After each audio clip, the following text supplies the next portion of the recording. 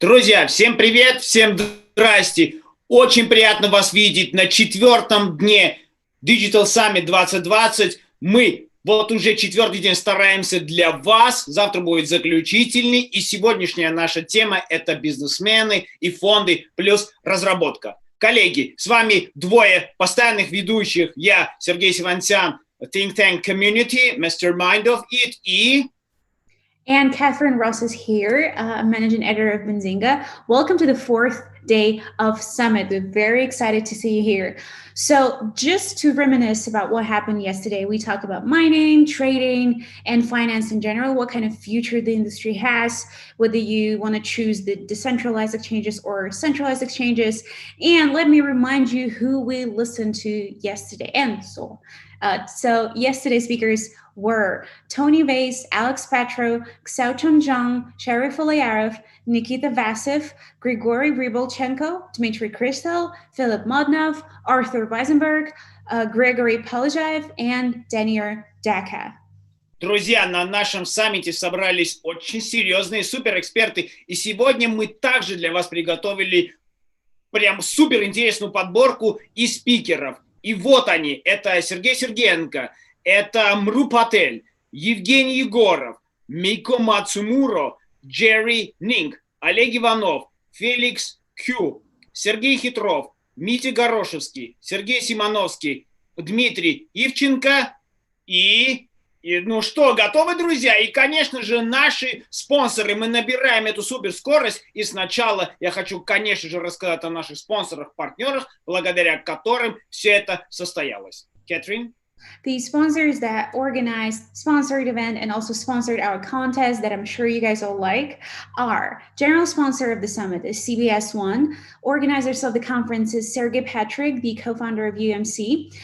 Diamond partners are Calibri Group, Coindar, Astral KKM, Dictum Factum, Emirax, iBanker24, BKey. Gold partners are Best Invest Block, Beambon, ARPA, Walton Chain, Cybervan, Umecoin, Club ITN Digital of Directors Yanthi, Crypto Money, CoinCodex, Snapperbus, Bybit. Main media partner is Forklock, and technical partner is Platinum Software Development. Ну что, друзья? Поехали! И первый спикер сегодняшнего дня уже тут. Это Сергей Сергеенко, основатель Chronotech. Он поговорит о заработке в криптовалюте и глобальной криптоэкономике. Сергей, очень приятно вас видеть. Включайте камеру и вы в эфире.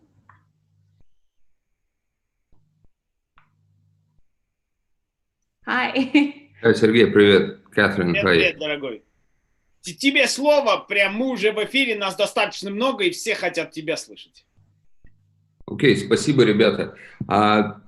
Я, скажем так, даже не побрился, у нас все еще продолжается непонятная самоизоляция. Я, скорее всего, буду говорить по-английски, хоть я понимаю, что здесь много русских, но мне просто наверное, проще.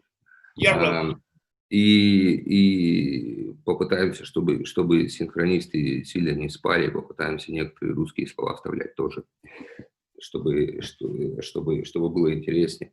Итак, я сейчас нахожусь в Сиднее, у нас сейчас без 25 минут 12 ночи, так что давайте, самое главное сейчас попытаться не заснуть. Okay, all right, guys, thank you for having me. I appreciate it, and I'm glad to see everyone's faces, a lot of familiar faces here, and I would like to say welcome to all the listeners and whoever is tuned in and whoever will watch it further down the track. What I wanted to talk to you guys about today is crypto wages, crypto employment. What's happening in the world of crypto gig economy, and what's happening in the economy in general, and where does crypto fit in it? And I think now is the right time to talk about it, especially in these difficult times in our economy, and the global economy seems to be very much under strain and very much in shambles almost. Well, first of all, I and my team and a lot of other people, we strongly believe that first crypto that people, the majority of people will come across will be the crypto that they will earn, not the one that they will mine or purchase, which is definitely a growing tendency, and which is what exactly what we like to see and what we have been expecting since at least 2015. So a lot of projects are now popping up that allow people to actually earn the wage and earn the salary in crypto. Now, COVID-19 and the global financial crisis, as I mentioned, are already quite apparent, and they literally wreaked havoc across the whole economies. And this is going to be big. It's already huge and unprecedented, and it's going to, unfortunately, I think it's going to get a lot worse. So to start with, we have a liquidity crisis of sort. So what that means is that even though the governments are supporting the banks and financial institutions, they, as usual, financial institutions and the banks do not pass those, we'll call it support money along down to the economy. And what is happening is that despite the assurances and guarantees that the governments of the world give to the banks, they still don't pass it down to the people. So in other words, if you go and try to borrow some money currently and you're not a large organization, you will struggle. And if you're any particular person in the West, for example, you would definitely struggle getting any type of loan without a lot of supporting documents. It's a lot worse than what it was even a year ago. And so, and the trickle-down effect, it doesn't seem to be working.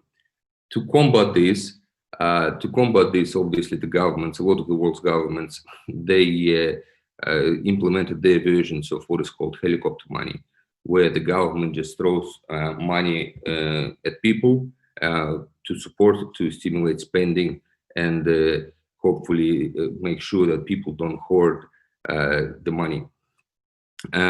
In America or in US and in Australia, where I live, the government throws crazy amounts of money at people.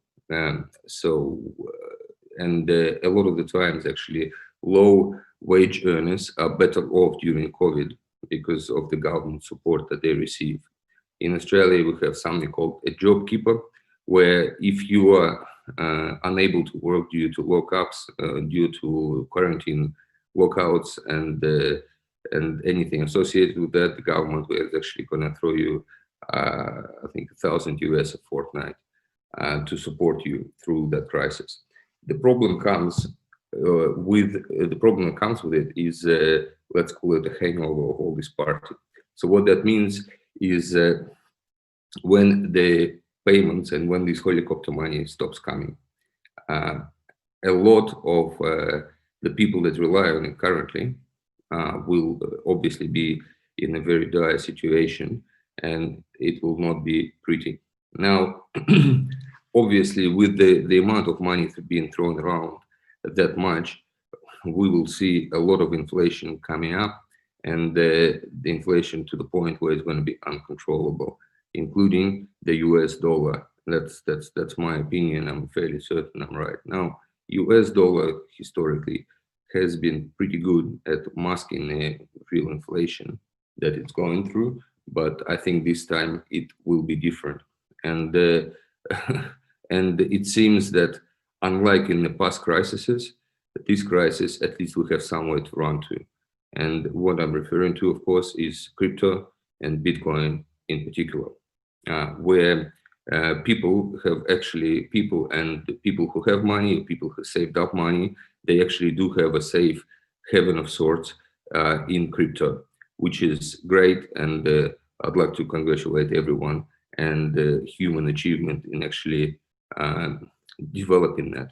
And the crypto community has been rather strong and has persevered through all its challenges to come out on top and still be here, which is very commendable. And thanks to every one of us who is doing their best and trying to make it happen, and trying to make sure that this world is becoming a more robust and stable in terms of economy. Now, what I also want to mention is the Libra project. I'm sure lots of you have heard about Facebook's attempt to join the cryptocurrency community, and in the form of Libra. Now, Facebook last year this time, they actually went very strong and announced a global stable coin to include all the unbanked people. Now, all the governments obviously lost their shit, and they, in particular, U.S. government, and obviously they've done everything possible to make sure that Facebook does not become a global mega bank. Now, I have maintained, and I said before, that imagine what would happen. So actually, I was told that close to 7 to 10 years ago, imagine if PayPal starts opening branches. Now, that would have been a crazy day. Now, Facebook with a global stable would have made a real case against the banks and against the current financial system, and that's why it was stopped the way it was. However, now Facebook is attempting, it's having an attempt number 2 as far as crypto is concerned, and they are reconsidering the vision of Libra, and actually presenting it as a number of single coins for particular countries or jurisdictions, which is great in my opinion, and this will definitely drive crypto adoption further, and this will definitely drive general awareness of crypto in a lot quicker, and that's a great thing that's going to happen. Now, I'm sure whoever follows crypto over the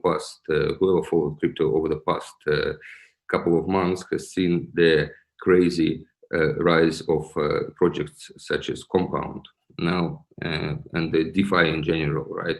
DeFi seems to be the word of the month at the moment, and a lot of people actually said that DeFi is a ICO boom 2.0.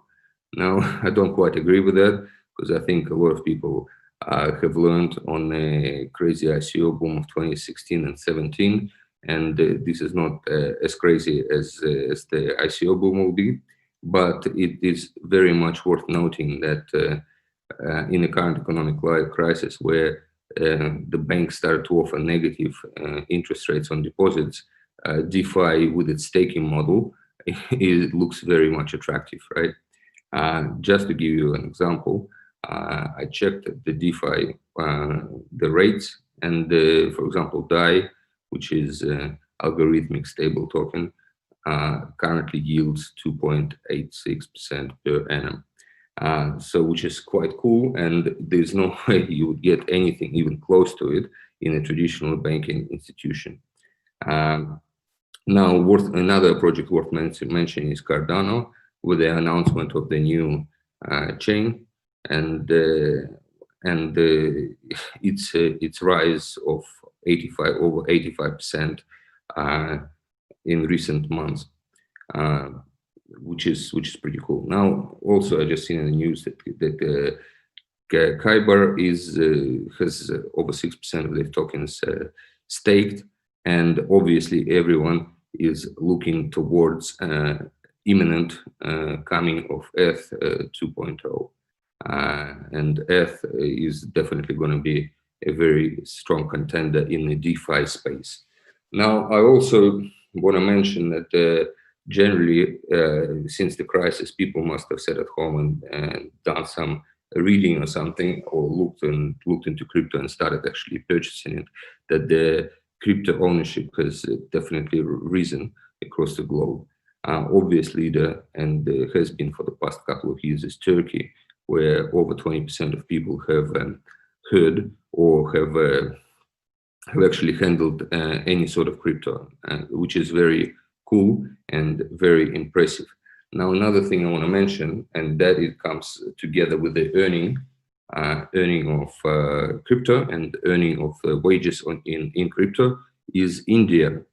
in March, Reserve Bank of India has actually took an opposite stance to what it was prior to that, and they actually allowed crypto to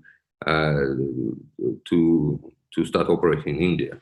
Now, I'm sure I don't need to tell you that what will extra 1.5 billion people bring to the crypto world. A lot of it are unbanked, and a lot of it don't even have a bank account, right? Excuse me. So it's great times for us, and India is known for its freelancing culture, and obviously these guys will be in the market to start bringing some experience in exchange for crypto. Now, another great driver of crypto is I think going to be tokenized ownership and fractional ownership. So what I mean by that is if you want to buy a house, usually you would go and get a mortgage from the bank. But as I mentioned previously, it is now extremely difficult to do so because nobody is sure where the hell the economy is going. And therefore, people will need to look at alternative methods to fund the large purchases, such as cars, houses, and everything else. Now, the obvious thing to look at is tokenization and fractional ownership of bigger assets, where a number of people come together and effectively, let's call it stake, since it's a world of it seems now, and actually get the earn from the rental or from the borrowing from the repayments that the person that actually controls the asset will pay. Now that's very cool and worth of interest. Now I also want to mention that for those of you who know how the current banking system operates, a lot of it is built on fractional reserve lending, where what you see, it really goes against the traditional understanding that the bank lends the money that it receives from deposits and makes its margin on its percent. In fact, it's a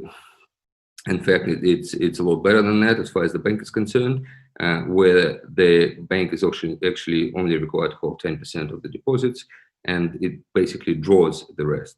So the money you see are in fact just digits in the bank's computer. That's a very simplified version of what the fractional reserve lending is.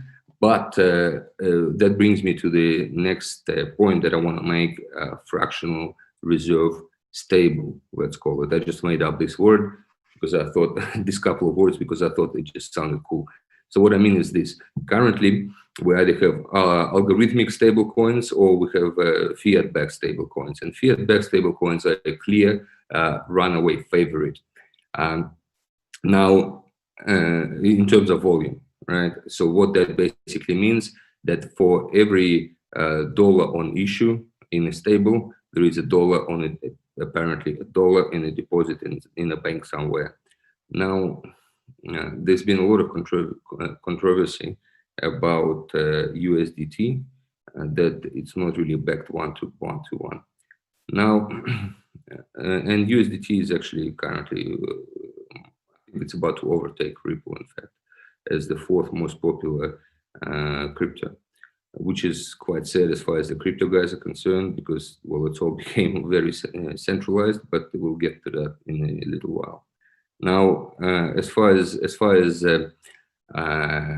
what I was going to say is that currently it's assumed that the stable token is one-to-one backed to the deposit in the bank.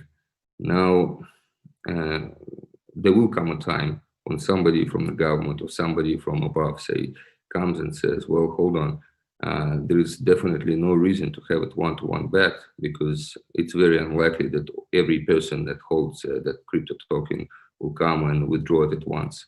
And what will happen is that the reserve that you would be required to hold if you're a stable token will be closer to, say, 10%. The only reason I say 10% is because that's exactly what happened with the banking deposits. And that's where the word fractional comes through, because you only hold a fraction of what you're supposed to or what you declared originally. Now, and that in fact increases the money supply or crypto supply immensely.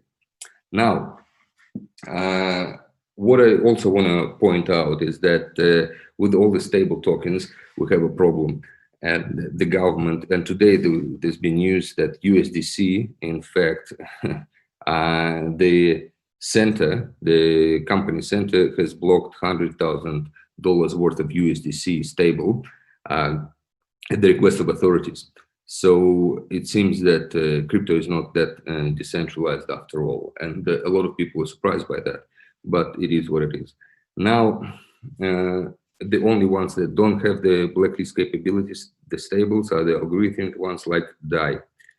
Now, we seem to be running out of time. So lastly, what I want to mention is this.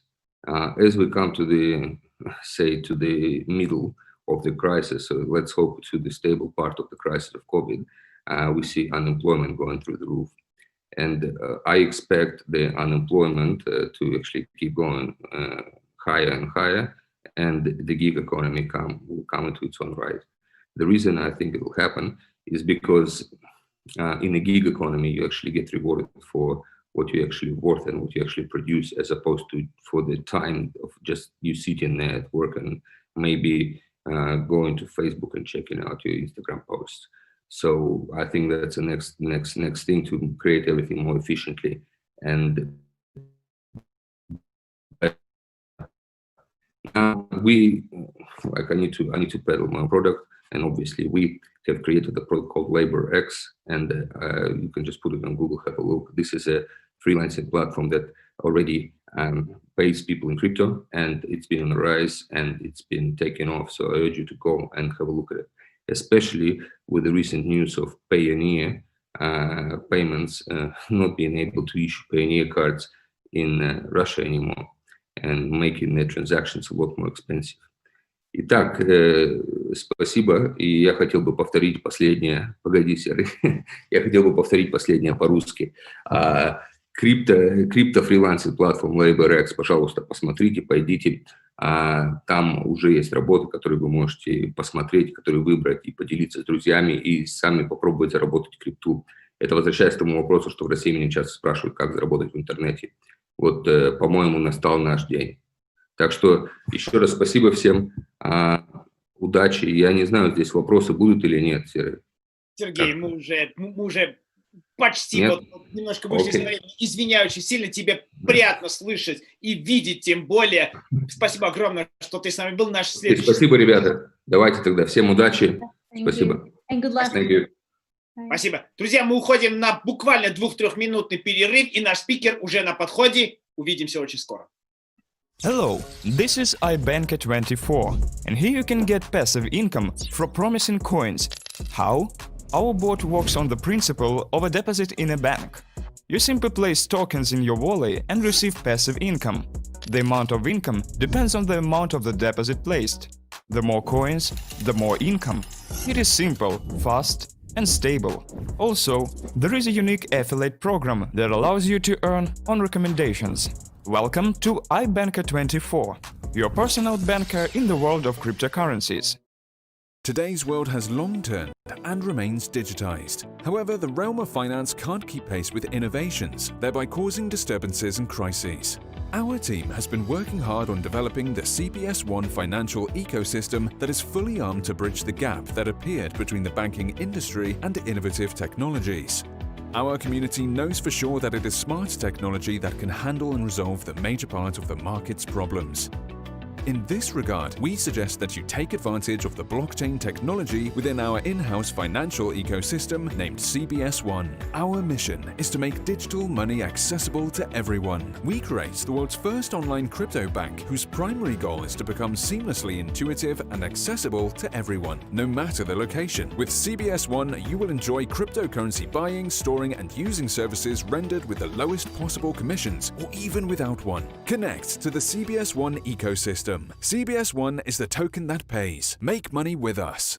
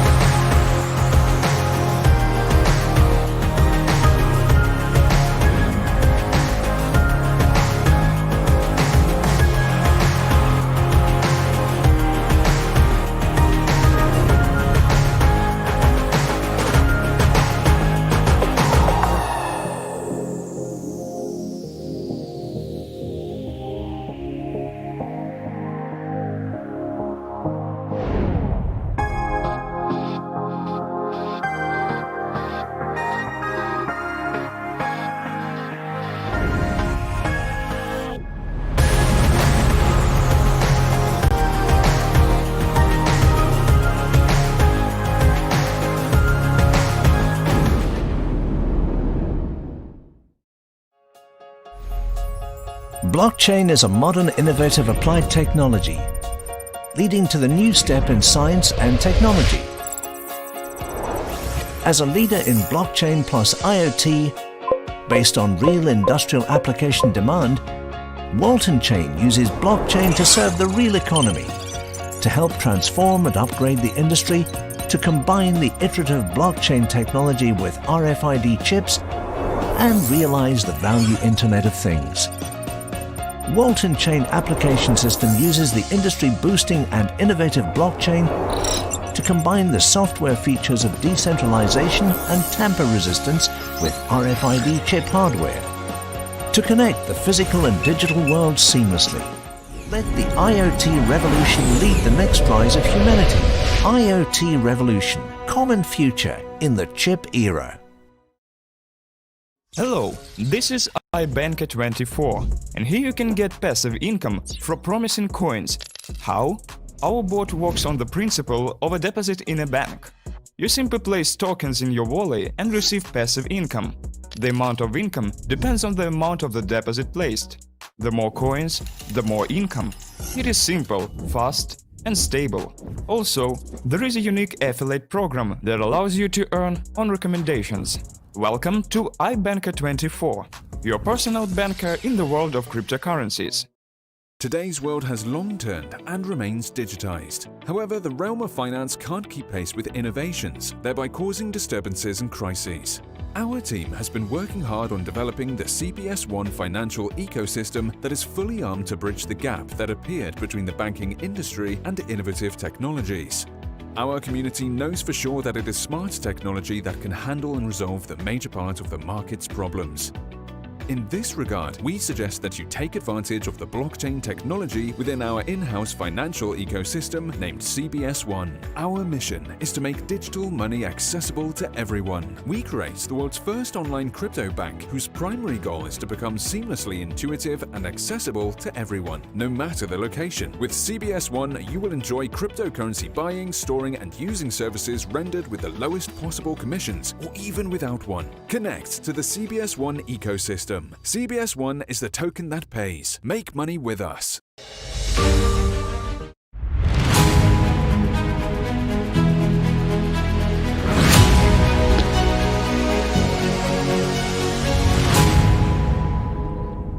Welcome back, everyone. And our next speaker is Muru Patel, who's a best-selling author, speaker, also CEO and partner of Sepin Group and COO of Flash Group, serial entrepreneur, public speaker, and he's going to talk about crypto nominal investor and engineering. Hi, Muru. How are you?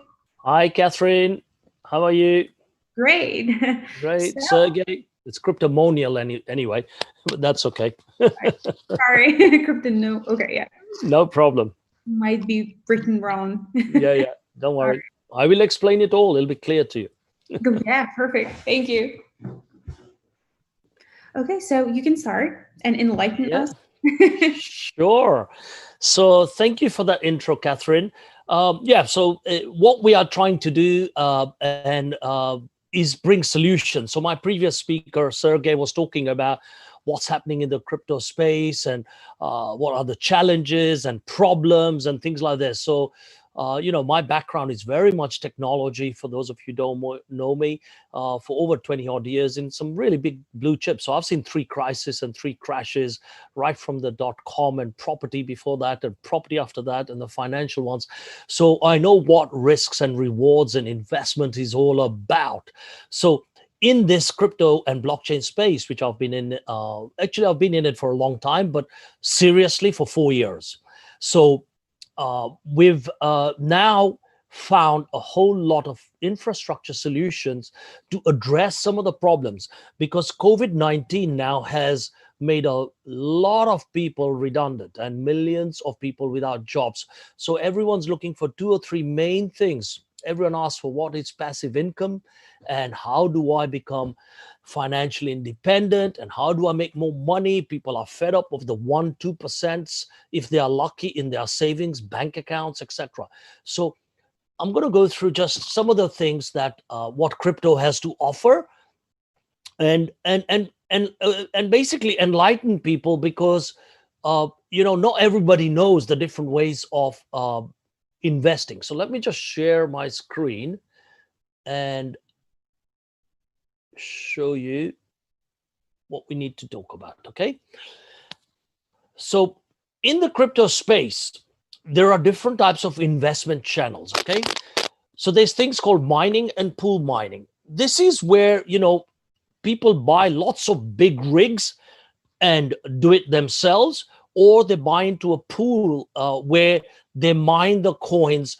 And what happens is whoever is mining, you get rewards based on how much you've invested and how much you mine, okay, over a period of time. So different rigs, different mining pools, different miners get different rewards, depends on what currency they're mining, okay? So I'm going to cover it at a high level. That's one form of investment. The thing with Bitcoin, for example, became very, very expensive to mine. So a lot of them have folded, and a lot of them are looking at alternative ways to do the mining via mining pools. The next way of making money in this space is through trading and investments. Now, there's various ways of trading. So if you go on an exchange and trade, what I mean by trade is there are different types of traders. So you could go there and just buy a coin, or you could trade on it on CFDs. Okay, CFDs is where you don't physically own the coin. So there's a lot of exchanges out there where you're trading on a CFD basis where you don't own the coin. So be careful about that. The next thing on these exchanges, I would say, is there are hundreds, if not 1,000 exchanges out there. People need to be careful about the spreads because it is not as regulated in terms of what fees you charge. People are charging some silly fees out there, and without naming and shaming a few of them, I see even spreads of 10 and 20%, which is really criminal in this space, okay? Because they use social media ways of getting to their clients, okay? So be careful with that. So trade carefully. Next thing I would say in the crypto space is when you trade, you could be a day trader. You could just buy, sell multiple number of times, or buy, sell, and be a short person. Or, the phrase you will hear is the hodls and things like that. And where you could actually, take your profits based on different types of trades that you place. So nowadays, you get lots of people giving you margin and leverage on the crypto space, which in the early days you weren't getting because it was extremely volatile. My advice to people, by the way, this is not financial advice, any of this. So my advice, though, would be for people, don't get into margin trading unless it's amount of money you can lose. Trust me, I've done it many times and lost half my amount in a matter of days, if not few minutes, okay? So be careful how you trade with margin and things along those lines. Next thing is various exchanges do new programs. That is the new way that we see that's coming on, where people say, whatever money that you hold or currency that you hold inside your exchange wallet, you get kind of like a bank account interest on your money, which is called staking. But you have to lock this in. So you lock it in over a period or whatever, and then over that time, you get a certain amount of interest on your coins through rewards of the same coin, okay? Or in other currencies. So I see various platforms do anything from 2 to even 30, 40% these days on just keeping their money in there, and they could be trading as long as their balance is in the exchange and they haven't withdrawn the money. These sorts of returns can be had. So it's a lot better than what you get on from your bank or traditional ways of doing investments, including a lot of the pension funds, let me tell you, and other types of investment funds, where my view of funds are, it's just a bunch of managers selling you their own products and services, living in big glass houses, and everyone's getting paid millions. And the end client, i.e. people like us who really do not get the lion's share of the profit. So now exchanges are getting into that in the digital space.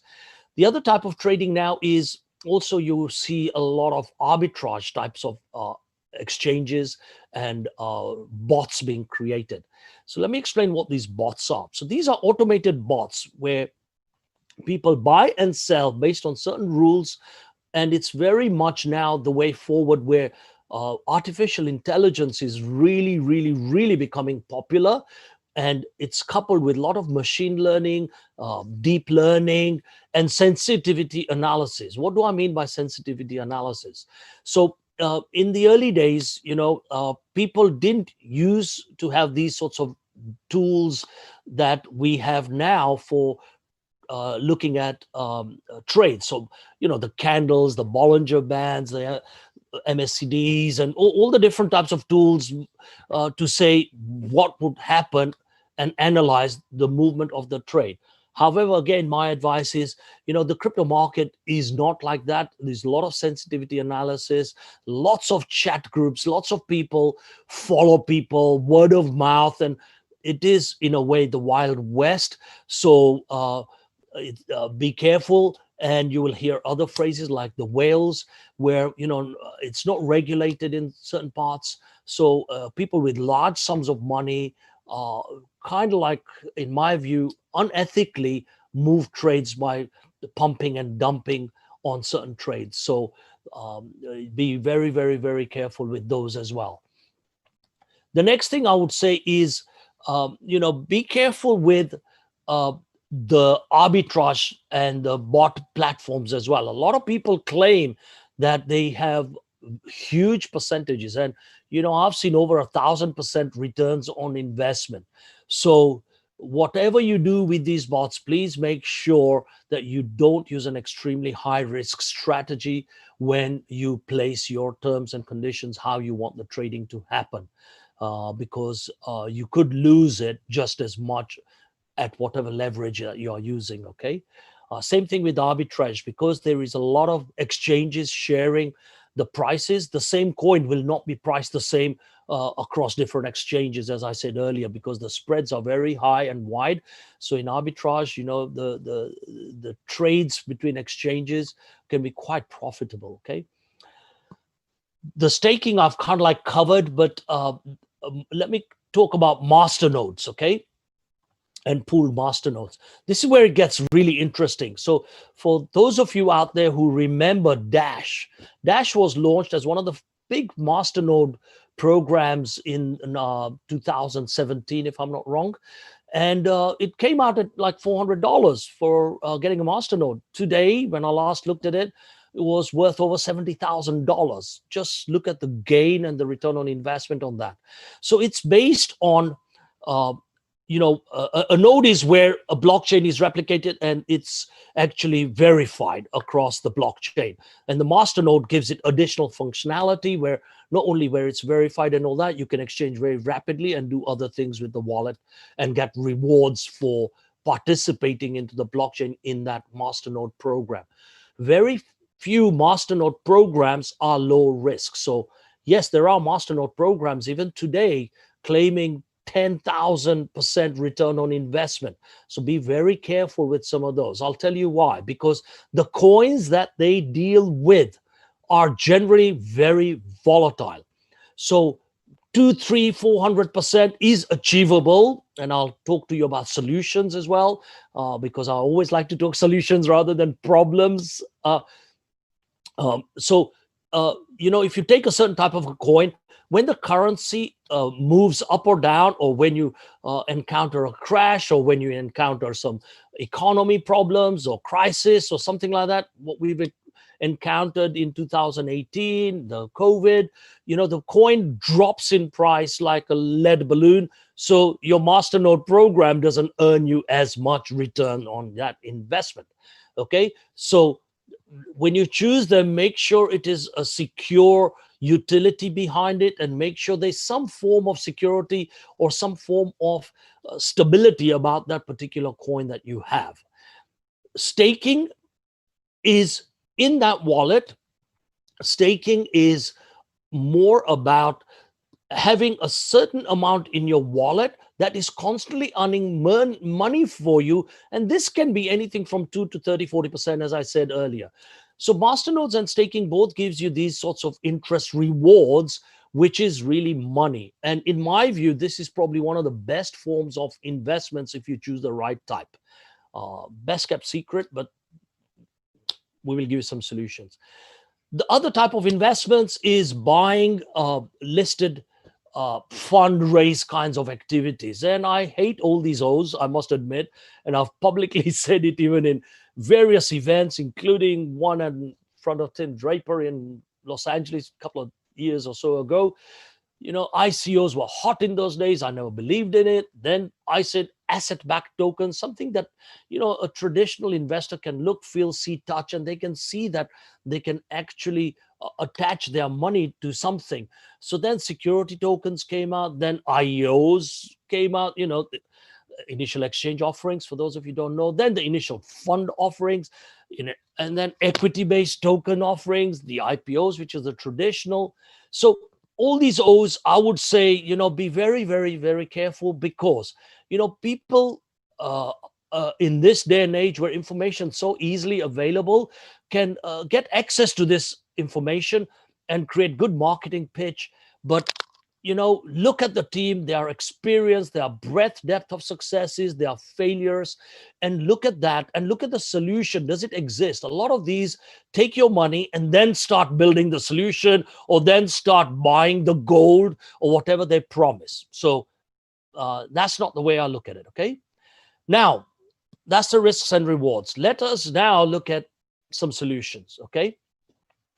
So what we have developed in Flash Money Group and Sapient Group is a whole set of products based on our multiple years of banking, investment, experience, and technology experience, marketing experience, to build this solution, because it's taken us more than 2 years to build this, right?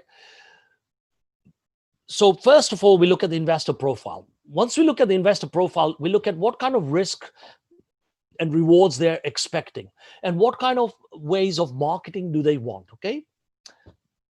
Then we built our own blockchain. It's a hybrid proof of stake, proof of works, but we've also put in other very good secure elements onto our blockchain, extremely performant and extremely open, where we can connect other applications and other solutions to our blockchain whilst giving some benefits to our users. Our OZT token is pegged against gold. So, it's secure. Current value is 0.13 cents as per the grammage of the gold. But more importantly, it will not go down. And in that blockchain, we have a masternode and a core wallet program, where what we talk about is stability. So it will never go below 0.13. So where the utility, where the transactions and all this increases, the value can only go up.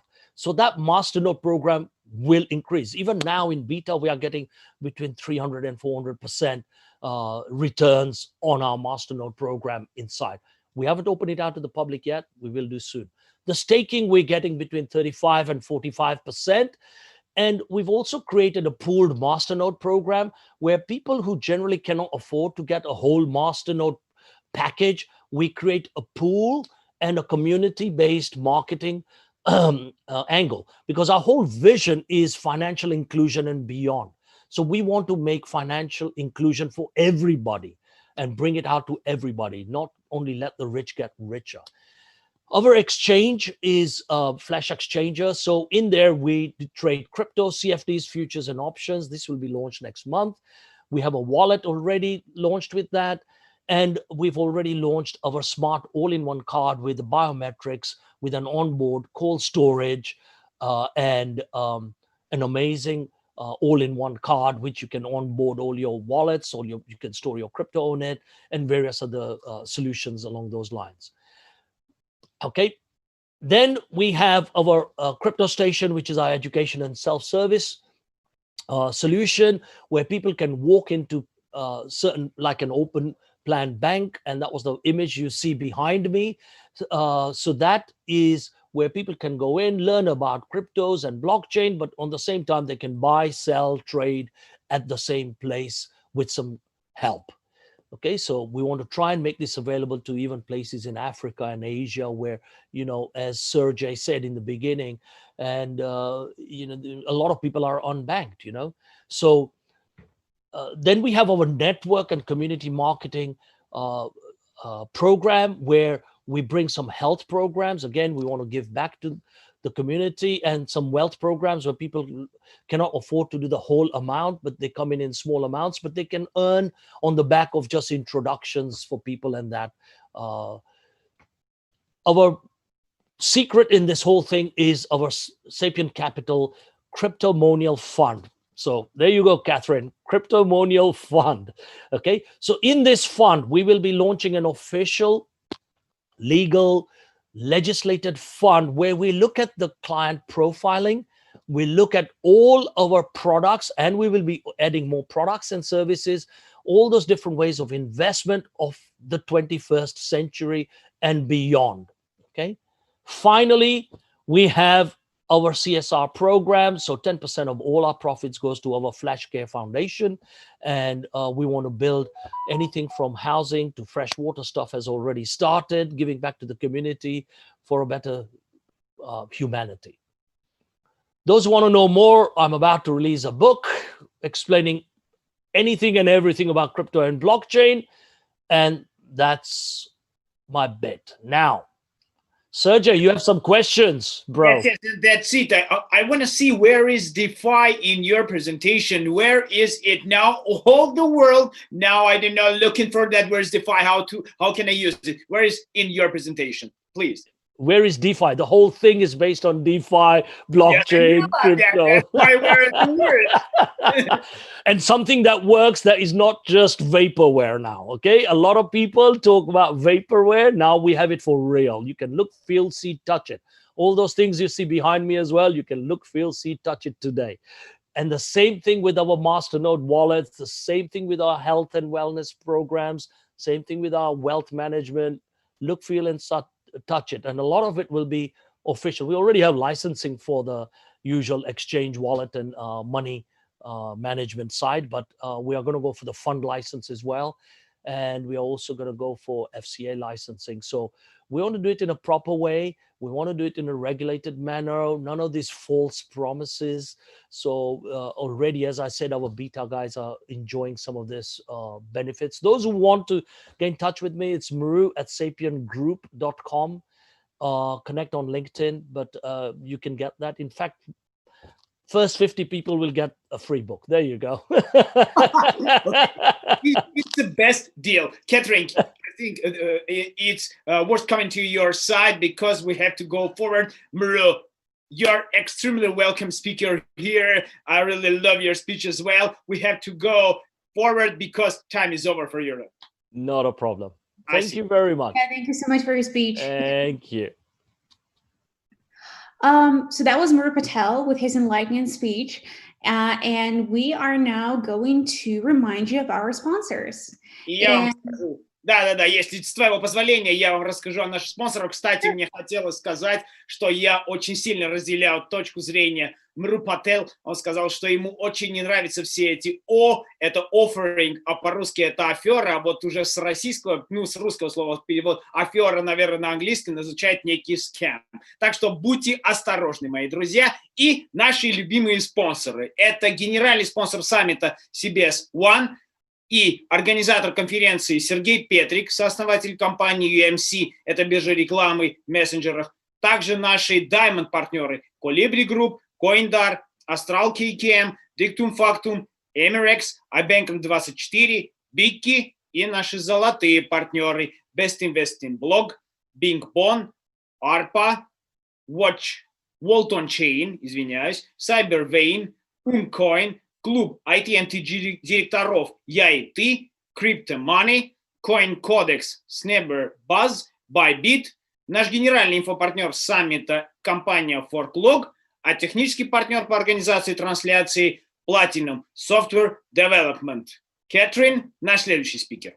Yes, our next speaker is Eugene Yegorov, and he's going to talk about bank efficiency in new reality. And I'm sure he means by that a post-COVID reality and cryptocurrency industry. So I think we're going to have a couple of minutes to prepare our next speaker. So yeah, don't forget to tune in a couple of minutes. Today's world has long turned and remains digitized. However, the realm of finance can't keep pace with innovations, thereby causing disturbances and crises. Our team has been working hard on developing the CBS1 financial ecosystem that is fully armed to bridge the gap that appeared between the banking industry and innovative technologies. Our community knows for sure that it is smart technology that can handle and resolve the major part of the market's problems.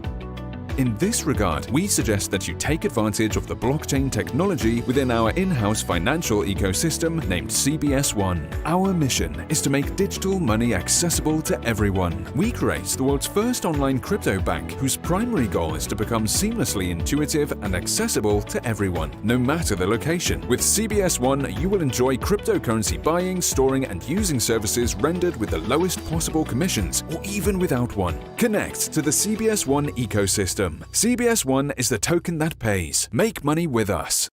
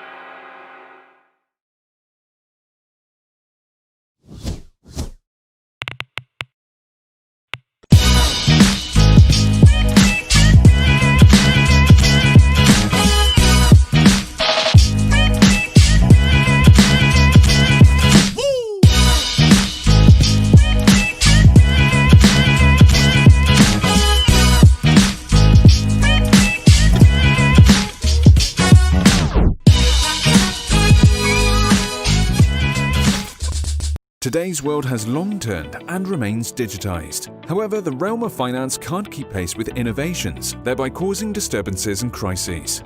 Our team has been working hard on developing the CBS1 financial ecosystem that is fully armed to bridge the gap that appeared between the banking industry and innovative technologies. Our community knows for sure that it is smart technology that can handle and resolve the major part of the market's problems. In this regard, we suggest that you take advantage of the blockchain technology within our in-house financial ecosystem named CBS1. Our mission is to make digital money accessible to everyone. We create the world's first online crypto bank whose primary goal is to become seamlessly intuitive and accessible to everyone, no matter the location. With CBS1, you will enjoy cryptocurrency buying, storing, and using services rendered with the lowest possible commissions, or even without one. Connect to the CBS1 ecosystem. CBS1 is the token that pays. Make money.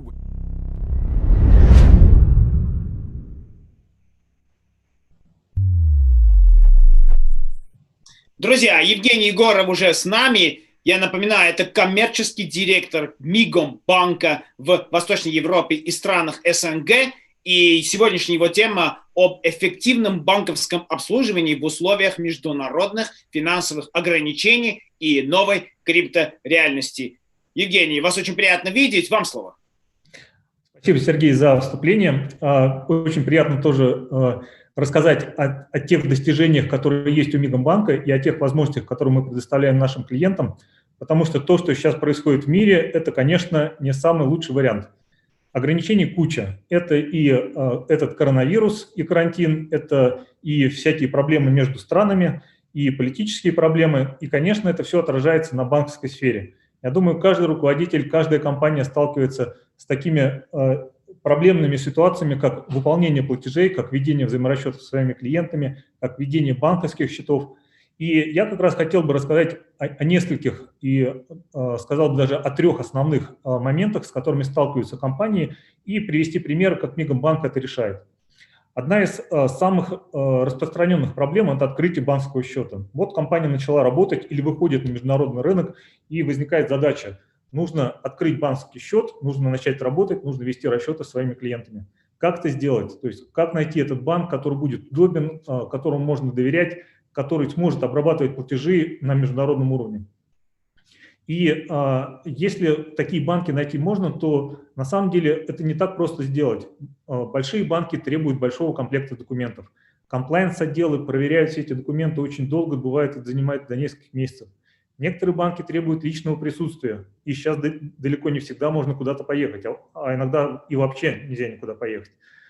Или документы принимаются, счет открывается, 2 месяца работает и потом закрывается. И открытие счета, оказывается, вроде бы простая операция, но на самом деле непростая. И вот в этой области Мигом-банк предоставляет очень хороший сервис. Мигом-банк – это банк, как его можно назвать, необанк, то есть основанный на новых технологиях, это интернет-банк. И вся наша работа строится онлайн, то есть любой клиент может зайти на сайт migom.com, нажать кнопку Open Account, и попадет в форму, которую очень легко заполнить, и после этого запускается процесс открытия счета. И все документы загружаются онлайн, наш комплаенс-отдел подключается к этой работе, назначается аккаунт-менеджер, и мы сопровождаем клиента до полного открытия счета и даем все необходимые консультации. То есть где бы ни находился бизнес, где бы ни находился клиент, мы можем открыть счет фактически для любой компании в мире. Вторая проблема – это выполнение платежей. Тоже известная вещь, что когда компания делает платежи, иногда эти платежи могут быть задержаны. Иногда по некоторым платежам комплаенс-отделы разных банков или корреспондентских банков запрашивают дополнительные сопровождающие документы или объясняющие эти операции документы. Иногда эти платежи могут висеть на рассмотрении, опять-таки, много дней или даже недель.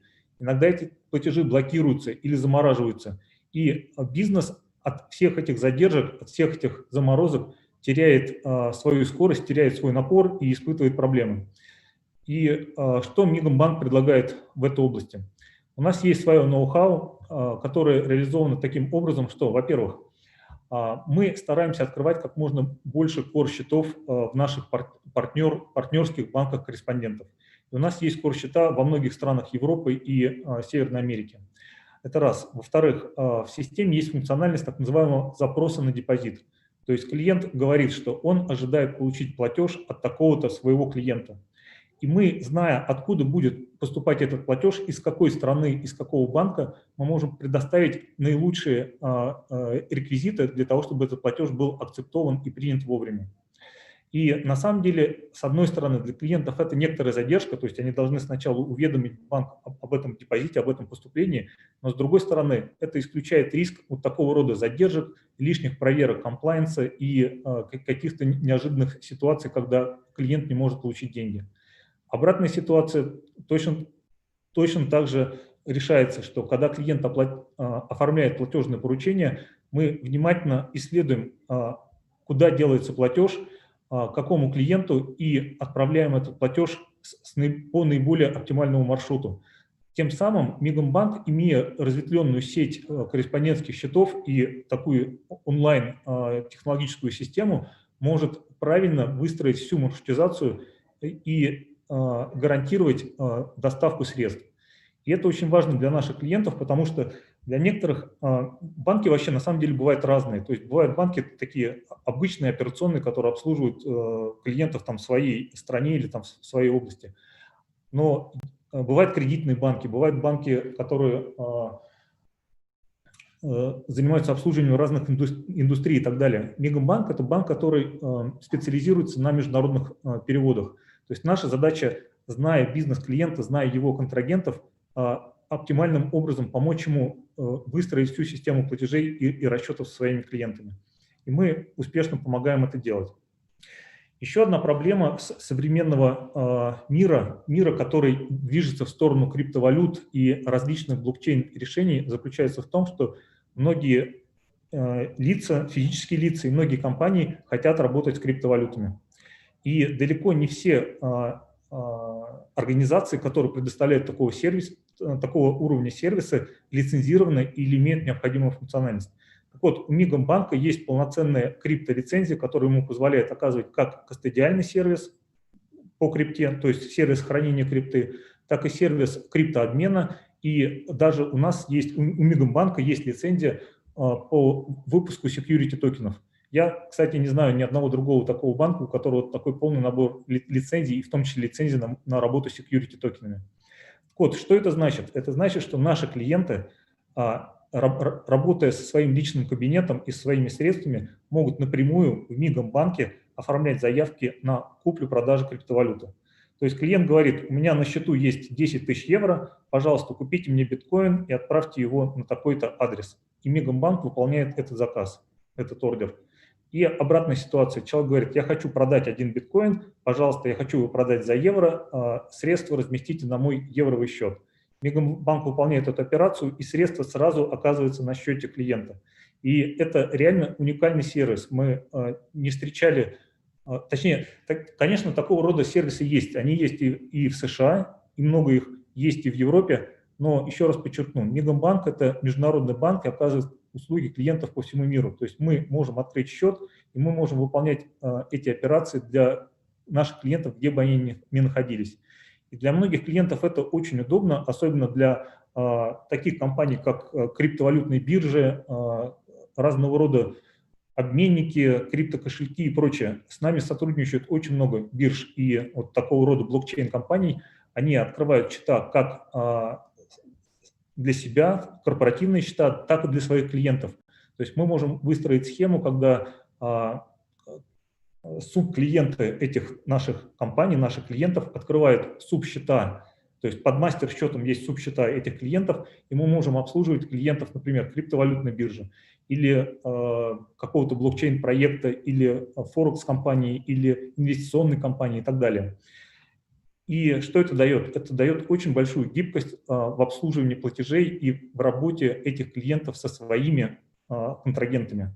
То есть Мигомбанк в данном случае это очень гибкая и технологичная компания, которая идет в ногу со временем, в ногу с развитием криптоиндустрии и криптоэкономики. Вот. И совсем недавно изменились требования в Эстонии со стороны регулятора, и мы знаем, что у очень многих компаний были их лицензии либо отозваны, либо заморожены. И сейчас есть действительно проблема в том, чтобы эти компании продолжали работать или переоформили свою лицензию, или там довнесли деньги за них. И многим этим компаниям мы делаем специальные предложения, так как Мигомбанк может оказывать услуги по кастодиальному сервису и криптообмену. То есть мы готовы всех клиентов этих компаний принять себе онборд и оказывать услуги по фиатному сопровождению и криптовалютному обмену. Евгений, можно вам сразу маленький вопросик? У вас же была, по-моему, лицензия в Эстонии. Ее отозвали? Я имею в виду вашу. У нас было отдельное решение, когда мы только начинали. Это криптовалютный агрегатор, который, и он, кстати, до сих пор есть, это решение, оно работает, но сейчас оно интегрировано внутрь приложения Мигомбанка. И это решение заключается в том, что мы подключены примерно к 30 крупнейшим криптовалютным биржам, и когда к нам поступают запросы на покупку криптовалюты либо на продажу, мы, по сути дела, не имеем ограничений по ликвидности. Мы даже большой ордер на 1000 биткоинов, мы можем разбить его на 1000 мелких ордеров, распределить по разным биржам, и рынок даже не заметит, что мы единоразово там, за 2 минуты купили или продали 1000 биткоинов. Если бы мы... Ну, понятно, да? Как такая мастер-нода, необанковская мастер-нода в сети. Слушайте, знаете, то, что вот я вижу при работе с клиентом, все помнят Мигом, не банк, а Мигом платежи. Это международные платежи. Я так понимаю, по-хорошему, вы почти ими же занимаетесь, но теперь приподнялись на уровень выше, стали необанком, и теперь проводите их именно в банковской структуре с применением, понятно, криптовалюты. Я верно улавливаю эту мысль? Здесь, к сожалению, получилось так, что в России была такая система МИГом, платежная система, она перестала существовать после 2014 года, по-моему, и к нам не имеет никакого отношения. Так случайно получилось, что когда был создан Мигомбанк, вот это слово было выбрано нашими основателями, и это Мигом, это больше, Мигомбанк это торговая марка международная, и к российской компании не имеет никакого отношения. Понятно. Это очень хорошо, что вы это сказали, потому что люди, они соотносят. Раньше было очень много их рекламы. Но я думаю, оно вам сыграло и на руку. То есть, во всяком случае, перевод денег с одной стороны в другую в крипте в легкую получается. Подскажите, пожалуйста, почему вы выбрали необанк? Я понимаю, что это легче, но все-таки как то есть вы же сразу почти все банковские структуры, почти все банковские услуги оказываете. И открытый счет, и ведение счета, и переведение по счету. Да, плюс криптовалюты, да, наоборот, enhanced банк должен получиться. Почему Neo? Вот насколько я знаю, необанк – это больше определение того, что это банк, основанный не на старых банковских технологиях и структурах, а который прежде всего основан на новейших современных IT-технологиях и новых бизнес-процессах. И все это онлайн, и все это нацелено на глобализацию. То есть у нас по-другому выстроены бизнес-процессы, которые ориентированы на то, чтобы обслуживать клиентов по всему миру, где бы они ни находились. И все это сделано онлайн и на соответствующей мощной технологической платформе. Поэтому вот в этом смысле необанк – это банк, который не имеет вот таких вот физических отделений в странах, но который может обслуживать, оказывать такого рода сервисы онлайн, где бы человек ни находился. Кстати, у нас есть и мобильное приложение, его можно скачать, поставить и на Android, и на iPhone, и очень многие наши клиенты пользуются именно мобильным приложением. Да, это очень интересно. Знаете, почему я так акцентирую внимание на необанке? Потому что обычные банки, центральные банки или центробанки, те люди, которые работают с центральным банком, они не очень любят необанк. Они так кажется, что это вес, да, что это такие агрегаторы или банки, которые у них выдирают вот с централизованного мира работу и выводят их в некий другой, так сказать, ну, не то чтобы в некую серую, а в такую другую зону, параллельный мир, альтернативный мир финансов. Возможно, именно поэтому, наверное, поэтому недолюбливают то же самое Тинькофф, недолюбливают очень многие необанки в Америке, и достаточное количество. Как вы позиционируете себя? Вот я слышал, что очень многие боли клиентов вы как банк и вправду решаете. Как так получилось? Это что-то какое-то свое ноу-хау или это просто люди не досмотрели эти инструменты, которые лежали вокруг? Ну, я вот думаю, что, как это ни странно, этот карантин сыграл нам на руку. Потому что у нас реально сейчас каждый месяц происходит удвоение клиентской базы и оборотов. И это связано в том числе потому, что когда клиент хочет открыть счет, ему не надо никуда ехать. То есть мы можем действительно устроить видеоконференцию, с клиентом познакомиться, пообщаться и открыть ему счет. Или клиенты просто регистрируются у нас на сайте, и общение происходит только по e-mail или там только в чатах.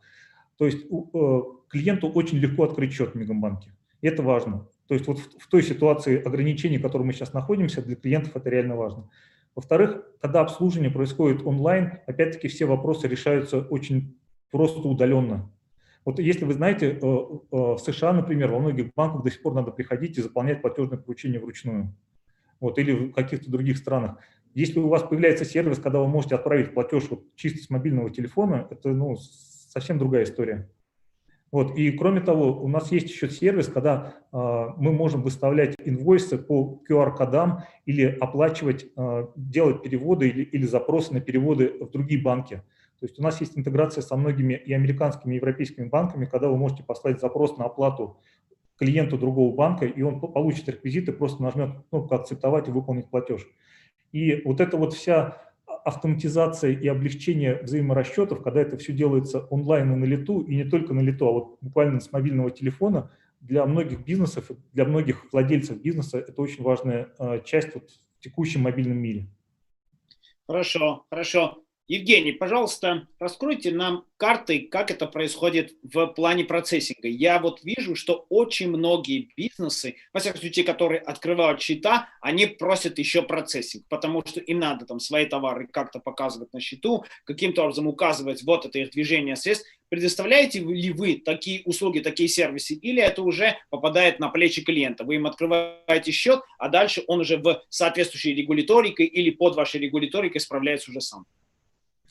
У нас все-таки обычное банковское обслуживание, то есть мы пока не делаем таких глобальных интеграционных проектов, хотя запросы поступают, то есть и мы рассматриваем такие проекты и пытаемся их начинать делать, но все-таки мы сейчас концентрируемся больше на классическом банковском обслуживании, то есть когда клиент принимает платежи, обрабатывает, и когда выполняет платежи.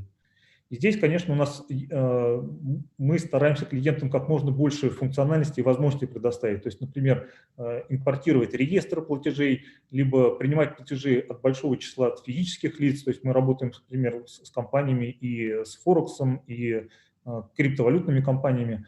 То есть задача больше не в том, чтобы банковский сервис интегрировать в бизнес клиента, а в том, чтобы дать удобный клиенту банковский сервис, чтобы он получал деньги на свои счета, видел это все в реальном времени, и ему было удобно этим распоряжаться. Знаете, я вам скажу, банки это похоже на Магомета и на гору. То есть в данном случае, если гора не идет к Магомету, я имею в виду банк, да, то Магомет больше идет к горе. В данном случае вы как бы, очень приятно клиентоориентированы, то есть вы идете к клиенту. Можно вам один офф-топ вопросик? Сейчас весь мир... Секунду, извини, да, можно я прерву? Я тоже еще хотел добавить, что в банковской сфере есть такая особенность учета межкультурных ограничений. Все-таки разница между странами очень большая. То есть, например, работать с банками или с компаниями из Азии, из арабского мира, из латиноамериканского мира и даже европейского мира, разные страны, это разные культуры, у них разные банковские системы, разные валюты, люди сами разные со своим и образованием, и культурой. И поэтому это не только чисто исполнение платежей, но это и учет вот этих всех особенностей. То есть международные банковские платежи – это учет большого-большого числа всяких деталей. И когда имеется опыт и знание, как это все обрабатывать в комплексе, вот тогда оптимальным образом можно всю эту платежную систему построить. Понятно, спасибо. Как вы относитесь, да, у нас еще буквально там 3 минуточки есть, я вас немножко помучу, с вашего позволения. Да, весь мир сейчас, знаете, так воодушевился DeFi. О, все, DeFi, там, Compound, DAI, Maker, да, их так много, более миллиарда. Это же неким способом банковские сервисы. Возможно, офф-топный вопрос, но вы присматриваетесь к этому направлению, оно вам как-то мешает или нет? Возможно, там, сподвигает на какие-то новые сервисы. Мы за этим наблюдаем, то есть мы смотрим, как это развивается, как это работает, но, как я уже сказал, у нас сейчас реально очень большой спрос на те сервисы, которые мы представляем. И вот те ресурсы, которые у нас сейчас есть, их фактически хватает только на то, чтобы обрабатывать, вот, что к нам приходит. То количество клиентов и то количество платежей, которые мы можем сейчас обработать. Мы растем в ногу с этим темпом. Но, конечно, реально здесь еще расти. Это же очень приятно, что когда у какого-то бизнеса есть выручка, когда у них все хорошо. Я знал, что у вас есть программа амбассадоров, коллеги. Вот вам реально, так сказать, работодатель, человеки, люди, которые готовы взять он-борд интересных людей. Евгений, вам огромное спасибо. Может быть, что-то хотел бы заключить. Да, хотел добавить, вот хорошо затронули эту тему. Мы развиваем нашу агентскую сеть. У нас сейчас подписано более 100 агентских договоров. И, пожалуйста, кому это интересно, обращайтесь к нам, потому что у нас хорошие условия для агентов. Пишите нам, мы с вами свяжемся, все подробно расскажем, и я думаю, вам будет интересно с нами работать. Спасибо огромное, Евгений. Мы с вами прощаемся буквально ненадолго, наши любимые зрители. Через несколько минут мы к вам вернемся. Наш следующий спикер – это Мико Matsumura. Не переключайтесь. Today's world has long turned and remains digitized. However, the realm of finance can't keep pace with innovations, thereby causing disturbances and crises. Our team has been working hard on developing the CBS1 financial ecosystem that is fully armed to bridge the gap that appeared between the banking industry and innovative technologies. Our community knows for sure that it is smart technology that can handle and resolve the major part of the market's problems. In this regard, we suggest that you take advantage of the blockchain technology within our in-house financial ecosystem named CBS1. Our mission is to make digital money accessible to everyone. We create the world's first online crypto bank whose primary goal is to become seamlessly intuitive and accessible to everyone, no matter the location. With CBS1, you will enjoy cryptocurrency buying, storing, and using services rendered with the lowest possible commissions, or even without one. Connect to the CBS1 ecosystem. CBS1 is the token that pays. Make money with us.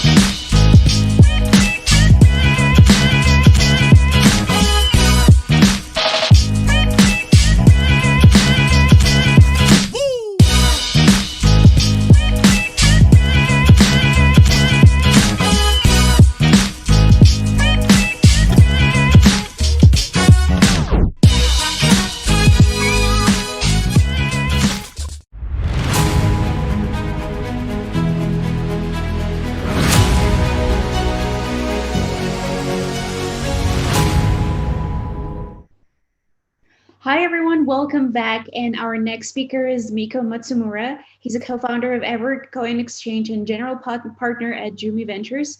And he's going to talk about open source money and probably much more. Hi, Miko. Welcome. Yes, thank you very much. How are you today? I'm very good. Shall I begin? Yeah, sure. Okay, so today my topic is open source money. So what I really wanted to touch with open source money is essentially my thesis and my entire reason for being involved in blockchain-based digital assets. So open source money is really a way of reasoning about what is happening in this phenomenon. Now, what I know is that Digital Summit 2020 is really about dealing with this crisis and coming up with new infrastructural solutions that can help and that can help all people around the world with dealing with global pandemic. And obviously there's additional concerns that people have about the economic impact. So the question becomes, what is the benefit of so-called open source money, and how do I define this concept of open source money? So the first place that we have to go in order to understand this concept is we really have to go back to the idea of modern monetary theory. So we really have to look at the origins of things like the United States Federal Reserve Bank, which is actually created by the Jekyll Island Group. And it is an unusual sort of fractional reserve system that essentially became decoupled from sound money back in the 1970s. The Richard Nixon's presidential administration in the United States actually decoupled the bimetallic standard. And it used to be that the United States dollar was backed by gold and by silver. I actually had at one time a US $5 bill that said silver certificate written on it, and that this silver certificate could actually be redeemed. So you could go to Fort Knox, which is a holding repository of gold and silver, and actually request $5 worth of, in that case, silver. Of course, this backing is no longer available. So with this detachment, we now enter this era of so-called modern monetary theory. But one of the concerns that has arisen since 2008 is in 2008, two seismic and historic events occurred. One of the historic events was actually the collapse of the global monetary system. Now, I realize that's a fairly strong statement, but the thing that's important to understand is that it literally was, in the sense that Lehman Brothers was really just a single bank, which was about 600 billion US dollars worth of its own balance sheet. And this balance sheet was actually reduced to zero and in a very, very short time frame, essentially because the bank had done an extreme form of over-leveraged mortgage-backed securities and derivatives. So it was over-leveraged in a debt-based set of toxic instruments. Now, the thing, if you look at what happened in that scenario, is that every layer of that system was broken. Because if you go all the way down, the idea is instead of being backed by gold and silver, these were backed by land. And the idea of land is really real estate properties, which of course you can touch. So people felt like they were resting securely on the ground. But it turns out that the mortgages that were backing these securities were actually based on really bad lending principles. So what had happened is that people were getting home mortgages that were that they could not pay, and once they could not pay, then the banks really had difficulty foreclosing, getting access to the home, selling the homes, and so ultimately this extremely leveraged debt collapsed. So that was the historical event, because Lehman Brothers actually had an insurance company called AIG, right? And AIG also collapsed. Right. And then after the insurance company collapsed, other banks actually had significant ownership in similar toxic assets. and they were also collapsed. So the only thing that kept the financial system from collapsing entirely was essentially magic money that was printed out of thin air. So, as we know from history, this somehow worked. So the United States government, the Federal Reserve, actually went from a $1 trillion hole into about a $4 trillion hole. Now, this event is really about COVID-19 and the pandemic and the economic impact. And so what we see now is that the balance sheet of the Federal Reserve has climbed again, and it's climbed again to over 6 trillion US dollars. And we continue to dig a deeper and deeper hole. Now, obviously, this is a very United States-centric model of mindset, but the thing that's important to understand is that other central banks around the globe are no different and are also printing the equivalent of trillions of dollars of their own reserve currencies. So this is really a global issue, and that this global change to the inflationary pressure actually produces a really interesting opportunity, because what we have in the emergence of this capital asset within the space, which is Bitcoin, you obviously have a hedging ability. So you have the ability for the first time to hedge against global fiat money printing. And this is a really novel application. And the question becomes, how is this possible? And what is possible is the invention of the Bitcoin and Bitcoin blockchain, the white paper of which was released 1 month after the collapse of Lehman Brothers. So on September 15th, Lehman Brothers collapses in 2008.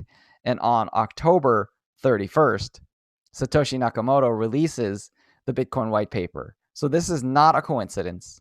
The emergence of this new asset class and technology is really, I think, based on several fundamental interacting innovations, both at the incentive and game theoretical layer, but that layer also beautifully interacts with the monetization layer.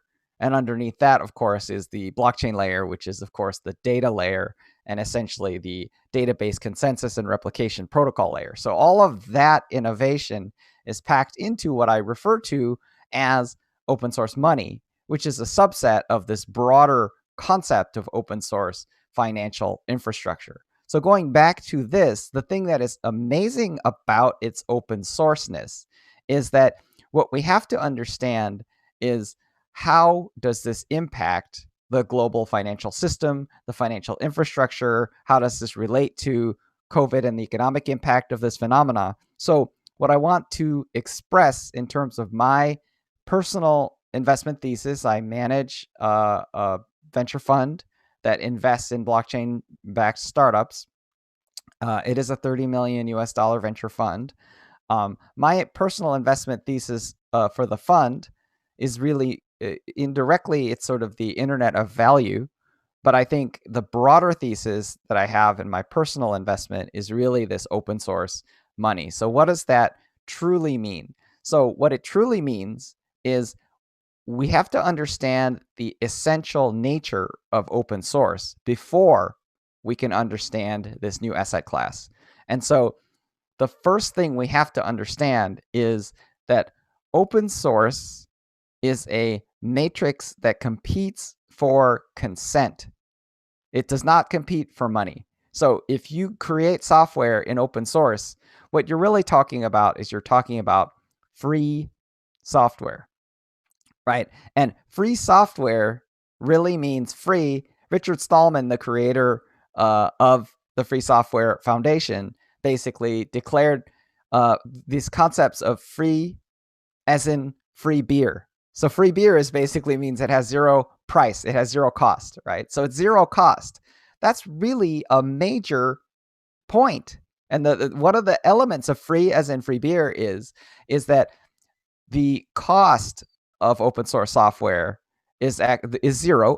And what that means is that open source software will reduce the cost of infrastructure, right? So who cares? Like, who cares about infrastructure? In some ways, infrastructure is invisible And what's really visible are the applications. But what does it really mean? What it means is that lower cost infrastructure does two things very important. One of which is it increases inclusion, right? And why does it increase inclusion? Because it lowers the cost of delivering any service on the infrastructure to users, right? So by lowering the cost, the first thing it does is it increases inclusion and participation. That's the first thing. The second thing that lower cost does is it actually increases innovation on top of the platform, right? Because if you lower the cost of infrastructure, you get more entrants and you get people and you get business models that could not have been done before the availability of this lower cost infrastructure, right? Because some business models don't make sense until you can get margin on top. And if the platform is taking so much cost, then there's no way to do it, right? So you get new people, for example, underbanked people, or possibly even unbanked people. And you also get new applications. And the applications were just things that were just prohibitively expensive. So that's really important to understand, because the idea that you have a matrix that isn't competing for money and budgets and things of that nature because it's free software, it's competing for consent. And why is that so important? It's so important because it is a global voluntary system. And that means that the users can consent to use whatever version of the software that they choose to use. And their choice is dictated only by their own free will and their own benefit, right? So this is very, very interesting. And it's a offset or counterpoint to the idea of monopoly monies, and I use that term in both the sort of joking sense, which is Monopoly is a board game, and Monopoly money is fake money, right? So, that's in that sense, but the other sense too, which is that, fiat money is government money that is backed by, the governments, and those are monopolies, right? So the idea of having an alternative asset and an alternative asset class based on the consent of users actually generates great opportunity and great freedom, because ultimately the explanation for Bitcoin is that it is like email being the post office of the internet. Bitcoin is the bank of the internet. But what's new is that it is owned by the users. And that is new, because being an owner, you can't really be an owner of the post office of the internet, which is, of course, email. You can put up your own server, but putting up an email server does not make you an owner, because you don't profit. But in the case of the bank of the internet, any user who is using Bitcoin is actually now a beneficiary of the profits of the bank of the internet. So it really is the people's bank of the internet. So, there's so much more to say. I think the other property of free software is that since it's freely published, anybody can copy it, they can improve it, they can fork it, they can create anything they want. And so that's really the essential nature. So when I say the platform, I'm not really talking about Bitcoin alone. I'm talking about the platform is all open source money, including Ethereum and including the programmability of Ethereum that's creating now this movement called decentralized finance. So very, very exciting times. And I think the fact that this stuff is free is a very deep economic impact to this post-COVID era, where everybody needs to think about reducing their cost, and everybody needs to think about how to serve people who are maybe having economic struggles. And obviously, free software plays a huge role in this movement. So I think with this, I'll open it up a little bit and maybe have questions. Oh, I do. I have a lot of them. So first of all, thank you for your keynote and for your thoughts. You've mentioned the collapse, as you call it, of the global monetary system and Lehman Brothers bankruptcy. You were referring to the 2008 crisis. That's right? correct. 2008. Yes. Yeah. And then in March 2020, we saw the US Senate passing a $2 trillion coronavirus aid That's stimulus correct. bill. And so my question is with if you look at that, I mean, that's crazy that the government can just go out there, approve something like that and publish all those money. But those money are I think they're still being printed, right? Not everybody has yet received their checks. So that was done with the sense of supporting people, right? That's Giving right. help to citizens and the businesses, including not only small businesses, but businesses like airlines and hotel chains, right? To help them go through that. So my first question is, if we had, that's a hypothetical, if we had an open source money, how would that help people in that sense? If it's open and if it's a voluntary system, could Yes. we help somehow in this situation? Because that stimulus bill was passed to help people. Could we do something if we had an open source money in this case? Yeah. So the open source money really becomes kind of an alternative, right? And the reason why an alternative is needed is because money is really something that doesn't grow on trees, and so the idea of this money that's sort of helping people is that there are limitations to the power of any government entity. And, the idea of printing sort of magic money that helps people, it would be ideal. And, people are discussing this concept of things like universal basic income, right? So the question then becomes, why doesn't the government just print infinite money and give everyone a really high income so that everyone will be so happy because they can buy anything they want and they can live anywhere they want and they can have it's a perfect, beautiful utopia, right? The reason why they can't do that is inflation, right? So my point is that if you think about, one of the things that happens is that Bitcoin, and open source money become effectively sort of an insurance policy against inflation. So one of the great quotes that I heard, and this is not investment advice, but one of the great quotes that I heard is Bitcoin is not a get rich quick scheme. It's actually a don't get poor slowly scheme, right? Which is that, what's the typical US dollar and other countries' currencies, what they're known to do is they're known to decrease in buying power just as a pure function of money printing. So that's something to, I think, be aware of.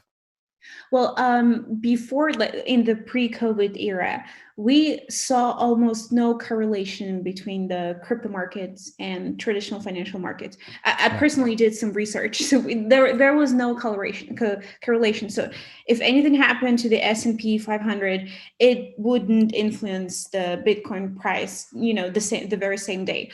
But when the entire COVID pandemic started, we saw that Bitcoin price, along with other altcoins, actually went down with the US. I'm talking about the US financial markets, right? For sure.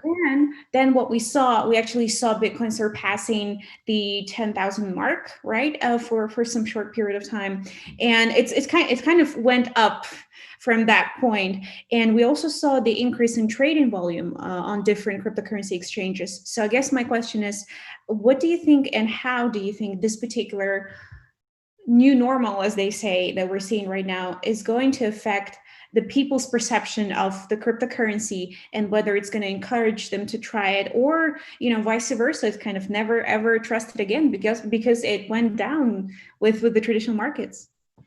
Yeah, so I think that really there's a couple of different mindsets, right? One of the mindsets is the mindset of using it as a hedge and thinking about it primarily as a decorrelated asset that in a portfolio increases the portfolio Sharpe ratio. So that's really this idea of hedging and diversification as kind of a killer application. So to me, the thing that's very important to understand is that there are no fundamental decorrelated assets. And the reason why I assert that is things are either correlated or decorrelated over ranges. And what I mean by ranges is it's really related to scenario planning, right? So under certain conditions, it'll correlate. And under other conditions, it'll decorrelate, right? And so the idea that it's constantly correlated or constantly decorrelated, right? If it's constantly correlated, then you don't really gain any hedging benefit and you don't gain any defensive risk mitigation benefit, right? So the question becomes like, is this a decorrelated asset or is it not, right? So from my perspective, it sometimes it is and sometimes it isn't, depending on the range of activities. And I'll give you an example. An example is imagine kind of the most extreme apocalyptic scenario. Maybe a big asteroid hits the Earth or something. Worse than COVID? Yes, imagine that, right? So at that point, physical gold becomes almost worthless because there's no trading partners, right? And at that point, there's no internet. So Bitcoin becomes effectively worthless. And how much do you think that Apple stock is going to be worth in that scenario, right? It's worthless, right? So my point is that that's a situation where they're all correlated because they all went to zero, right? So my point is that over different ranges, there's correlation and decorrelation. And I think there's no actual such thing as 100% decorrelation of any asset, right? The question really becomes more thesis oriented. So from my thesis, what we've noticed that every single year, the lowest price of Bitcoin has continued to increase. So what does that suggest? To me, it suggests that the floor price continues to rise. And what is the floor price? The floor price is actually controlled, and it's controlled by hodlers, which is people who only buy dips and they don't sell, right? Are raising the floor price. And they're raising every single year, the floor price has increased without fail. So to me, I don't pay attention to these kind of cataclysmic ups and downs that we see that people blame on speculative trading and volatility, because all of that is just speculative trading and volatility, right? The reality is what I pay attention to is the inevitability of open source, because nobody can resist free software. Governments can't resist free software because they can't forbid people to get free things from the internet that they benefit from, right? Like how can you prohibit that? It's not possible. US Congress people have said Bitcoin can't be stopped, can't be regulated. They're already on record as saying this because it represents, like, there it is, like on the internet, use it or don't use it, do whatever you want, right? So that's hard to stop. And then corporations can't resist free software because it's free, right? So you see you see rumors of companies. Obviously, Facebook has embraced the innovation of blockchain. And then you're seeing companies like Visa that are hiring massive teams for blockchain, especially things like Ethereum developers, and you're seeing rumors about companies like PayPal that are, potentially embracing significantly things like Bitcoin. And obviously companies like Square with Cash App and Revolut and Robinhood and so many other major neobanking institutions embracing this new technology. So I would say corporations cannot resist free software either. And at the end of the day, the benefits of free software that confer to individuals are hard to resist because they're just lower cost infrastructure that really accrues that benefit to everyone. That is true. But then I have a question. If, again, hypothetical, if there is this catastrophic event that destroys everything that we know and as we know it, what would be the potentially perfect financial system then?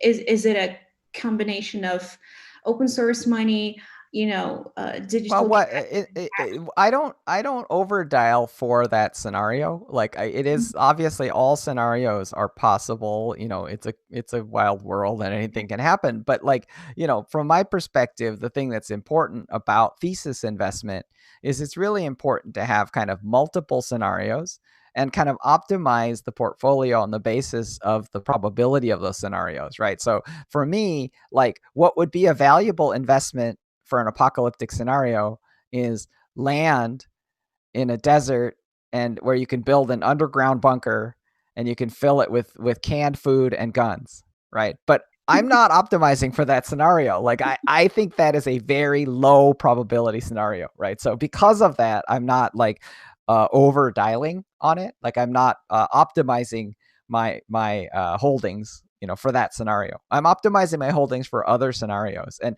in my view, I think stocks will continue to exist and have value. I think real estate will continue to exist and have value.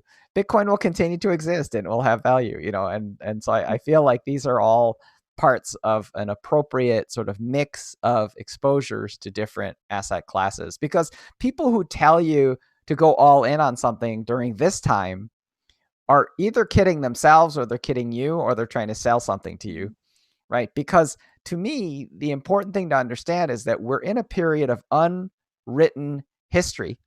That's true. And nobody knows what's going to happen next, right? So, and nothing I say should be constituted as investment advice. I'm not an investment advisor. I don't, so everyone do your own research. But, that being said, my mindset during this time is very much hedging, which is basically trying to create a balance that really accounts for what I believe are the different possible scenarios. And the different scenarios do include things like stock market goes up, Bitcoin goes down, Bitcoin goes up, stock market goes up, gold goes down, gold goes up, Bitcoin goes down, stock market goes up. So there's so many possibilities because nobody knows what will happen.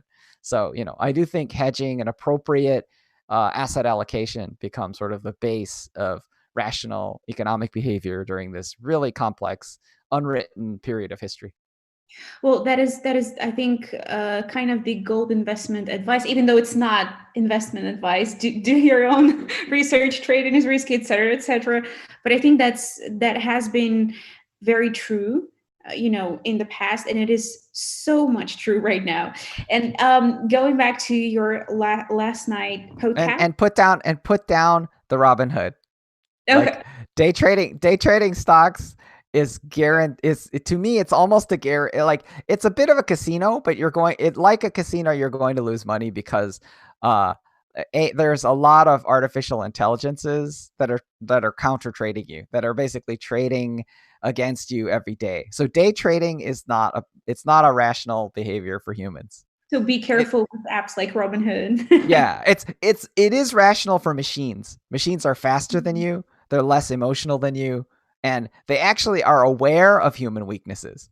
So, they can actually see things like fear, in a trading signal, and they can counter trade you. So the machines are going to win that game.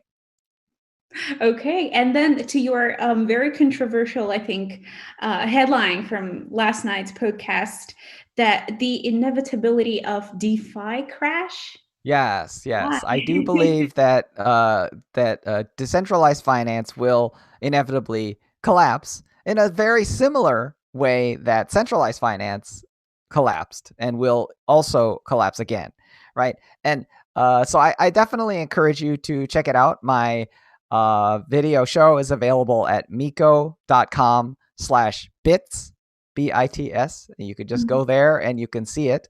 And you can understand my thesis around why I think DeFi as an entire kind of economic endeavor is bound to collapse. But what I do want to address is this notion that it should somehow magically be free from collapse. Now, one of the things that I do espouse and support is the idea that DeFi is actually more resilient than centralized finance, especially today, for a number of reasons, including that it's more transparent, which is amazing. It's more liquid. It has automated instant liquidations, which is amazing, right? So it has so many properties that kind of improve around centralized finance, right? So there are a lot of wonderful reasons to be hopeful that this system can achieve an even higher level of energy, obviously much, much higher than exists today. But when I say that it's going to collapse, the timing is uncertain, right? But the thing that I'm really asserting is that what we're seeing is a nonlinear system that models something called a self-organized criticality, which is a concept in complexity theory. And if you actually believe that, then you will also share my view that collapse of that system is inevitable. But of course, you could disagree. So if you disagree with that model, the thing that I think we can prevent it from collapsing is by creating linearizations. So you can either force parts of it to collapse, which is the way that ski patrol agents handle avalanches, is they actually force parts of the avalanche to collapse using dynamite. And by causing the weaker parts to collapse, you actually have a stronger overall system. So that's one approach. And the other approach is to introduce other linearizers, like, for example, circuit breakers. So common stock exchanges like NASDAQ have things like circuit breakers that basically prevent it from falling too far in a given day. So these are linearizers. And those kinds of things are hard to introduce into DeFi because there isn't a regulator and there isn't a central controller.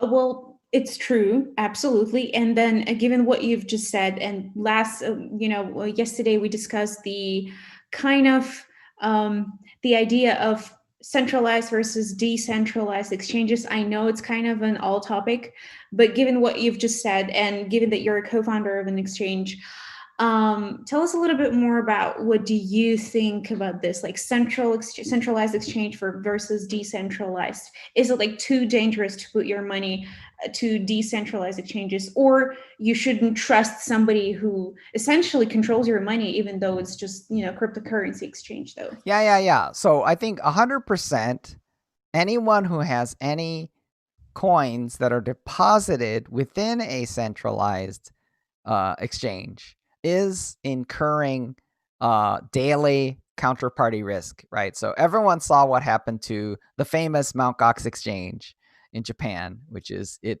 exit scammed and or crashed and or was hacked. Like, nobody knows exactly what happened, but what we do know is we know that every depositor lost all their money, right? So that's the counterparty risk. So the point is that that's a known problem, and it's something that is known to be unsafe, right? So really, if it's not your private keys, then that's not your cryptographic asset. So, really you need to bring those assets into your own custody. But of course, the other danger is, of course, self-custody can be a problematic issue as well, and the reason why, of course, is that users mishandle their own keys, either by losing them, which means the asset is gone forever, or the user can accidentally show the key to the wrong party, in which case the asset is gone forever. And so, Evercoin actually addresses these problems through a novel backup system, and it also introduces a cold storage mode with integration with the YubiKey. It's essentially a hardware FIDO key. It fits on your keychain. You plug it into your phone, and it creates a cold storage mode for Evercoin. So check it out at evercoin.com. It's a pretty great resource. Because again, the thing that is scary becomes that custodial exchanges are definitely introducing you to counterparty risk. And those coins are no longer yours as soon as you make the deposit. Yeah, sadly, sadly true. Well, that was very informative. Thank you so much for your keynote and for being here with us. Sergey, do you have any questions? I had, but unfortunately we now go out of runtime. That's why okay. we have to go forward. No Miko, problem. I'm really happy to see you here. Yes, it's very interesting. It's very thoughtful speech. I want to say you goodbye. Nice to meet you again here or another conferences. And now we are going to our sponsors and to our very interesting thing. Для наших зрителей, для тех, которые купили билеты бизнес и эксклюзив. Я хочу напомнить, что сегодня ориентировочно в 20:30 по Москве состоится вкусная часть нашего саммита. Это розыгрыш призов. Хочу напомнить, что мы очень надеемся, что к пятнице наберется 25 тысяч человек. В пике, кстати, у нас было вот за эти 3 дня 20 тысяч зрителей, так что у нас у всех есть шанс. А я хочу напомнить, что мы каждый день и сегодня тоже разыгрываем 2 AirPod'а от компании Apple, 1 iPhone. Наверное, сегодня будет MacBook тоже. Это от нашего генерального спонсора CBS One, от золотого партнера, от Diamond партнера Bybit и Colibri Group от них тоже скидки в компании. Друзья, не переключайтесь, мы очень скоро к вам вернемся. See you. Today's world has long turned and remains digitized. However, the realm of finance can't keep pace with innovations, thereby causing disturbances and crises. Our team has been working hard on developing the CBS1 financial ecosystem that is fully armed to bridge the gap that appeared between the banking industry and innovative technologies. Our community knows for sure that it is smart technology that can handle and resolve the major part of the market's problems.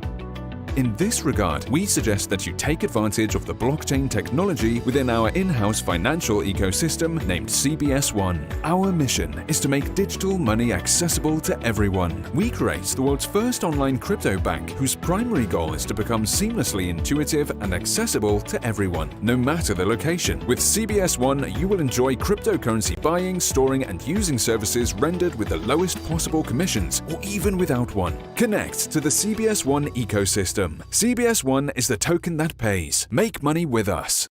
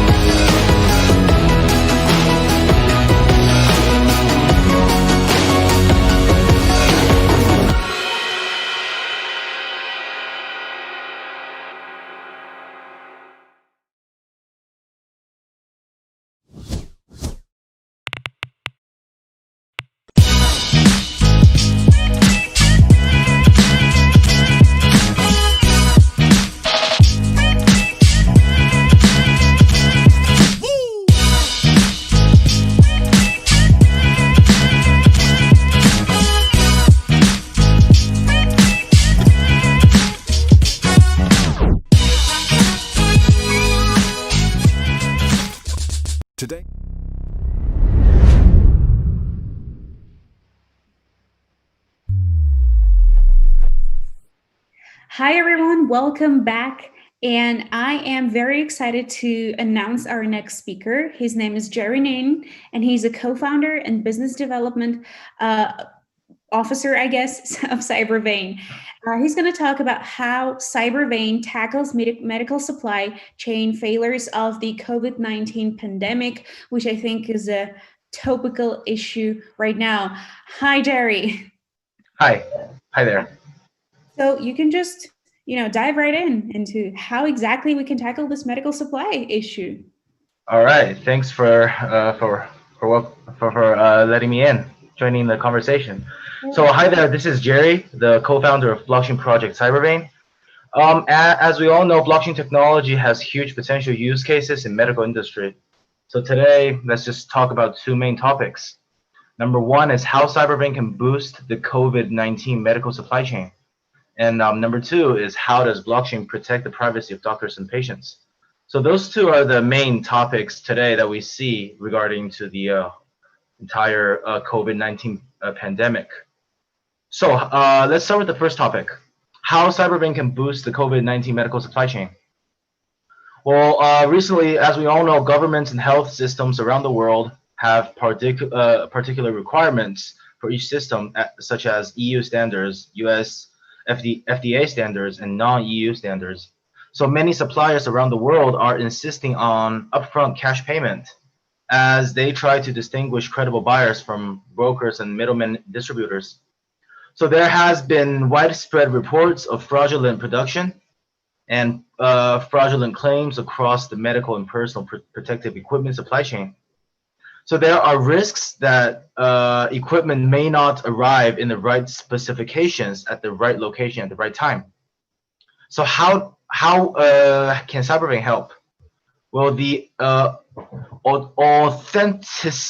authenticity and integrity of supply chain data is crucial for the orchestration of the whole supply chain. So data is more or less the fuel for realizing the potential of full visibility and effective coordination of supply chains. So it will change global trade and remove many of today's trade barriers. It must start with trustworthy data about the tracking and tracing of shipments, inventory levels, conditions, and etc. Well, Cybervein, we developed a unique PRE-ICO distributed database, which is designed for establishing new shared trust in data and to provide a single version of truth. So this means we will provide a cryptographic security, define access privileges for different user groups, and establish the audit trail needed for all actors to trust information and to collaborate with trusted actors. So the supply chain system supported by our PRE-ICO distributed database, where the original documents and events are reported in real time and made available to authorized actors, providing process, transparency, and access to original data. The technology behind Cybervein that can scale and support the millions of transactions of global supply chain. So the medical products and we provide this assurance certification towards all doctors along the supply chain. So we attach all medical standards to the raw products at the production site. So this means record value adding activities and keep full transparency towards the source of the medical data. Also, the entire PRE-ICO system enables retailers and medical producers to open the product data, track and process the production of goods, and empower customers with insights into the supply chain. So we generally would provide accessible, trustworthy information about origin, journey, and impact to build trust, reducing or eliminating fraud and errors in the supply chain. So in our case here, we are mainly regarding to the all the medical supply chains for the COVID-19 pandemic, because as we all know, a lot of the face masks and all the a lot of related medical supplies maybe are facing a sourcing problem. So we use so if we use the PRE-ICO distributed database, every track of record in the entire supply chain is all viewable inside as a transaction. So once we search through the hash into our Explorer, we can know that the medical supply have gone to which type of places. So this is the main usage of our the entire database in the medical field. And our second topic today is how does blockchain protect the privacies of doctors and patients? So as we all know, blockchain technology is gradually taking root in the medical industry, eliminating data silos between the hospitals and allowing the patient's medical information to flow safely. So patients no longer need to go to large hospitals for minor illnesses, which can greatly reduce the amount of doctor-patient conflicts. So blockchain technology can also ensure the safe and efficient circulation of medical data. In addition, in the process of building a blockchain platform, the medical industry will also be forced to continuously improve its level of digitalization. So medical data problems. Medical data has always been a highly sensitive type of data, and they are often easily leaked. So according to people familiar with the matter, medical data is of great value and once acquired can be used for a variety of commercial purposes. So some hospitals are also keen to acquire personal medical information of patients on the black market and then trick patients into going to the hospital for treatment. So in addition, medical data also faces the problem of artificial fraud. In addition to the data breach problem, the medical industry is also facing the problem of data silos. So according to various surveys that we induced, China has two sets of healthcare management systems, a medical management system and a medical insurance management system. They are not interoperable. So among them, many standards are missing in the medical management system. Electronic medical record templates are incompatible with each other, and there are huge differences between provinces. The medical insurance management system has relatively uniform standards, but cross-province is still a problem. So this is the data silo we're talking about. So facing these problems, the medical industry urgently needs the empowerment of blockchain technology. So how do we provide the solution to this? Blockchain can break the data silo between traditional medical systems, but how? Well, let's start with the particularly suitable data sharing across hospital and patients. Because blockchain in general can help by putting the original data or data fingerprints of each system on chain for data circulation without changing the original system. So this means the sharing of data must achieve the identity verification of the blockchain.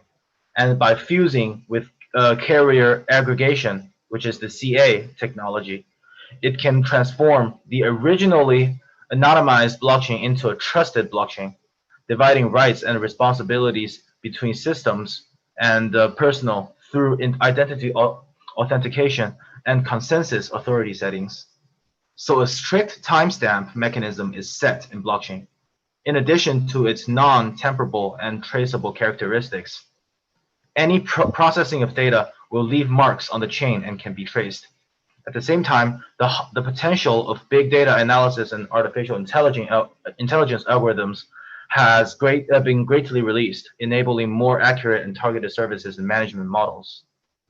So from this, I have to tell everyone that our medical data management system in Cyberbank, our application of blockchain technology can realize the sharing of information between different medical institutions while protecting the privacy of individuals. So the data sharing can help facilitating the analysis of large data sets, building a better model to help with the medical work. So Cyberbank has a R&D center at Zhejiang University with researchers that are dedicated to the research of blockchain and AI technologies. So this research facility is actually one of the largest university in China. So they have made steady progress in the technology that is supporting Cyberbank, and also succeeded in using federated learning, which is a distributed machine learning algorithm, to achieve accurate keratitis diagnosis.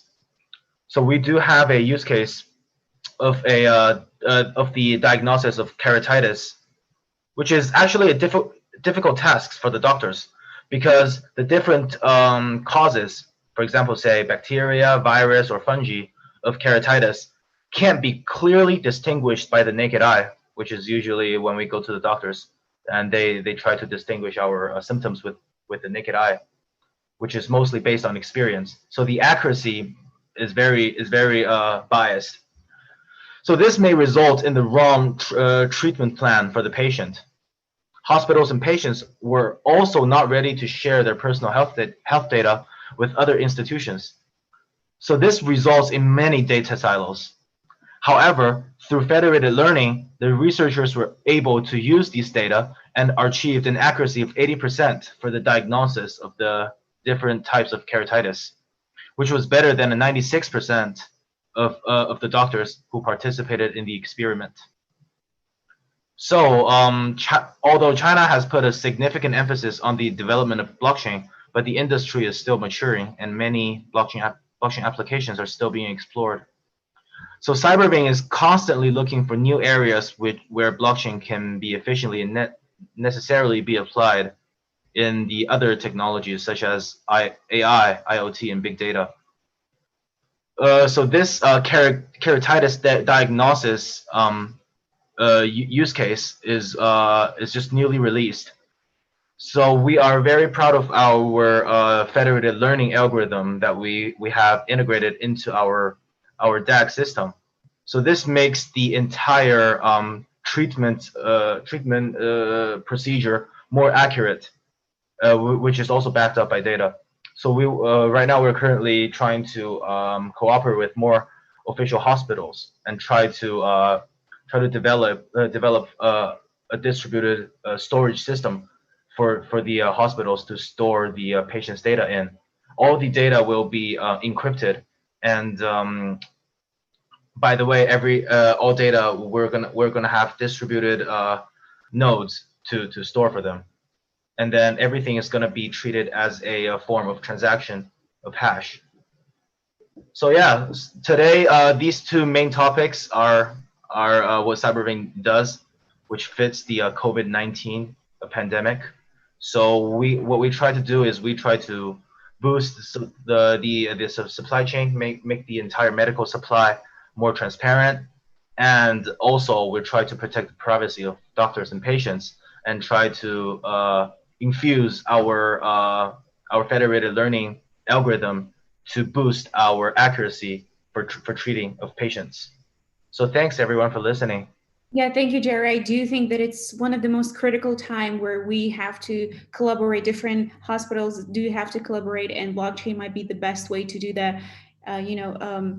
Given anonymity and accessibility at the same time. Thank you so much for your keynote. Thank you for being here with us, and stay safe and healthy.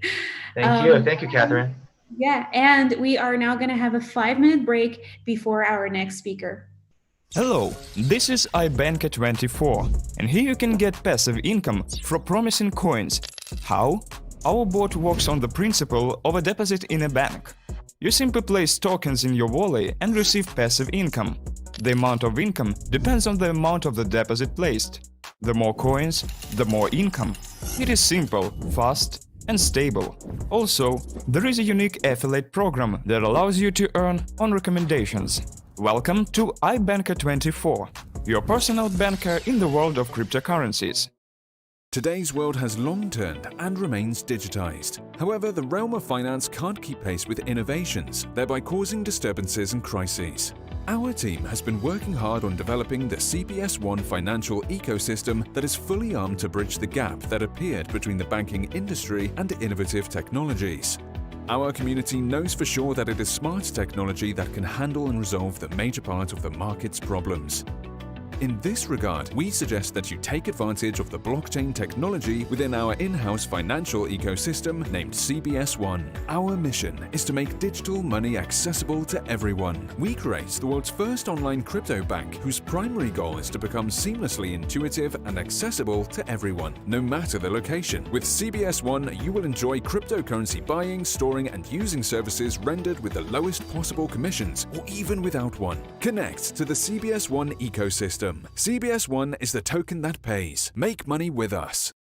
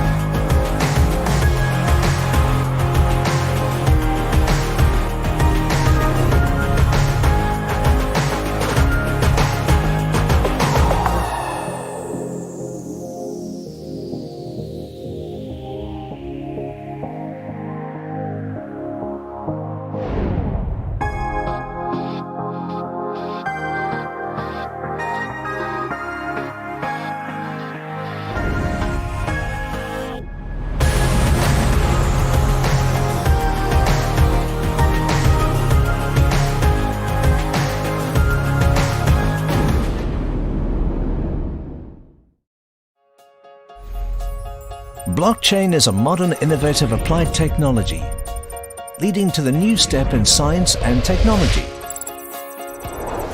As a leader in blockchain plus IoT, based on real industrial application demand, Walton Chain uses blockchain to serve the real economy, to help transform and upgrade the industry, to combine the iterative blockchain technology with RFID chips, and realize the value Internet of Things.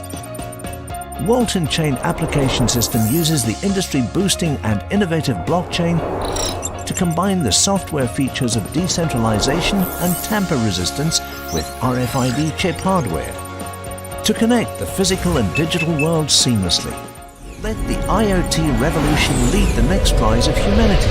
IoT revolution, common future in the chip era.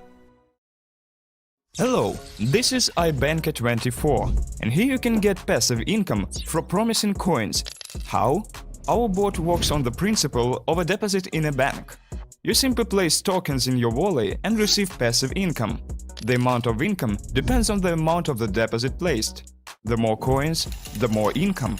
It is simple, fast, and stable. Also, there is a unique affiliate program that allows you to earn on recommendations. Welcome to iBanker24, your personal banker in the world of cryptocurrencies. Today's world has long turned and remains digitized. However, the realm of finance can't keep pace with innovations, thereby causing disturbances and crises. Our team has been working hard on developing the CBS One financial ecosystem that is fully armed to bridge the gap that appeared between the banking industry and innovative technologies. Our community knows for sure that it is smart technology that can handle and resolve the major part of the market's problems. In this regard, we suggest that you take advantage of the blockchain technology within our in-house financial ecosystem named CBS One. Our mission is to make digital money accessible to everyone. We create the world's first online crypto bank whose primary goal is to become seamlessly intuitive and accessible to everyone, no matter the location. With CBS One, you will enjoy cryptocurrency buying, storing, and using services rendered with the lowest possible commissions, or even without one. Connect to the CBS One ecosystem. CBS One is the token that pays.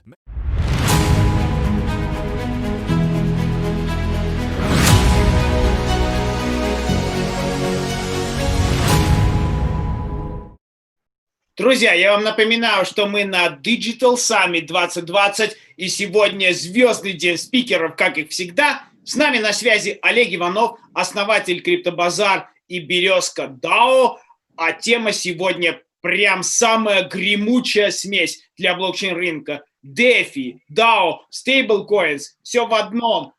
Олег, очень приятно тебя видеть. Тут ты прям на природе, в хорошем месте. Приветствую, приветствую. Тебе слово. Да, ты в эфире, ты вместе с нами.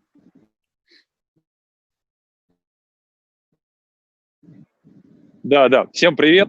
И получается, что такая, да, интересная какая-то конструкция, потому что должен был успеть каким образом работает децентрализация, да, то есть и некий такой элемент свободы, то есть приехал, встал в кустах, в общем, вышел в эфир. Так что спасибо за приглашение, да. Да, о чем говорить? Я так понимаю, наши... Скажи, что на рынке делается. Ты прям все вобрал. И DeFi, и DAO. Я думал, и там Decentralized Finance, да, и Stablecoins. Все в одно. Вот как в этой гремучей смеси сейчас жить? Мы в ней оказались. Все говорят, DeFi это новый там краудсейл, новый ICO. Я не очень сильно верю, но все-таки хочется послушать человека, который в инвестициях разбирается лучше.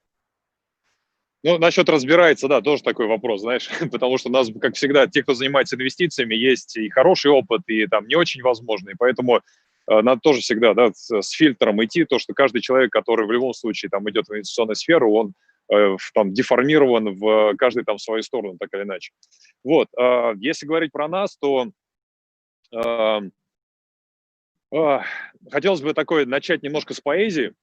Тут недавно прочитал такой тезис интересный, даже там пост вот только не успел написать. Пост о том, что каким образом мы воспринимаем свободу, и если сравнить себя, например, с животными, да, там, с какими-то птицами и рыбами, то получается, что у них свобода-то побольше, чем у человека. Потому что перемещаться мы вроде как-то без паспортов и виз по планете не можем, в отличие от них. А тут еще и с деньгами такая же история, да, потому что ты понимаешь, что вот почему-то, да, те свои там накопленные какие-то кровью и потом деньги, работой, там, заработком, предпринимательством, неважно чем, как только эта вся история там оседает на каких-то банках, а, собственно, так она и у нас, да, там и хранится, получается, что ты попадаешь в ловушку неких суверенных вот этих, да, органов, что называется, да, которые, в общем-то, отстаивают так или иначе свои интересы. И дальше включаются инструменты геополитики, и ты, получается, понимаешь, что если ты вдруг захотел переехать в какую-нибудь страну, у которой там напряженные отношения с той страной, от которой у тебя есть паспорт, да, то у тебя возникает почему-то проблема деньги туда перевести, каким-то образом там оплачивать их, да, всем объяснять, что ты там нигде ничего не воровал, что ты не являешься политиком, да, а всегда на тебя смотрят почему-то под каким-то пристальным вниманием. И вот эти все истории с денежными переводами по миру, да, про то, что ты хочешь сохранить свои деньги, но тебе не дают возможность это сохранять именно в той валюте, в которой ты хочешь, ну и так далее, да, то есть со всеми вот этими историями это начинает, конечно, там очень сильно беспокоить, потому что, как ни крути, все-таки финансовая безопасность, она является основой, да, там, жизнедеятельности всех нас. То есть если у тебя нет там какой-то финансовой подушки, да, кубышки, то ты же понимаешь, что ты в любой момент времени можешь остаться там с голой там пятой точкой, так или иначе. Вот. И это, ну, то есть это напрягает.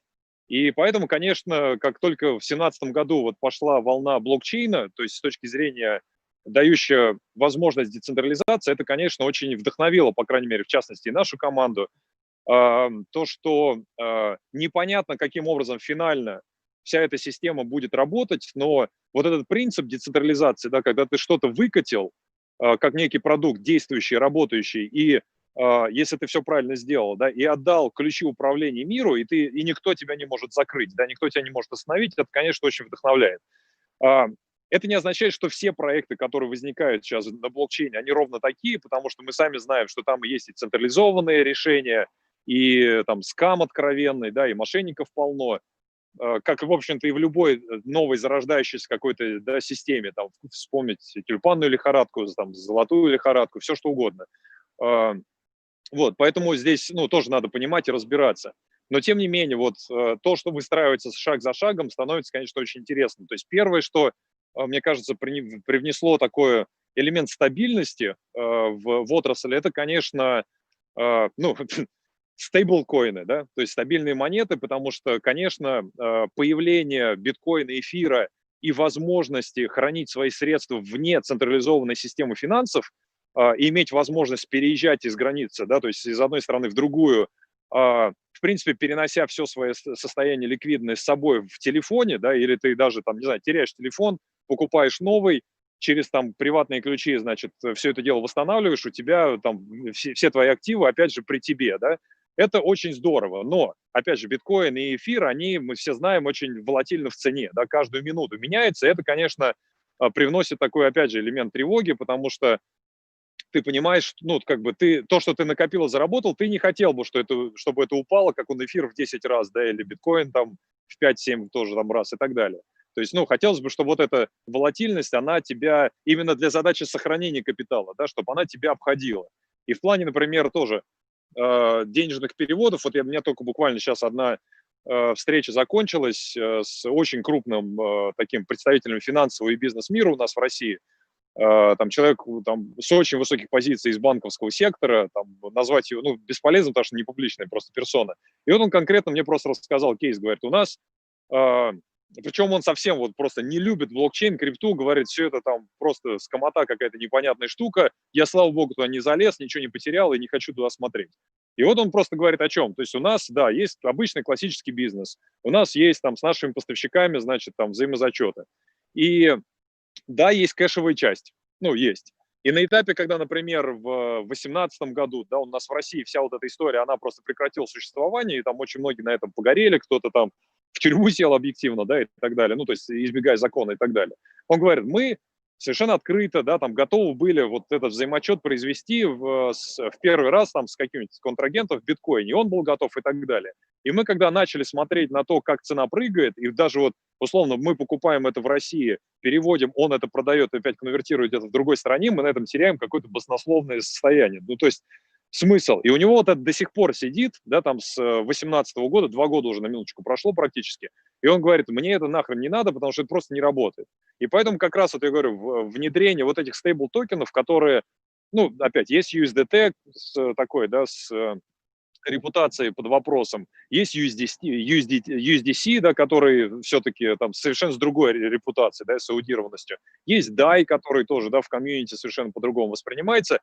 Для обычного мира это все ваша гребаная крипта, которая волатильная, она пока непонятная. Но для тех, кто начинает постепенно разбираться, ты начинаешь понимать, что хотя бы первая задача, что да, мои активы, они не болтаются относительно доллара хотя бы, да, и я могу их держать вот вне этого централизованного пространства, в любой момент времени, в любой стране могу вытащить. Это круто, как первый шаг. Как второй шаг, хорошо, а как я теперь на этом могу зарабатывать? И поэтому получается, что вот эти инструменты на рынке децентрализованных финансов, которые начались с лендинговых протоколов, да, очень хорошую такую вот основу дали, потому что самый простой продукт, да, как я это понимаю в обычном банковском мире. Я деньги держу в банке, но я могу его, например, еще и положить на депозит, да, то есть чтобы получать какие-то там проценты от этого. Уже неплохо. То есть вот эти проекты, то есть которые, да, там стали появляться и давать возможность именно хотя бы минимальных депозитных продуктов, да, я держу, но я могу еще какой-то небольшой процентик зарабатывать, который на минуточку значительно выше, чем на классических банковских продуктах, да, потому что попробуйте сейчас на депозитный вклад где-либо в мире в нормальной юрисдикции, да, получить там 5-6% годовых к доллару, да, или выше даже, не говоря об этом. То есть, а это сейчас уже происходит в моменте, да, в DeFi рынке, и не только это. И вот начиная опять, да, по кирпичику от самого простого продукта к более сложным, страховые продукты появляются, продукты в децентрализованных биржах, да, которые дают более высокую доходность, как, ну, как бы некий такой эквивалент того, что ты являешься совладельцем биржи через, ну, некую акцию, что ли, назовем это так, да, то есть когда ты поставляешь ликвидность в определенные стаканы. И есть площадки аудированные, есть неаудированные, да, которым доверие там одно или другое. Есть продукты понятные или там, ну, простые, да, с управляемыми рисками. Есть продукты более сложные, с сложно управляемыми рисками, да, в чем тоже надо разбираться. И поэтому рынок кипит именно вот самого DeFi рынка, да, где на децентрализованные протоколы продукты из традиционного финансового сектора начинают сюда класться в виде некоторых таких экспериментов. И что-то получается хорошо, что-то не получается. Да, и поэтому за этим тоже надо следить. Потому что, опять же, на что сейчас, наверное, больше всего, конечно, все обращают внимание, это на сами токены проектов. Не на продукты проектов, а на токены проектов, да, которые, конечно, начинают стрелять и расти. То есть Compound, да, там имеет под управлением сейчас, по-моему, сколько там, уже далеко за полярда, да, там в долларах, по-моему, почти полтора. Ну вот, тем более, да. Там, ну да, Ави сейчас, да, 150, по-моему, миллионов, ну и так далее. То есть вот площадки растут, активы под управлением у них растут, и, соответственно, ожидания от инвесторов, от того, что с этими площадками что-то будет хорошо работать, и доходность у этих площадок будет высокая, она тоже растет. И поэтому за счет, вот, понимаете, да, то есть важно разделить. Есть токены проектов, и они живут за счет ожидания от этих проектов. И они, конечно, могут летать там вверх, вниз и так далее. А есть сами продукты этих проектов, которые тоже разные. И вот если брать конкретно узкий продукт депозитный, да, когда ты понимаешь, что я даю стейбл-токен под залог конкретной, да, крипты, то есть фактически это сделка репо, ничего нового нет. Она просто автоматизирована, да, в коде. И как только цена вот этого, да, актива начинает падать ниже определенного там уровня, происходит механизм ликвидации, чтобы ты тот же опять свой стейбл-токен получил. Все понятно. То есть и в этом плане, да, вот этот продукт идеальный, классный, да, то есть не надо рисковать вот этими венчурными делами, да, если не хочешь это делать. Но, по крайней мере, вот здесь уже вот эту основную базовую функцию сохранения капитала в децентрализованном мире, еще какой-то легкий такой управляемый доход, она уже выполняет. Это очень здорово. Ну, а дальше уже, да, мы переходим к третьей части. То есть, если закончить историю с DeFi, то здесь вот происходит такое действительно очень бурная деятельность. Важно разделять продукты от проектов, потому что доходность на продуктах и доходность на проектах – это разные вещи, да, и вот это вот тоже важно, ну, то есть в одну такую корзинку не сваливать, потому что здесь вот тоже очень много сумбура, да, и, конечно, много разговоров на тему того, что, ой, повторение 2017 года, значит, опять все схлопнется и так далее. Ну, опять, разделяем продукты и проекты. Проекты возможно, то есть ожидания растут, получается, да, может определенный пузырь опять надуться, любой пузырь, который надувается, может схлопнуться, да. Продукты сами по себе, там ожидания понятны, да, то есть и вот в рамках них, соответственно, ты работаешь. Это вот вторая часть, то есть стейбл-токены мы прошли, которые дают стабильность, DeFi-продукты, которые дают на эти стейбл-токены и не только, да, определенная доходность, это вторая часть, и интересно за ними следить, потому что все больше и больше появляется разных продуктов. А теперь третье звено, это звено как раз управления вот этими проектами, которые, собственно, здесь запускаются. Так называемая DAO, децентрализованные автоматизированные организации. Здесь тоже, если сказать в двух словах, это, в принципе, просто автоматизация устава какой-нибудь компании. Вот мы там ООшку открываем в России, да, вот пишем устав. В уставе что мы пишем? То есть принципы управления данной организацией. Это какие вопросы выносятся на голосование, какой должен быть баланс голосов, чтобы решение было принято, ну и так далее. И вот основные такие принципы в рамках некоторых интерфейсов DAO, да, зашиваются просто в протокол, где держатели голосов, ну, фактически токенов, да, то есть которые распределяются между управляющими этого DAO, они могут выносить вопросы на решение и голосовать. Для чего это нужно? Для того, чтобы... И почему это появилось? Потому что большинство проектов таких фундаментальных, которые создали автоматизированные продукты, они понимают, что с течением времени рынок меняется и потребности меняются. И то, что ты написал сейчас в код, через год, а может быть и раньше, а может быть и позже, может поменяться. Ну, то есть, условно, из каких, вот даже банально, да, из каких источников я должен получать информацию по цене эфира? Сейчас это CoinMarketCap или какие-то биржи. А эти биржи будут существовать через год или нет? Да, то есть получается, что если ты зашил в жесткий код какие-нибудь вот такие решения, то через год у тебя просто твое решение может перестать работать. Поэтому тебе нужен инструмент управления или governance, так называемый, да, там по-английски, чтобы участники вот этой организации, компании, да, назовем это так, могли выносить вопросы на решение, сказать, ребят, да, мы вот брали информацию из такого источника, но он перестал существовать или перестал быть актуальным, появилось что-то новое. Давайте проголосуем, потому что вот, ну, это актуально. Голосуем, переезжаем. То есть это некий такой инструмент более гибкого управления того, чтобы быть готовым к будущему и менять по дороге, собственно, отрасль к будущему. Коротко так. Слушай, Олег, мы прям минуту в минуту, тютелька в тютельку, прям в тайминге зашли. Тебе огромное спасибо за инсайты. Друзья, у нас появляются все больше и все больше информации, актуальной прямо на секундную секунду. И маленькая затравочка от меня. Очень скоро мы увидим даже multi-currency asset на DeFi. А сейчас мы переходим к нашим спонсорам. Спасибо, Олег, спасибо огромное, Олег, с тобой прощаемся. Увидимся. Счастливо, ребят, спасибо. Thank you. So our sponsors and partners are general sponsor of the summit is CBS One. Organizer of the conference is Sergey Patrick, the co-founder of UMS. Diamond partners are Calibri Group, CoinDar, Astral KKM, Dictum Factum, Amerex, iBanker24, BK. Gold partners are Best Invest Block, Beambon, ARPA, Walton Chain, Cybervein, Coin, Club IT and Digital of Directors IT, Crypto Money, Coin Codex, Snapper Bus, Bybit. The general and main partner, media partner of the summit is Forklock, and technical partner is Platinum Software Development. And we're going a little bit further on today's agenda, and our next speaker is Felix Xu. We're going to take a short break to get him ready for his speech. Well, yeah, see you in a minute.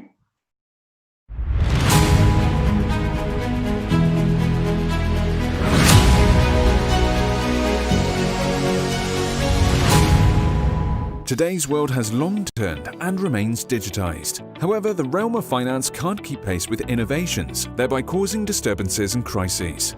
Our team has been working hard on developing the CBS One financial ecosystem that is fully armed to bridge the gap that appeared between the banking industry and innovative technologies. Our community knows for sure that it is smart technology that can handle and resolve the major part of the market's problems.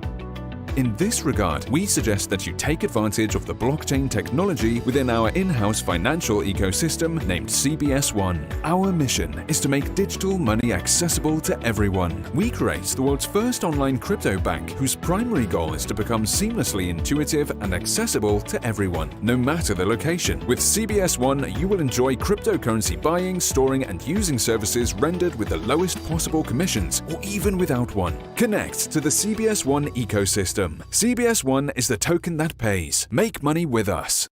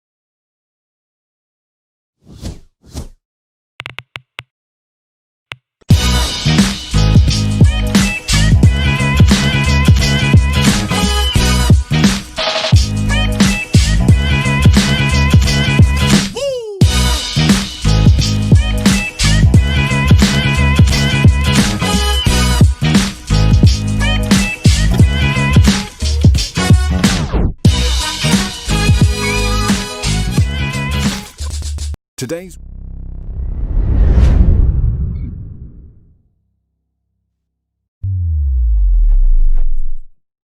Welcome back. Here with us is Felix Su, and he's a co-founder and CEO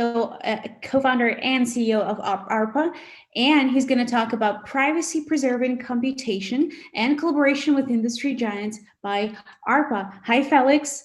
Thanks for being here with us. Hi, Catherine. Thank you. And actually, the topic for today is not for privacy-preserving computation. I know ARPA is a privacy-preserving computation network, but we actually do some other fun stuff, right? So today, my presentation is really about the observations on DeFi, which is now like a sensation. So I do want to talk more about it. And we actually did some awesome work on the user pattern surveys. Actually, we received, in the last couple of days, we received 700 responses, from our Chinese community and also the English community. Right, so I'm very excited to share my thoughts and also, our findings about the DeFi user patterns. So, shall we start? Yeah, absolutely. Go ahead. Cool. Yeah. So, as people know, that finance is made of exchange and lending, right? So, crypto is finance, which is very obvious, and Bitcoin is the first decentralized medium of exchange. And now DeFi, as we know it right now, is made of DEXs and lending protocols to start off. But we think that DeFi is going to unlock limitless opportunities. So like I actually did a search on Wikipedia about banking. What is a commercial bank, right? So it is a type of bank that provides service such as accepting deposits and also making loans, right? And they earn a spread from the transaction. So at most of the time, the banks are trustworthy, but remember the time that Bitcoin was created, that was during the last financial crisis, and when all the banks are going belly up, right? So like we are always looking for a way to do decentralized lending, and now I think I just want to do a quick comparison between traditional finance lending and also decentralized DeFi lending. So in traditional finance, there's always a bank that holds asset custody, right? So the lenders, they deposit fiat into the bank, and the borrower, they deposit their collateral for the bank, right? And take out the loan. So the typical business operations process is that the lender earn interest on the deposit, right? And the borrower, they actually pay interest and also pay the fee to the bank for the loan origination. And the bank in the middle, they earn both the fees and also a spread between the lenders and the borrower. So here's an example. So the lender deposited $10,000 and he only received 5% of the interest. However, the borrower, the borrower's collateral is $15,000 and took out like a $9,000 loan and paying 10% of the interest. But within that 10%, 4% is earned by the bank, as well as a 0.2% fee that earned by the bank. So that is the problem for the middleman, and that is only the one problem. The second problem is, what if the bank, go bankrupt, right? So what if the bank is not working and is not operating anymore? So here is the difference between DeFi and the bank, right? So within DeFi, as people know it, there's a smart contract. It's not custodian, it's non-custodian, and usually it has zero spread.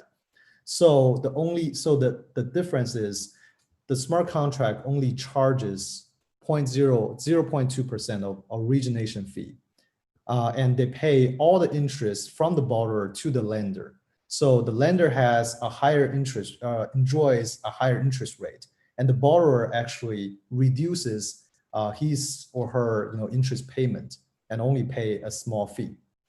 So it's actually it's better for the both of them. So why should we use DeFi? The first of all is the liquidity mining. The liquidity mining, it is actually created first by Uniswap, but it is now more kind of, there are more users using, you know, Compound and Balancer to actually get rewarded for provide liquidity or make deposit or loans, right? So this is actually the biggest advantage, I would say. So it's very good for bootstrapping, you know, for projects like DeFi protocols, you know, to start off and earn some users. The second one is the zero spread. Because there's no middleman, the rates are more competitive versus CeFi. And the third is, you know, it cannot be evil because it is all powered by the smart contract. It's decentralized. As long as, you know, there's no admin key, you know, the smart contract itself is non-custodian and is governed by the DAO, right? People can do votings, you know, in order to change metrics. For example, like interest curve, LTV, liquidation threshold, etc. So there's no hidden cost, you know, it's totally transparent. And the last but not least, DeFi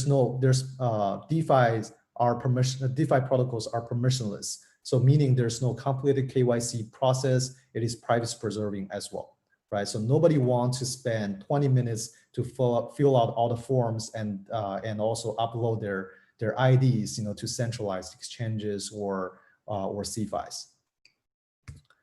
And so what is the market size right now? It is, the total asset logged is over $2 billion. So it got doubled just from a month ago, right? So DeFi actually became a sensation since Compound issued comp for mining, and asset logged was doubled to more than 2 billion. However, the user count is still relatively small and the penetration is quite low. So I would cover that, you know, in the future, you know, in the later part. But right now, let's look at the comp token address. There's only 12,000 token addresses that holding comp. And also the total suppliers is only 30,000 people, a little more than 30,000 people. And the borrower is even smaller, it's only 4,000 people. That compared to at least, you know, 3 million people globally that are involved in cryptocurrency trading, right? I think there are at least more than that number, maybe 10 million people. So the penetration is super low. It's less than, you know, it's less than 1%. It's less than 0.5%, right? So there's still a huge room to grow for DeFi protocols. So we are actually quite curious, why is that happening? Because, you know, why is, you know, Compound, it becomes so successful, very popular, but the penetration is still low. So we dig into the user patterns in Asia and the West by distributing a survey in English and in both English and Chinese. So in the past 2 days, actually we got a response of more than 700 responses, which is quite awesome. And here are the results. So the first of all is the knowledge and participation rate on DeFi, right? So for the, these are two actually for the English response and Chinese response, they are quite similar. They are about, you know, like 85 to 95% of the people that are heard about DeFi, right? So everyone has heard about DeFi. And in actually in the West, about 80% of people actually invested in DeFi tokens, which is awesome. You know, like this penetration rate is super high. And for Chinese community, there are only about 40% of people invested in DeFis. And for English responses, there are about, I think there are about 1/3 of the people who use deposit and loan functions. And for Chinese, it's about 28%. And also half of that 28% has used lending instead of depositing, right? So there's still a lot of room to grow in China for DeFi industry. And actually this is the second page. Actually, like look at the this is the second page, but this chart is a little off. So let's just look at the Chinese response. So about 75% of people, they will participate in DeFi only if the gas fee is less than $2, right? So currently the gas fee is way beyond $2. It's about $5 to $10 per transaction, for example, on Compound or Avi. And about 75% of people, they require an APR, composite APR for more than 15% to participate in DeFi, meaning that maybe they get half of that return in their the token they deposited, and the other half from the account or other platform tokens. And there's about 28% of people who participated in Comp, Uniswap, or Balancer liquidity mining. So yeah, pretty low penetration still. So why are people using or not using DeFi? So here's the response in English, right? So as we can see, there are a little more than half of the people are using DeFi. And among those people, 2/3 of people, they mentioned liquidity mining and bonus token. So meaning that there are more speculators than actual users for DeFi, which is quite normal at the infancy of a new industry, right? And among those people who are using DeFi, 25% they want considerable interest, and 25% they say permissionless is good and more convenient or safer than other options. And among the people who don't use DeFi, they say interest rate is not attractive enough because as my knowledge is, from my understanding, Compound right now, their interest is quite normalized. If you deposit USDT, it earns about 3% per year. So interest rate not attractive enough is the biggest reason that people don't use DeFi, don't know how to access DApp or no wallet. Concerns about smart contract securities and poor user experience were too slow for the transactions are some of the other concerns. And here is the Chinese response of people using or not using DeFi. As you can see, there are only about 28% of people they have used DeFi before, right? So this penetration rate is much lower than the Western response. Among those, still 55, more than half of the people, they are here for the interest rate, for the liquidity mining, and 1/3 they think DeFi is quite safe, and some of the other reasons. And among the 2/3 of people who doesn't use DeFi, the biggest reason is the security, and the second biggest reason is slow or poor user experience. And the last reason is they don't know how to access a DeFi protocol. They don't have a wallet or they don't know how to use a DApp, right? So here are the findings. And actually I want to make a summary is that I think there are a couple of things that people really want. So first of all is the high interest, right? So for the bootstrapping period, it's it's very short, but it's very important for any DeFi project. And the second is we have to have lower user barrier, entry barrier, right? So we have to create different tools for people to get access to DeFi, which is the second, some of the biggest concern. And the third is the gas fee is too high. I'm very excited to see the ETH 2.0. Hopefully, gas fee can drop. But that is really up to the infrastructure, right? So that concludes my presentation. Hope everyone enjoyed it. We are actually going to put out an article about the user pattern comparison for Chinese users and Western users. Thank you, guys. Thank you, Felix. Thank you so much for this presentation. And I am looking forward to reading the article that you just mentioned. And yeah, thank you so much for being with us again. We are moving on to our next speaker, and we will be back in 5 minutes. Hello, this is iBanker24, and here you can get passive income from promising coins. How? Our bot works on the principle of a deposit in a bank. You simply place tokens in your wallet and receive passive income. The amount of income depends on the amount of the deposit placed. The more coins, the more income. It is simple, fast, and stable. Also, there is a unique affiliate program that allows you to earn on recommendations. Welcome to iBanker24, your personal banker in the world of cryptocurrencies.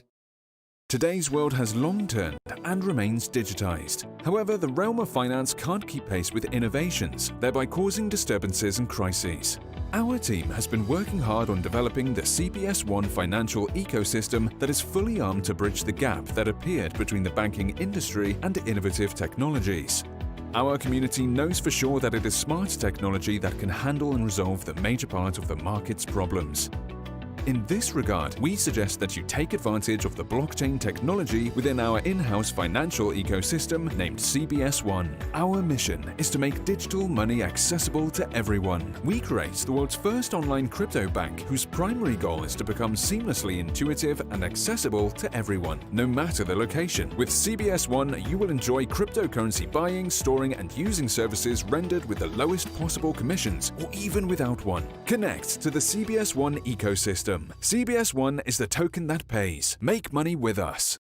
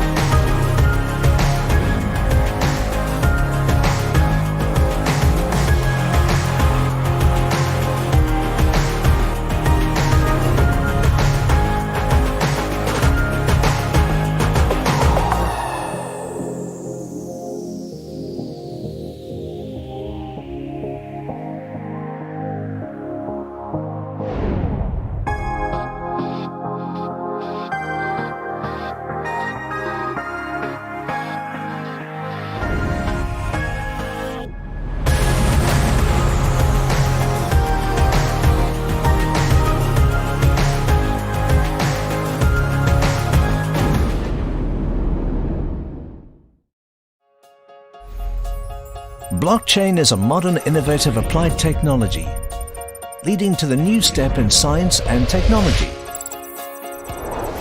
As a leader in blockchain plus IoT, based on real industrial application demand, Walton Chain uses blockchain to serve the real economy, to help transform and upgrade the industry, to combine the iterative blockchain technology with RFID chips, and realize the value Internet of Things.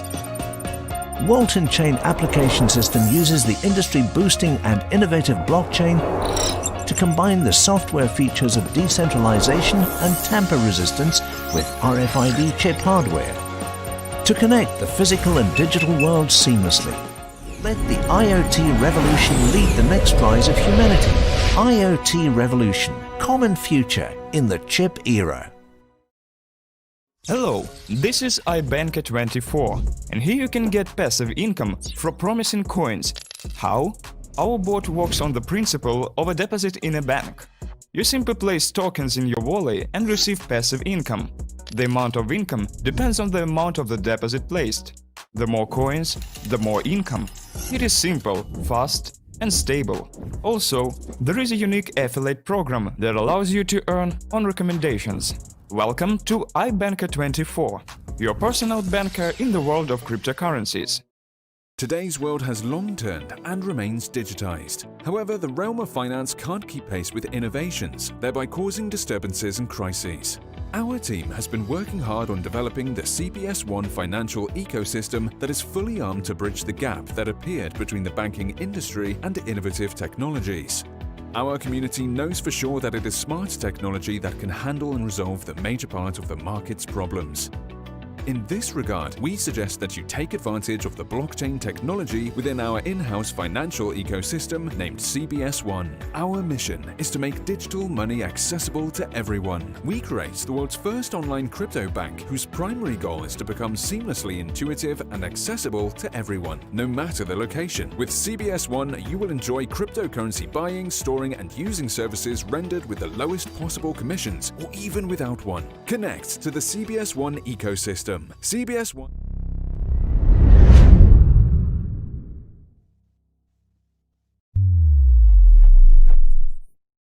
Друзья, мы опять с вами, и градус эфира очень хорошо поднимается. Потихонечку мы приходим к таким самым сочным темам. И мне очень приятно видеть Сергея Хитрова, это основатель и SEO компании Listing Help, и он расскажет, что придет на смену ICO и IEO. Наверное, стейкинг как способ заработка инвесторам и привлечения средств. Сергей, тебе слово.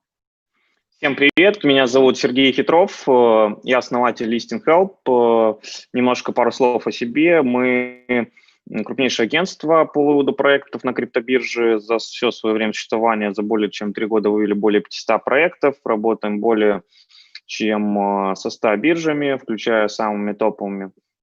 Сегодня я вам расскажу, что вообще придет на смену ICO, IEO, и немножко поговорим про стейкинг. Хотел на самом деле я здесь выделить во время своего выступления, вообще вот все выступление построить на информации о стейкинге, потому что действительно они сейчас дают очень много новых возможностей, но все-таки последние неделя-две показалось, что стейкинг это все-таки будет как дополнение, а не как что-то такое прям супер-пупер для сборов.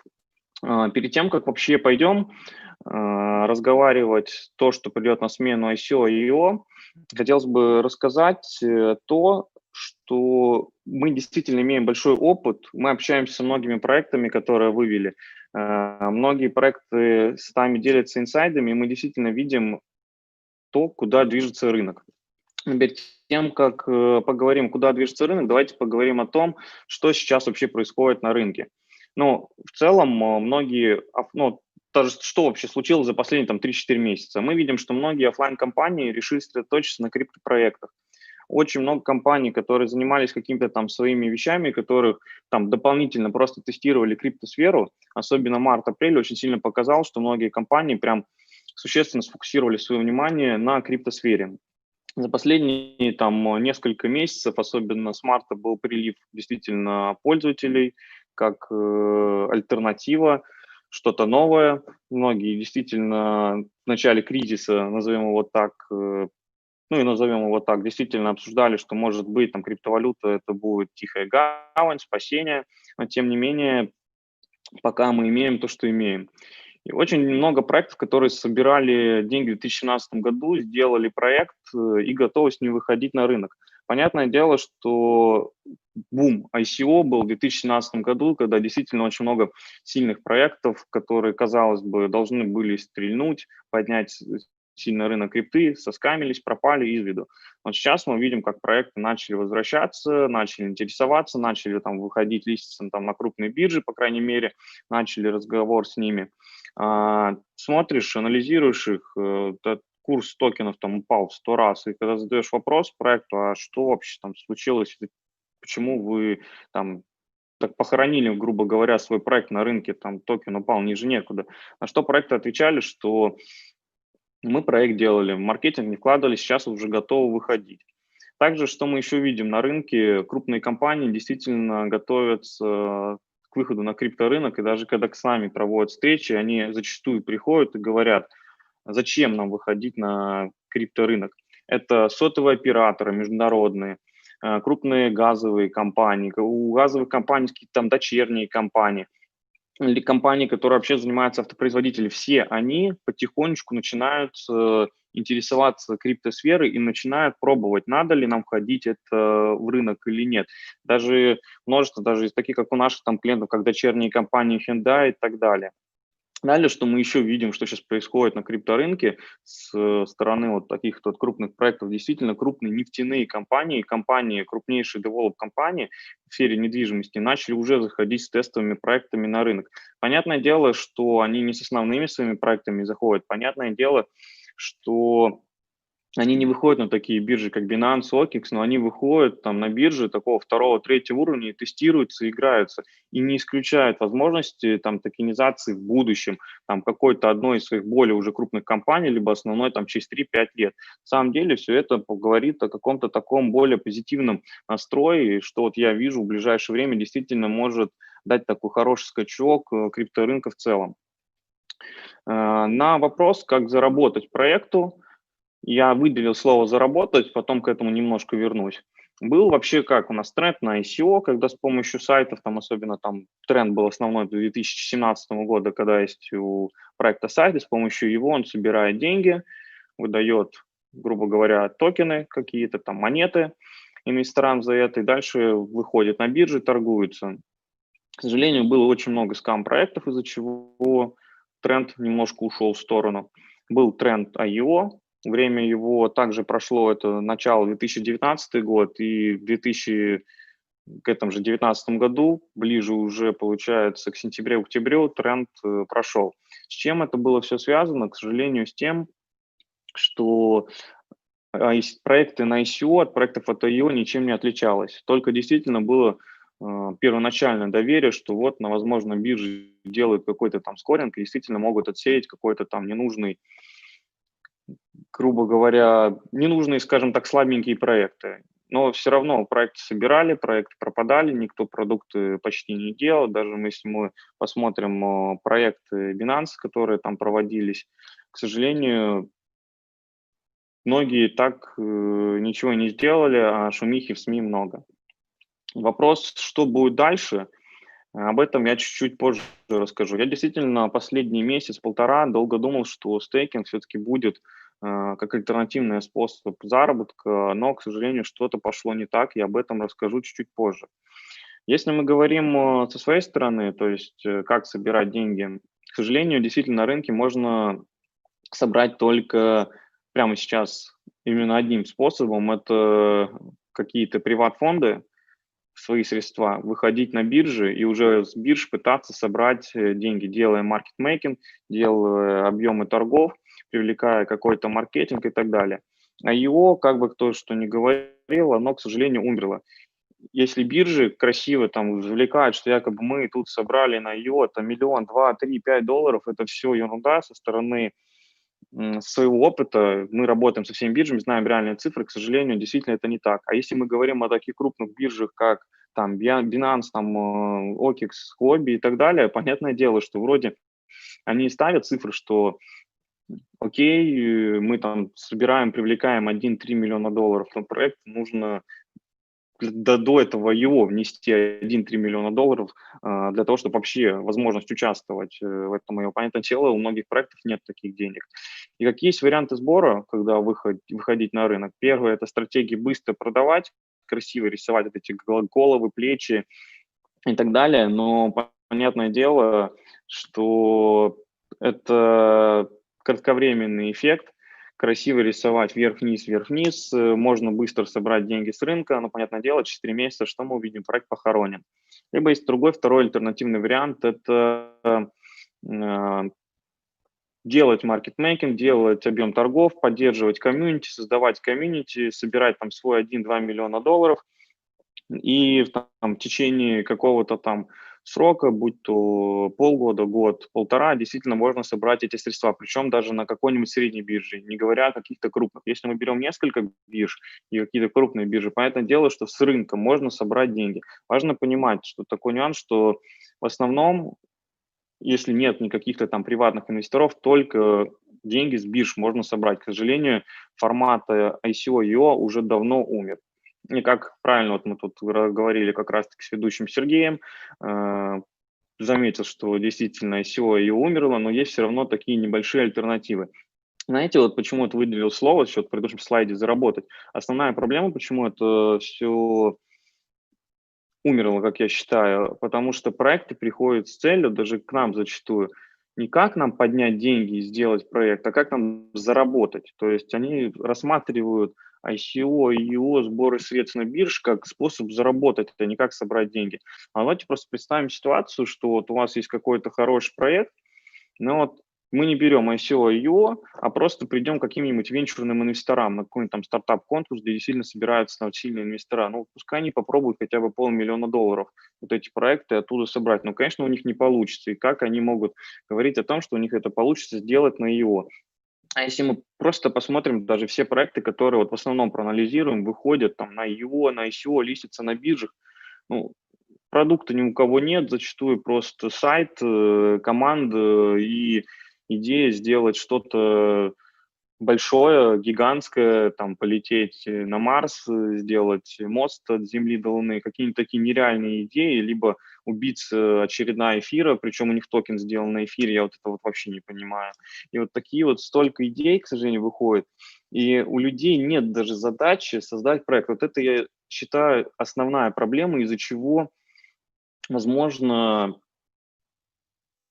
скажем так, не стрельнуло это все дело. Но, тем не менее, я могу так сказать, по нашему опыту, мы действительно видим множество сильных проектов, которые действительно делают продукты, которые действительно приносят пользу криптосообществу. И именно вот этот небольшой процент проектов действительно приносит и пользу, полезности, на которых можно заработать.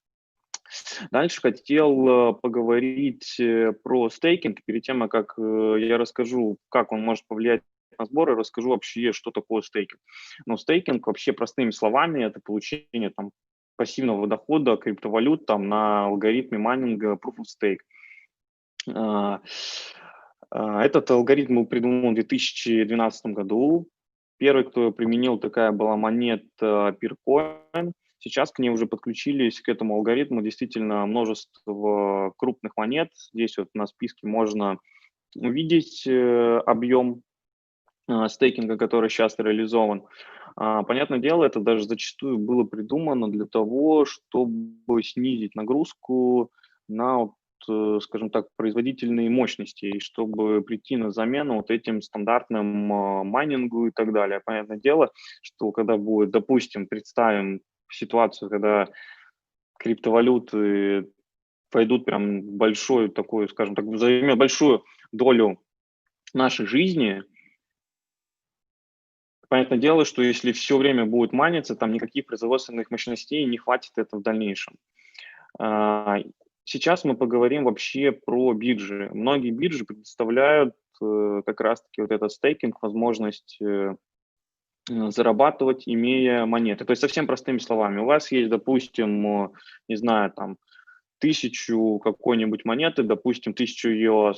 Вам не нужно его майнить с помощью майнинга, вы просто кладете их на биржу на стейкинг, и вам какой-то процент каждый день начисляется. Вы майните, вы получаете, скажем так, ваши монеты просто от того, что у вас лежат на балансе эти деньги. Совсем простыми словами.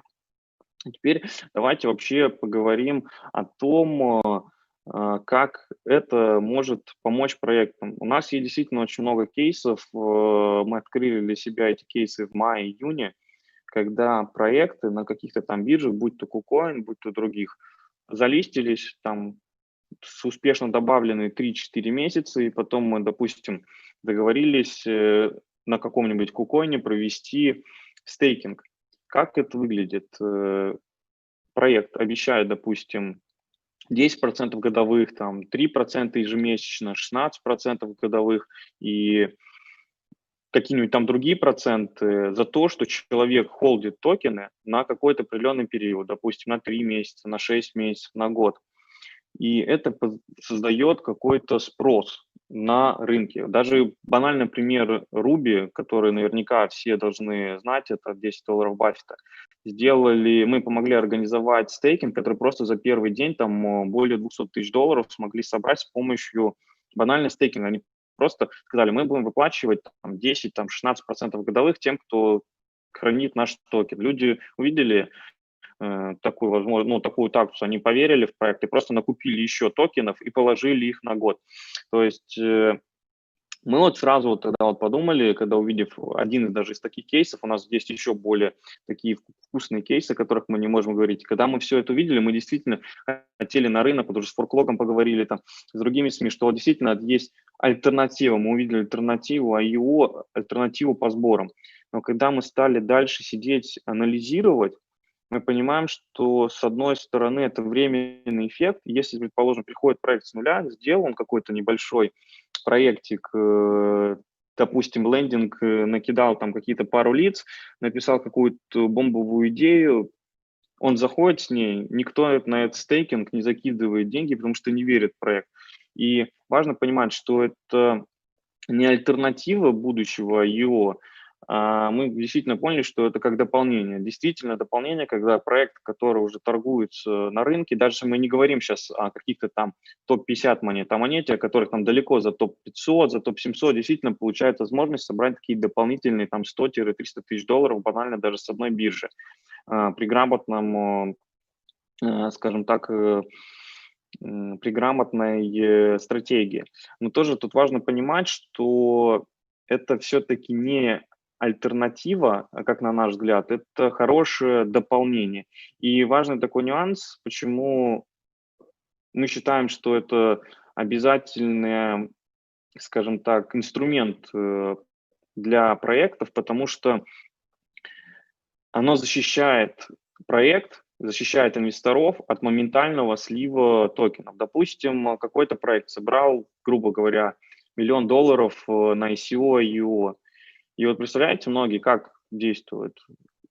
Вложил деньги, выходит на бирже, все, я фиксирую свою прибыль, неважно по какой цене, просто надо как-то избавиться от актива. Когда он видит, что есть возможность стейкинга, он не сливает, он, получается, начинает инвестировать, он кладет там их под проценты, и это защищает проект от слива токенов моментально. Здесь я вот взял скриншот. Я тебя прошу чуть быстрее, у нас там буквально... Да. Все, последний слайд я просто хотел рассказать, что вот просто пример топ-стейкингов по Binance. Понятное дело, что уже в стейкинг, если мы говорим про крупные монеты, инвестировано более, там, по данным Binance, более $8 миллиардов, суммарно в стейкинге еще может находиться там более 15-20 миллиардов. Есть большой нюанс. Если вы инвестируете, вот как сейчас обычно инвесторам таким совет, с помощью стейкинга, нужно понимать, что здесь есть риск. Вот здесь я привел примеры, что есть действительно монеты топовые, на топовых даже биржах. Стейкинг-то вроде вырос хорошо там, на там, 10-15%, действительно там прибавилось количество монет, но, к сожалению, есть очень много рисков, что монета волатильная, она может очень сильно упасть. И это показывает о том, что стейкинг все-таки действительно не просто, скажем так, он выгоден, но нужно внимательно считать, потому что действительно может быть какие-то там разницы существенные, из-за чего будут инвестора терять деньги. Но такой нюанс, что все равно я считаю, что нужно на это обратить внимание. Я про это могу говорить сейчас несколько часов. Я попытался кратко, скажем так, сузить это в 5-7 минут. В принципе, если есть вопросы, задавайте. Так я готов на какие-то вопросы ответить. Сергей, конечно же, к тебе есть вопросы, но у нас уже время закончилось. Мы очень рады тебя видеть. Извиняй, наш спикер уже вот-вот стучится в наши двери. Друзья, с нами был Сергей Хитров с компании Listing Help. Это SEO компания Listing Help. А мы уходим буквально на 2 минуты перерыв. Не переключайтесь. Hello, this is iBanker24, and here you can get passive income from promising coins. How? Our bot works on the principle of a deposit in a bank. You simply place tokens in your wallet and receive passive income. The amount of income depends on the amount of the deposit placed. The more coins, the more income. It is simple, fast, and stable. Also, there is a unique affiliate program that allows you to earn on recommendations. Welcome to iBanker24, your personal banker in the world of cryptocurrencies. Today's world has long turned and remains digitized. However, the realm of finance can't keep pace with innovations, thereby causing disturbances and crises. Our team has been working hard on developing the CBS1 financial ecosystem that is fully armed to bridge the gap that appeared between the banking industry and innovative technologies. Our community knows for sure that it is smart technology that can handle and resolve the major part of the market's problems. In this regard, we suggest that you take advantage of the blockchain technology within our in-house financial ecosystem named CBS1. Our mission is to make digital money accessible to everyone. We create the world's first online crypto bank whose primary goal is to become seamlessly intuitive and accessible to everyone, no matter the location. With CBS1, you will enjoy cryptocurrency buying, storing, and using services rendered with the lowest possible commissions, or even without one. Connect to the CBS1 ecosystem. CBS1 is the token that pays. Make money with us.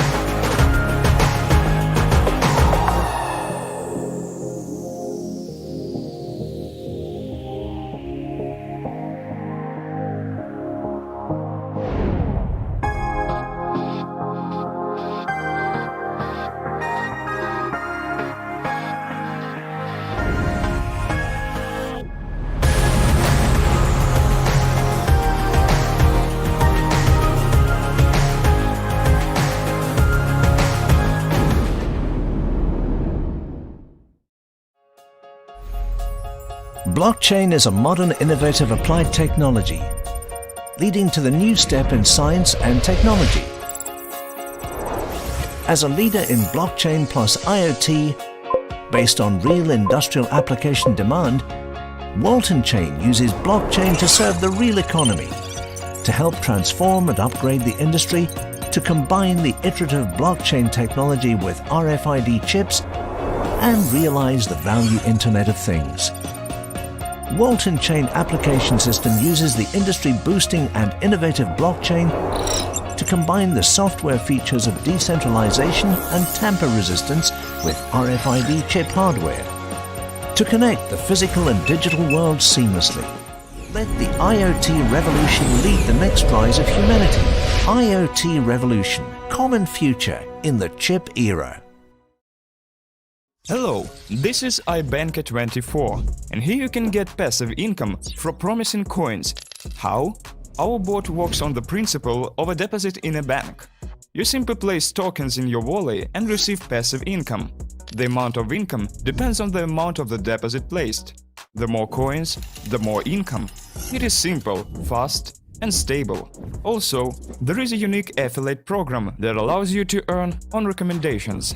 Welcome to iBanker24, your personal banker in the world of cryptocurrencies.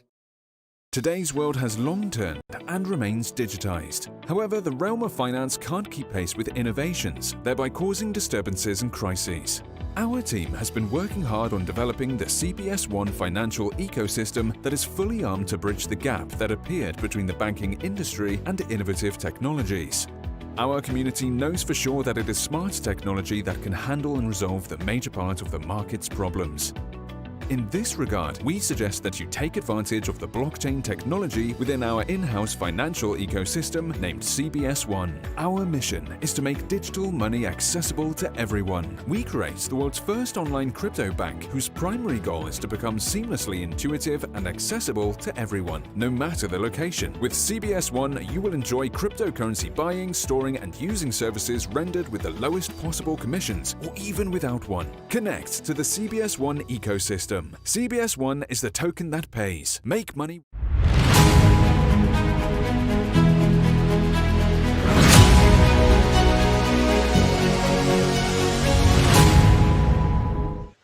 Друзья, на нашем небосклоне Digital Summit, это 4-й день Summit, мерцают, то есть ослепляют только звезды. Только звезды. И сегодня у нас в гостях, прям вот тут с нами, Митя Горошевский, это соучредитель и CTO Ton Labs, того самого Тона, проекта Ton, и его сегодняшняя его тема Free as in free Ton, not as free beer. Митя, очень приятно вас видеть. Вам слово. Очень приятно, спасибо. Здравствуйте всем. Хотел немножко рассказать про Free Ton и про то, что это такое, потому что на самом деле очень много всяких мы видим разных мнений и слухов по поводу запуска этого проекта. Наверное, по понятным причинам. Я эти причины сейчас перечислю буквально в 2 словах. Немножко истории. Как вы знаете, Telegram разрабатывал 2 года свой блокчейн. Блокчейн с технической точки зрения придуманный Николаем Дуровым и его командой.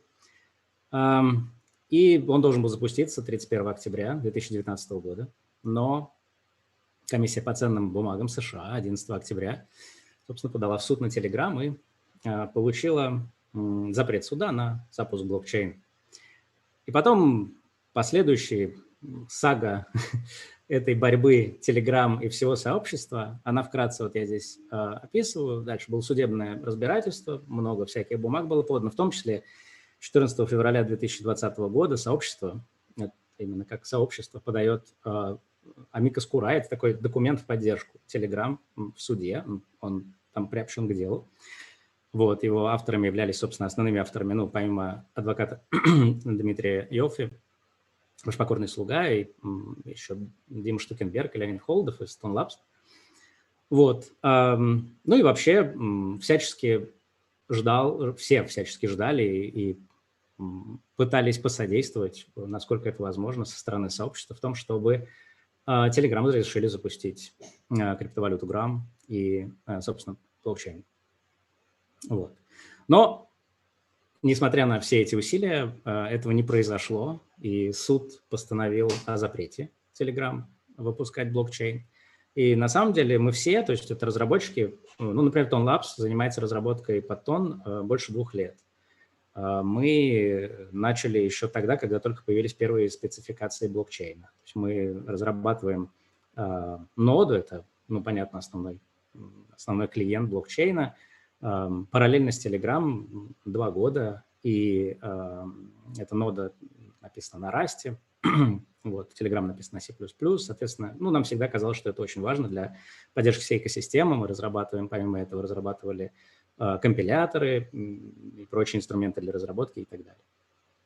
В общем, короче говоря, к 31 апреля, когда заканчивалась дата перенесения запуска Telegram, ну, в комьюнити было, наверное, несколько тысяч, может быть, пару, 2-3 тысячи разработчиков уже, и довольно много, помимо разработчиков, довольно людей, которые заинтересованы были в запуске этого проекта. Мы ждали, надо сказать, до последнего. Ну, мы думали, что есть еще возможность, что каким-то образом Telegram удастся разрешить эту ситуацию и запустить блокчейн. Приблизительно к началу мая, собственно, первой недели мая, стало понятно, что этого не произойдет и что блокчейн не будет запущен. И было, ну, собственно, 2 варианта. Можно было разойтись по домам, забыть о всех тех инвестициях, которые были сделаны в эту технологию, забыть об этой технологии как таковой, о чем я сейчас немножко поговорю, собственно, чем она так уникальна. Ну и все. А был другой вариант. Другой вариант – этот вариант запустить просто блокчейн на той технологии open source, или я бы даже сказал free software, то есть свободное программное обеспечение, которое на тот момент было сделано. И, собственно, 7 мая 2020 года комьюнити решает запускать проект, называет его Freeton. И мы еще поговорим сегодня о том, почему Freeton именно. И, собственно, запускает его. Надо сказать, что ну, очень большой резонанс вызвал этот запуск. Собственно, блокчейн запустили 23 команды.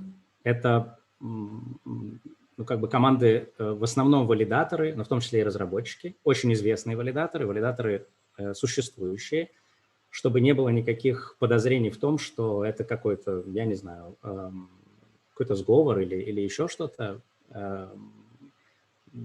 Мы как бы разговаривали внутри комьюнити, и, в общем, валидаторы таких сетей, как Космос, Polkadot и других, Tezos и так далее, собрались вместе и запустили Freeton. Ну, естественно, что поддержку техническую в основном организовал Ton Labs по понятным причинам, вот, но также и другие разработчики. На самом деле очень большой резонанс, то есть десятки тысяч человек смотрели онлайн, приблизительно 7 миллионов человек узнало об этом так или иначе вокруг этой даты. Да? Вот. Значит, за меньше чем 2 недели проекта 2700 валидаторов записалось, 2000 разработчиков добавилось к комьюнити. Сейчас идет у нас конкурс валидаторов, в котором участвуют больше 350 валидаторов сейчас. Это валидаторы просто из комьюнити, просто люди, которые пришли поучаствовать в конкурсе. Это сейчас идет 2-я неделя. Будет еще 2 недели этого конкурса, по итогу которого значит, будут разданы токены в сети, и вообще все токены сети будут разданы бесплатно через конкурс. Это достаточно уникальная на самом деле механика, потому что у нас была проблема. Проблема заключается в том, что в основном, когда Proof of Stake блокчейны запускаются, у вас есть кто-то, у кого есть стейк. То есть у вас есть инвесторы, которые заплатили деньги и у которых есть стейк. Таким образом, вы можете запустить блокчейн, в котором этим стейком будет гарантирована безопасность блокчейна, да, потому что люди не хотят терять свои деньги. А тут нам запустить надо блокчейн без того, что кто-то, мы не продали и не продаем ничего. Я хочу сказать, кстати, довольно много мошенников вокруг этого сейчас, вокруг Freeton. Я хочу всех предупредить, Freeton не продает никаких токенов, нет никакого ICO, никаких инвесторов никогда не было привлечено и так далее и тому подобное. То есть, ну реально, если вы увидите, где-то кто-то продает вам по телефону, а это есть, кстати, реклама в Фейсбуке, мы жаловались как могли, но просто это невозможно, по-моему, искоренить. Вот, пожалуйста, ничего такого не покупайте. Вот. Таким образом, нам нужно раздать все токены так, чтобы обеспечить децентрализацию, но при этом так, чтобы обеспечить и безопасность тоже. Достаточно, если вы подумаете об этом, достаточно сложная история. Вот. И поэтому мы решили просто раздавать это через конкурсы. Конкурсы – это значит, что это на основе мерита, на основе того, что вы что-то делаете ради этого блокчейна, ради этого сообщества, и взамен получаете токен. Ну и, собственно, само сообщество решает, сколько кому токенов раздать. Вот это если вкратце. Теперь я просто записал 3 вопроса такие, которые в основном крутятся вокруг всего этого. Да? Во-первых, некоторые говорят, что фритон – это форк тона. Да? Во-вторых, почему вообще надо было запускать сеть на технологии тон, наверное, тоже интересует. И в чем ценность тон без аудитории Telegram. Ну, тут, во-первых, хотелось бы просто привести пример, то есть слова самого Павла Дурова, который сказал в своем, собственно, заявлении о том, что Telegram заканчивает, проект.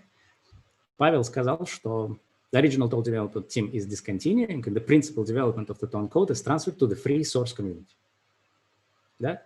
То есть все прекрасно понимают, что эта технология не должна умереть, и софтвер, который написан, это сотни тысяч строк кода, они просто не должны умереть, и кто угодно может их запустить. Вот когда мы говорим free software, да, свободный софт, я просто хочу напомнить о 4 принципах свободного ПО, которые сформулированы Ричардом Столманом для Free Software Foundation в феврале 1986 года. Freedom to run the program for any purpose. Мы можем запустить программу для любого назначения. Freedom to study how the program works and change it. Мы имеем право изучать программу, как мы хотим, если она принадлежит к свободному ПО.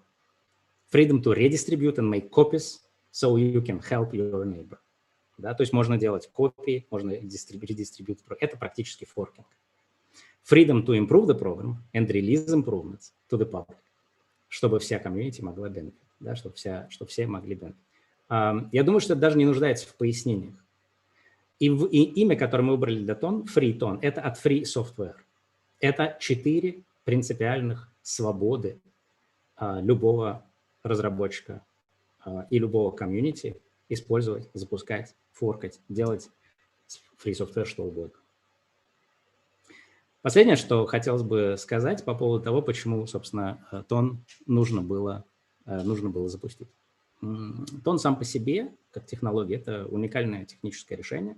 Это динамический шардинг, блокчейн, который, фактически может выдержать любую нагрузку. На сегодняшний момент из подобных проектов, если мы говорим про шардинг, то понятно, что есть эфир 2.0 и так далее, но если мы говорим про шардинг динамический или шардинг, который может выиграть практически любую нагрузку, выдержать, и имеется в виду не просто нагрузку, что в принципе он когда-то может ее выдержать, да, а имеется в виду, что он может, просто давайте говорить про какие-нибудь там, я не знаю, 100 тысяч, 200 тысяч, миллион транзакций в секунду, то это можно говорить только про таких проектов, как NIR, например, таких проектов, как Solana, которые против шардинга, но, тем не менее, это быстрый блокчейн, да, если так можно сказать, быстрый. В чем суть? Почему это вообще важно? Потому что на таком блокчейне можно построить целый децентрализованный интернет. Можно построить вообще другой интернет, который будет противостоять цензуре не только в рамках финансовых транзакций. То есть, на сегодняшний момент нам удалось построить такой блокчейн, как биткоин, например, или эфир, там 1.0, да. Мы можем простые транзакции или небольшие смарт-контракты поддерживать. Но если мы хотим строить децентрализованный прям интернет на блокчейне, то тогда нам понадобится немножко больше. Нам понадобится что-то, что может это все выдержать, как инфраструктура. Когда пользователь открывает приложение, он хочет с ним работать так же, как он сегодня работает с каким-нибудь Фейсбуком. То есть, чтобы бэкэнд, с которым работает приложение, работал бы так же быстро, как, например, бэкэнд Фейсбука сегодня. Еще одна интересная очень особенность, о которой я не мог не сказать, это то, что тон отличается от всех блокчейнов тем, что в тоне все аккаунты – это смарт-контракты. То есть нет разделения между аккаунтом и смарт-контрактом. Все смарт-контракт. И это позволяет не просто, на самом деле, писать программы. Это новая парадигма, которая это мировой компьютер, на котором можно не просто там какую-то программу одну написать или две, а можно написать реальные сложные программные комплексы целые. То есть можно реально создать цепочку из такого рода смарт-контрактов, очень длинную, очень большую, и все еще пользоваться ей как обычной программой, которой привык пользоваться. Я думаю, что в целом, это все, наверное. Я думаю, что я уложился во время. Да, вы не то чтобы уложились, вы прям тютелька в тютельку попали. Это огромная вежливость от спикеров, которые приходят вот на наши ивенты. И я без преувеличения скажу, что это и вправду звезды нашей индустрии. Знаете, мне хочется прям буквально маленькую часть добавить к нашему большому сожалению, что Стив Возняк от Apple, его там слова, к сожалению, все то, что я сделал в жизни, я сделал это бесплатно. К сожалению, Linux появился в тот момент, когда Linux работал в Apple, и точно так же. К сожалению, мы сейчас видим open source money, к сожалению, мы видим биткоин и не видим Сатоши, который выкинул все это дело миру, и, к сожалению, мы точно так же пришли к тому. Мы не понимаем, почему человеческая натура именно такая, но пока с этим ничего не можем сделать. Спасибо огромное за ваш прям очень хороший спич. Нам очень сильно понравилось, и мы все в восхищении. Еще раз вам спасибо. А мы переходим уже дальше. Наш саммит продолжается. Catherine? Yeah, and thank you so much from me and from, I guess, the entire community for what you guys did with Tom. And our next speaker is Sergey Sevantsyan. He is the development manager of Cyber Congress, and he's going to talk about the decentralized Internet of Things and why it's better or worse than the centralized one. Today's world has long turned and remains digitized. However, the realm of finance can't keep pace with innovations, thereby causing disturbances and crises. Our team has been working hard on developing the CBS1 financial ecosystem that is fully armed to bridge the gap that appeared between the banking industry and innovative technologies. Our community knows for sure that it is smart technology that can handle and resolve the major part of the market's problems. In this regard, we suggest that you take advantage of the blockchain technology within our in-house financial ecosystem named CBS1. Our mission is to make digital money accessible to everyone. We create the world's first online crypto bank whose primary goal is to become seamlessly intuitive and accessible to everyone, no matter the location. With CBS1, you will enjoy cryptocurrency buying, storing, and using services rendered with the lowest possible commissions, or even without one. Connect to the CBS1 ecosystem. CBS1 is the token that pays. Make money with us.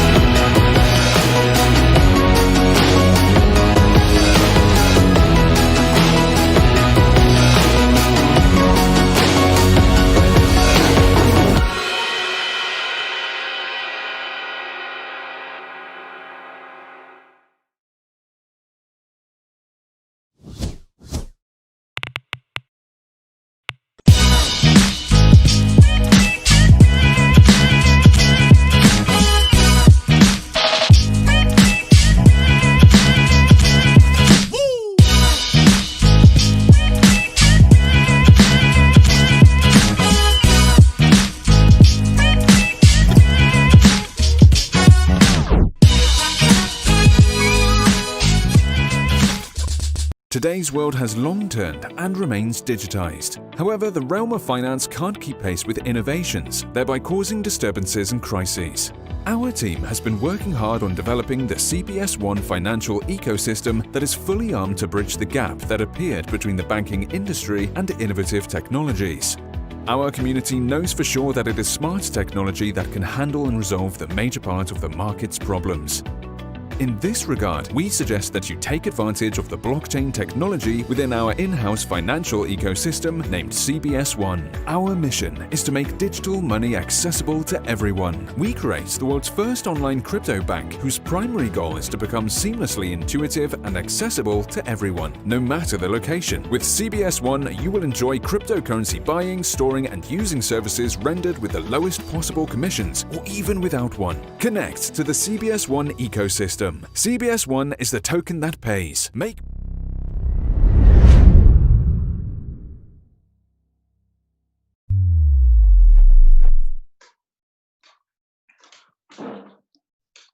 Да, всем привет. Симоновский Сергей.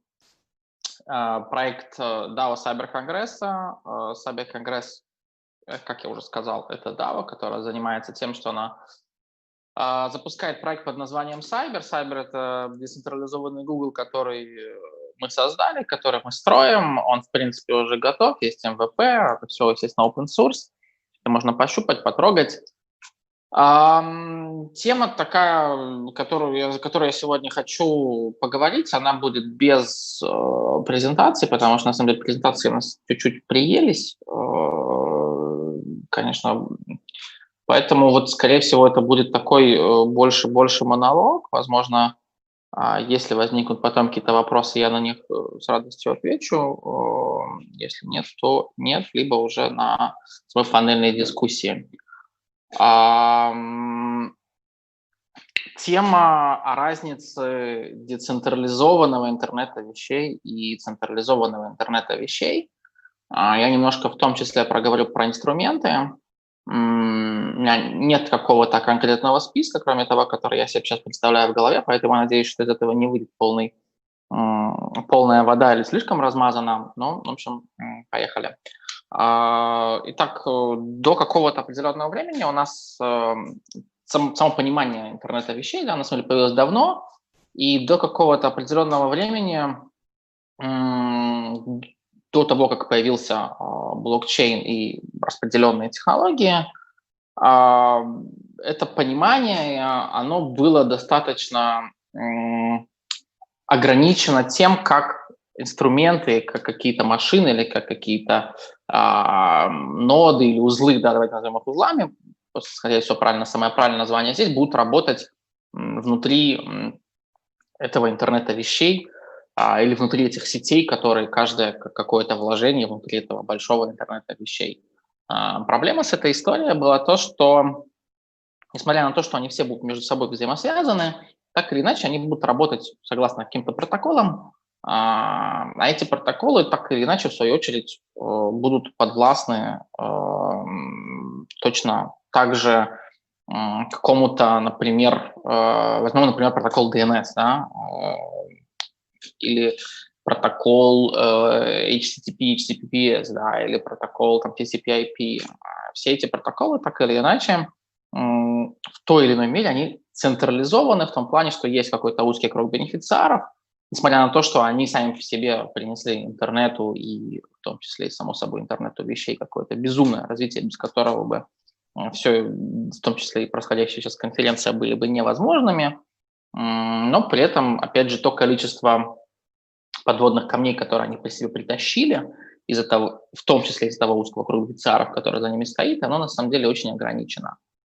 С появлением каких-то распределенных технологий, я постараюсь не уходить в этом монологе в технические подробности, потому что иначе это будет очень сложно.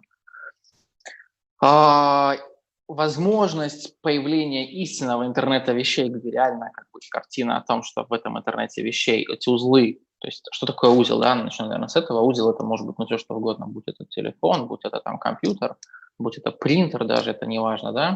Ну, когда мы говорим про вещей, мы говорим, конечно, о более широком понятии, но говорим сначала мелкое, оттуда уже буду говорить про более крупное. Появилась возможность при появлении этих технологий для этих вещей истинно работать не то чтобы вне зависимости ни от чего, потому что так или иначе за ними все равно кто-то стоит и контролирует их, да, то есть это будет владелец этого узла, но при этом, когда добавляется туда консенсус, добавляется туда распределенная сеть, появляется такая вещь, что уже один владелец не может что-то контролировать, да, эти машины делают какое-то вычисление, и между собой приходят к какому-то соглашению об обмене ценностями внутри этой сети. Что такое ценность? Это может быть любой ресурс, например, деньги, да, или то, что называется там громким словом криптовалюта. Но при этом, само собой, понятно, что ценность не обязательно должна быть, или ресурс не обязательно должен быть денежным. Это может быть репутационный ресурс, это может быть время какое-то потраченное на какое-то исполнение задач и так далее и тому подобное. И отсюда уже тут закончу мысль, потому что куда-то потерял ее сам. Какая вообще, окей, хорошо, вот мы получили интернет вещей, которые пока, еще раз, кстати, очень важно понимать, что на данный момент все, о чем я говорю, до конца на самом деле не то чтобы не существует, оно существует в каких-то тестовых и полутестовых имплементациях, то есть нет меш-сетей как таковых, которые прям работают, да, но такого не существует на данный момент. Есть какие-то там тестовые имплементации, которые какие-то ограниченные очень маленьким количеством узлов имплементации существуют. И поэтому стоит, наверное, делать скидку здесь на то, что те технологии, о которых я говорю, и тот интернет вещей, о котором я сейчас говорю или мечтаю, да, как правильно сказать, я не уверен, он, наверное, пока еще не пришел к тому состоянию, которому можно сказать, ага, вот я там юзер, мне там, или там бабушка, да, вот как мне им воспользоваться? Пока никак. То есть на данный момент можно, конечно же, прийти, взять какую-нибудь там IOTA, например, посмотреть, что она делает, при этом в IOTA тоже есть какой-то там контроллер транзакций, который помогает, я не забыл слово правильное, как он называется, который помогает эти транзакции компьютить, высчитывать, да, чтобы не все было так медленно, и так далее и тому подобное. Но при этом все равно даже в этих проектах мы уже видим какое-то продвижение от того момента, где каждый узел внутри этой сети контролировал бы кто-то один бенефициар, да, то есть он бы мог сказать, ага, вот этот узел я сейчас отключу, а вот этот я сейчас включу, а вот эту машину я сейчас вообще там, я не знаю, что там ей сделаем, да, тут уже у нас появляется немножко более обширное пространство для маневра. В том числе самое интересное, да, и что добавляет экономика. Опять же, мы говорим про блокчейн-экономику сейчас, хотя это, наверное, может быть и не обязательно, но пока это, наверное, лучший инструмент, который позволяет осуществить то, о чем я буду говорить, а это непосредственно каждый из этих узлов в этом интернете вещей, или каждой машине, или каждому девайсу, как хотите, так и называйте, позволять получить автономность не только за счет этой архитектуры, а в том числе за счет экономических каких-то моделей. Например, опять же, получение токена, если этот токен находится в открытом блокчейне, в котором реально есть то, что мы называем децентрализацией, потому что не все золото, что блестит, и не все блокчейны, потому что база данных, да, это не значит, что эта база данных открытая, не означает, что она распределенная, не означает, что она децентрализована. Если она, да, такова, то, собственно, тогда эти роботы или эти девайсы, или кто бы там это ни был, получают, точнее, эти девайсы становятся роботами. Вот тут очень важное такое прогрессирование, да, они получают некую автономность, потому что они получают собственные деньги на основе каких-то простых алгоритмов машинного обучения, прошу прощения, они могут обучаться каким-то действиям. Тут можно, конечно, и долго дискуссировать, опять же, по поводу разницы между закрытыми алгоритмами машинного обучения и открытыми машинами алгоритмов обучения. Когда мы говорим с вами о закрытых о закрытых базах данных и закрытых алгоритмах машинного обучения, что мы получаем? Получаем то, что как раз-таки вот эту всю фантастику по поводу там Скайнета, терминаторов и так далее и тому подобное, на что там однажды сказала там одна из представительниц компании Microsoft о том, что Ну, все это бред, потому что мы же как люди создаем эти машины по собственному образу, и никогда они не будут плохими. Но при этом, как я могу как человек удостовериться, не будет ли этот девайс вести себя некорректно в этом интернете вещей, если я не знаю, на чем он обучался, кто его обучал, я не очень понимаю, кто его контролирует. Когда у нас сеть открытая, когда у нас интернет вещей децентрализован, и эти, самое важное, да, машинные, точнее, эти девайсы обучаются на алгоритмах машинного обучения, которые, что называется, простите, открытый ИИ, OpenAI, sorry, тогда мы получаем возможность удостовериться в том, что девайсы внутри этого интернета вещей реально не будут там плохими, или если они плохие, мы попытаемся, возможно, как люди, опять же, это субъективная оценка, что есть плохо, что есть хорошо, попробовать его там обучить в каком-то другом направлении.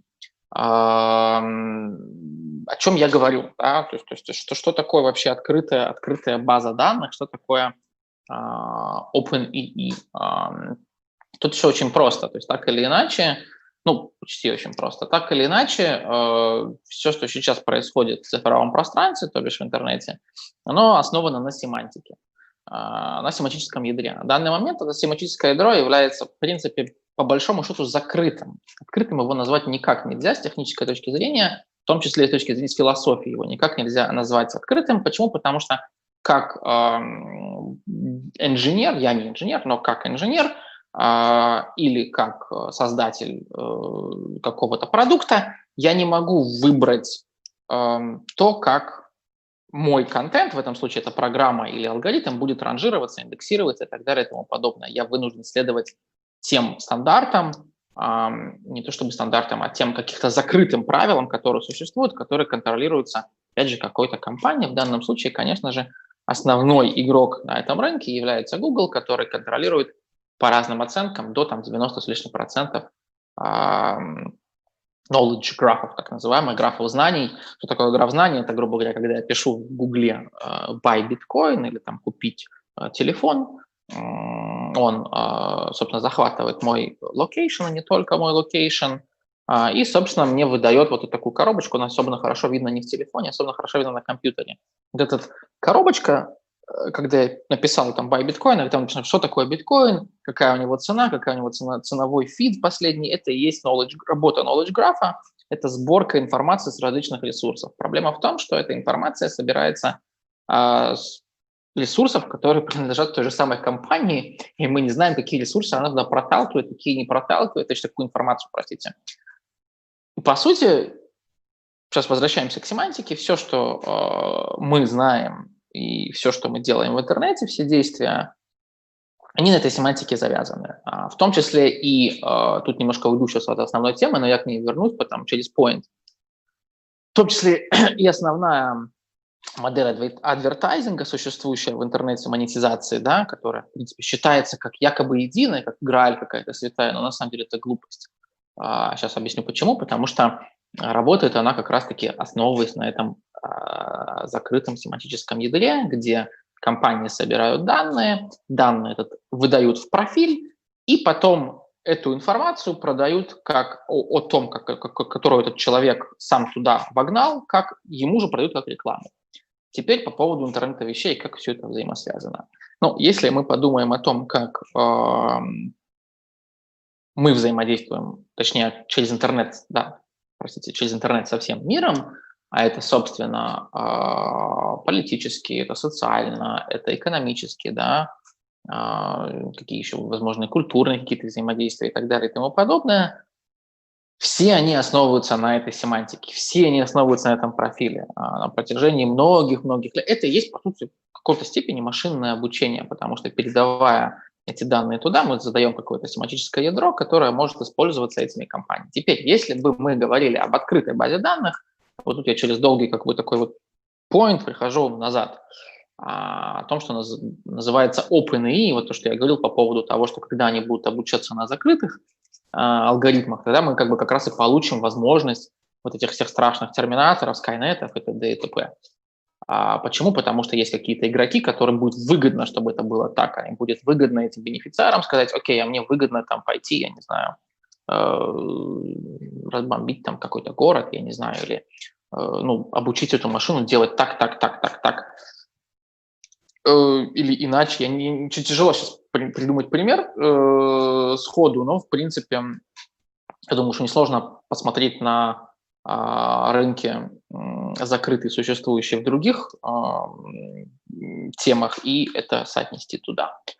Если же эти машины будут обучаться на том, что задают им все как пользователи, да, мы можем всегда видеть, куда это ядро будет идти, там, влево или вправо, да, и субъективно, в том числе создавать какие-то собственные ядра внутри этого ядра, которые, опять же, будут прозрачные и аудитируемые, простите, в том числе и как прозрачные очень важно, и подтверждаемые в том числе, что тоже очень важно, то тогда эти машины, в принципе, могут обучаться уже совершенно другим штукам, и тогда этот интернет вещей, он будет, скорее всего, точно не закончится там, Skynet и т.д. и т.п. Тут, конечно же, нужно полагаться на то, что называется wisdom of the masses или wisdom of the crowd, да, если я не ошибаюсь, точнее, на русском сегодня забыл, как это называется. Смысл в том, что да, вот.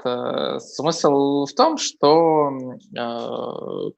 какое-то объединение людей, способных за себя мыслить, а то, что на данный момент продается нам, к сожалению, какими-то и политическими там строями, какими-то, вот в том мире, в котором мы живем, что люди не способны себя мыслить, поэтому над ними нужен какая-то надстройка в виде государства, которая за них будет мыслить. Это не так, да. Это абсолютно уже 1000 раз там доказуемо, что это не так действует, и в природе механизмы действуют не так. Достаточно посмотреть на то, как развивается там, сейчас, конечно, прозвучит crazy, но так и есть. Как развивается там, обычный лес, обычная лесная структура, как развиваются там ульи, как развиваются муравьи. Неважно, господи, как развивается Вселенная сама по себе. Как развиваются нейронные связи в голове у человека, да, как там шипики выстраиваются, и как, не будем уходить о том же, как работает мозг. Достаточно я, наверное, об этом знаю, чтобы об этом рассказывать, но, тем не менее, примеров о том, что не нужно это все контролировать, а гораздо правильнее бы это все было оставить и открыть, их предостаточно, и они сами себя доказывают о том, что они делают не хуже, а лучше. Причем не хуже и не так же, а именно лучше. Вот это тоже очень важно понимать. И опять же, возвращаясь в этот интернет вещей и о том, почему децентрализованный интернет вещей, чем он лучше и в чем он отличается. Вот во всем в этом. О конкретных какой-то без воды, о конкретных каких-то кейсах я сразу сказал, что о каких-то таких глобальных вещах говорить тяжело. Но при этом, если уйти немножко от темы, не то чтобы уйти, есть такая тематика популярная, которая называется Web3. Мы ее там у себя в проекте любим называть «Великий веб». Почему? Потому что мы считаем, что существует достаточное количество технологий, чтобы та версия веба, которая сейчас существует, там третья, да, или там, она достаточно долго оставалась такой, не значит, что она не будет апгрейдиться, потому что иначе мы возвращаемся в ту же дырку. Это означает просто то, что она достаточно хорошо продвинулась и получила те инструменты, чтобы дать людям возможность с ней работать и превратить ее во что-то стоящее для каждого, субъективно для каждого. Это тоже очень важно, потому что субъективное значение играет, как мне кажется, гораздо большую важную роль, чем объективная. Очень часто, несмотря на то, что, возможно, это немножко эгоистично прозвучало, но если мы будем нечестны сами с собой, будем говорить, что как бы ценность не играет роли, тогда, тогда как бы получится очень грустно. Возвращаясь как бы к Web 3, какую роль он играет в интернете вещей, я думаю, что прямую, что вообще, я не знаю, что является частью интернет-вещей Web 3 или Web 3 интернетом вещей, а скорее всего они как-то там какие-то большое взаимодействие друг друга в каком-то клубке. И вот как раз-таки про Web 3 очень много примеров на самом деле, начиная от, я объясню, как я это связываю к интернету вещей через вот пару мыслей. Например, возьмем какой-нибудь банальный, ну, не банальный, да, какой-нибудь там проект типа там Арагона. Кто такие Арагон? Арагон – это ребята, которые создают то, что называется DAO, децентрализованная автономная организация. Точнее, не они их создают, а они создают инструментарий для того, чтобы люди создавали эти децентрализованные автономные организации или объединения, назовем их, да, может быть, даже так лучше будет прозвучить, но там по правде говоря, там слово организации стоит, но тут не от слова организация как компания, а от слова организация как люди, которые самоорганизуются. Причем здесь все это? Вот эти организации децентрализованные автономные дают какую-то возможность людям по интересам прийти, объединиться по интересам, потратить какие-то свои собственные ресурсы, которые они считают субъективно важными, будь это, в принципе, денежный поток, будь это, там, я не знаю, опять же, время свое на работу и т.д. и т.п. на эту организацию или на это объединение, в отличие от того, что в таких же централизованных структурах это очень сложно. И заканчивая, там, знаете, такими более уже конкретными примерами о том, что открытие такой децентрализованной организации со всеми инструментарием обойдется там, человеку $50, в отличие от того, что если я пойду открывать там ЛТД, ГМБХ, ООО или там еще что-то, это обойдется мне там гораздо больше, да, мы говорим о нескольких тысячах долларов, а выше, в зависимости от там, юрисдикции. Эти DAO не подвластны юрисдикции. Причем здесь интернет вещей, да, возникает вопрос. Ну, в прямом здесь смысле интернет вещей, потому что в интернете вещей эти DAO могут существовать, они непосредственно как бы взаимодействие имеют. И в принципе, почему бы, да, не задаться вопросом, а почему не могут эти девайсы, если у них есть собственная экономика, которую они могут, в принципе, понимать, почему у них не могут быть такие объединения, почему у них этих объединений не могут быть. И я вам скажу больше того, что, скорее всего, эти инструменты, скорее мы, как люди, пытаемся везде семантику притянуть, потому что, на самом деле, для машины пофиг, что такое семантика, да, она видит точку «из» и точку «в». И когда мы начинаем там в Гугле искать там какой-нибудь, я не знаю, ну вот я напишу сейчас там у себя котик, я не буду искать конкретно котиков, я буду искать контент, в котором есть котики. Правильно ли это или нет, я не знаю. Мне тяжело на этот вопрос ответить. Опять же, это очень-очень субъективный вопрос. Академически, наверное, это правильно. Академически, то есть тот граф знаний, который мы там у себя в проекте строим, где у нас есть из и к, но мы используем не location, при этом, ну, неважно, сейчас не хочу в технические термины уходить, тем более в проект, скорее не является там академическим графом знаний, но при этом почему бы и нет. Кто там будет спорить, если кто-то пришел и решил, это и есть разница, опять же, между централизованными инструментами. Если они логически, как и экономика, есть какое-то разумное логическое объяснение, и это объяснение есть более чем у одного человека, и это, точнее, довод логически разумный, пришел к нему более чем один человек, простите, путаюсь, потому что все-таки реально без записи, поэтому пытаюсь мысль сформулировать правильно. То почему бы и нет, почему бы у этого не может возникнуть другого понятия. Тут самый простой пример – это какая-нибудь там взять, опять же, чтобы было на примерах, берем какую-нибудь там психологию и DSM. То есть DSM – это Библия психологии, так называемая, где описаны не болезни, а отклонения, да, наверное, правильно, что болезни, наверное, тут неправильно применять. И если там в каких-то DSM-ах там описывали в английском такое слово, как абнормальность, перевод на русский не норма, ненормальность, то в каком-то DSM, по-моему, в 4-м мы перестали описывать, потому что поняли, а что такое не норма? Кто должен говорить, что есть не норма, а что есть норма? Ну, опять же, это про другое, возвращаясь к интернету вещей.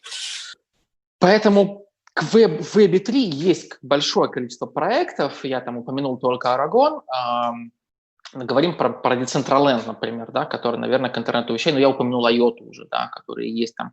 Вот Decentraland, это, наверное, все слышали про Second Life, и который до сих пор вроде бы даже существует. Конечно же, там, если посмотрим на статистику Second Life, мы увидим, что количество пользователей постоянно падает, количество вовлеченности постоянно как бы снижается.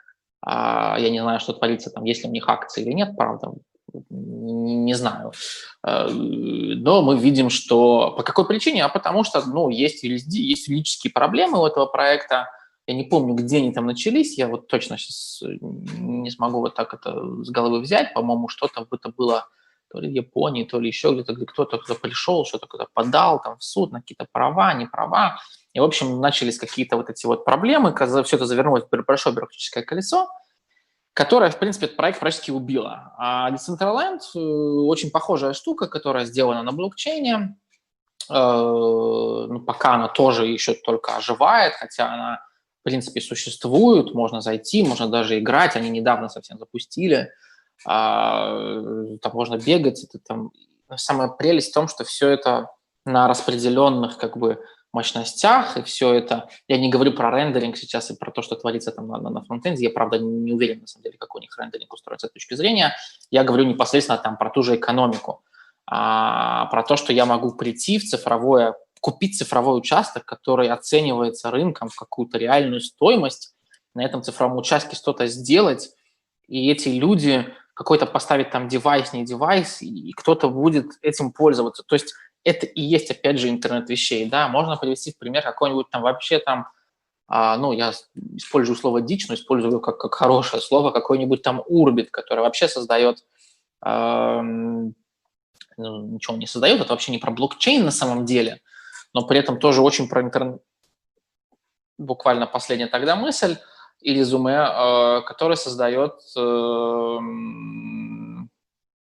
не экономику, как раз-таки пытается децентрализовать вычисления, распределить вычисления в том плане, что у каждого человека должен быть, как они говорят, свой сервер, или иначе, если мы храним все в облаке где-то там, тогда какой же это децентрализованный интернет вещей? Никакой. Вот. И в резюме, наверное, много тут было сказано мыслей, да, но в резюме скажу, что вот если мы все будем следовать какому-то консервативному и консерватизму, да, и банальному интернету вещей, который был описан когда-то там кем-то, т.д. и т.п., а не смотреть на те технологии, которые появляются и добавляются, и могут этот интернет вещей не то чтобы только децентрализовать, а улучшить, дать ему больше возможностей, больше экономических incentives, больше взаимодействия интерактивного, то почему бы и нет, почему бы этими не воспользоваться? Вот примерно вот так вот. Надеюсь, что было понятно. Спасибо. Всем пока. Hello, this is iBanker24, and here you can get passive income from promising coins. How? Our bot works on the principle of a deposit in a bank. You simply place tokens in your wallet and receive passive income. The amount of income depends on the amount of the deposit placed. The more coins, the more income. It is simple, fast, and stable. Also, there is a unique affiliate program that allows you to earn on recommendations.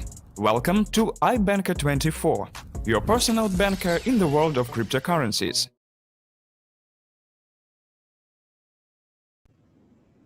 Well, thank you so much for your speech. And now we're going to talk a little bit about our sponsors, right? Is that what we're doing? Yeah. Yes, it's your turn. Yes, please. The general sponsor of the summit is CBS1. The organizer of the conference is Sergey Patrick, the co-founder of UMC. Diamond partners are Calibri Group, Coindar, Astral KKM, Dictum Factum, Emirates, iBanker24, Bkey. Gold partners are Best Invest Block, Bingbon, ARPA, Bolton Chain, Cybervein, Amcoin, Club IT and Digital of Directors IT, Crypto Money, Coin Codex, Snapperbus, Bybee. The main media partner is 4O'Clock, and the main technical partner is Platinum Software Development. Sergey? Друзья, друзья, наш следующий спикер – это Дмитрий Ивченко, сооснователь генерального спонсора компании CBS One, и его топик «Как с помощью крипторешений усилить традиционный бизнес». Очень скоро его ожидаем.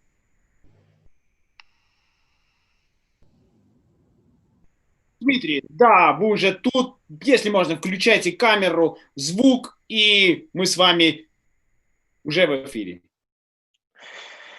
Друзья, всем привет. Да-да-да, здрасте. Очень рад всех видеть. Очень рад, что большая благодарность организаторам этого саммита. Наблюдаю 4-й день, с какой отдачей ведущие работают, как все качественно организовано, сколько раз уже нас презентовали, упоминали. То есть огромная благодарность за все. Благодарность всем нашим участникам, зрителям, кто нас слушает, кто нас смотрит, за то, что вы пришли. Надеюсь, вы получили очень много для себя инсайтов разных, полезностей, ценностей. И я даже сомневаюсь, возможно ли вас еще чем-то удивить. Однако... Я думаю, что сегодня удивлению нет предела, тем более вот буквально через какое-то время мы уже перейдем к подаркам, и все с нетерпением ждут, но так как на небосклоне Digital Summit только звезды, так что сегодня вы тоже как крупная звезда, нам очень приятно вас тут видеть. Пожалуйста, порадуйте тем, что творится на рынке, и поговорите о вашей теме, то есть ваш топик. Я еще раз напомню, как с помощью крипторешений усилить традиционный бизнес. Мы все смотрим в этот Mass Adoption, нам он очень интересен. Окей. Я очень люблю бизнес, люблю заниматься бизнесом, и мне очень нравится криптовалюта. И я постоянно ломаю голову, как же совместить, как соединить эти два прекрасных направления. И у меня возникают такие вопросы, то есть как предпринимателям, я как предприниматель, как мне начать принимать крипту, как ее применять в своем бизнесе. То есть вот эти вопросы у меня постоянно в голове. Вопросы, как предпринимателям зарабатывать вообще на крипте. То есть крипта как явление пришла в нашу жизнь, и она уже существует, она набирает обороты. Эта экономика пока хоть и маленькая, да, обычная экономика у нас традиционная, там 70-80 триллионов долларов, а криптоэкономика пока там 260 миллиардов всего лишь, да, но она уверенно растет, уверенно входит в нашу жизнь, и нам, как предпринимателям, нужно на этом зарабатывать. Меня мучает вопрос, нужно ли платить налоги с крипты. И других предпринимателей наверняка этот вопрос тоже волнует и беспокоит, и я для себя ответ на него нашел. Да, мы пользуемся в государствах дорогами, мы пользуемся больницами, мы пользуемся там, городскими всеми благами цивилизации, тем, что для нас создает государство, все это создается за налоги, мы этим пользуемся, соответственно, налоги платить нужно, это правильно, и я с помощью своих решений крипты и бизнеса, то есть в этом направлении работаю и хочу это все применить. Для меня, так же, как и для вас, может быть актуален вопрос, как увеличить товарооборот в бизнесе с помощью крипты. И мне кажется, что мы нашли решение. Сегодня я его покажу. И вопросы для меня лично, то есть крипто – это все-таки серая зона или белая? Блокчейн нам дает полную прозрачность. Абсолютно. То есть все четко видно. Но мы с вами, как пользователи этого блокчейна и пользователи крипты, не всегда хотим платить налоги, не всегда хотим показывать свои доходы. И это все-таки, как это получилось?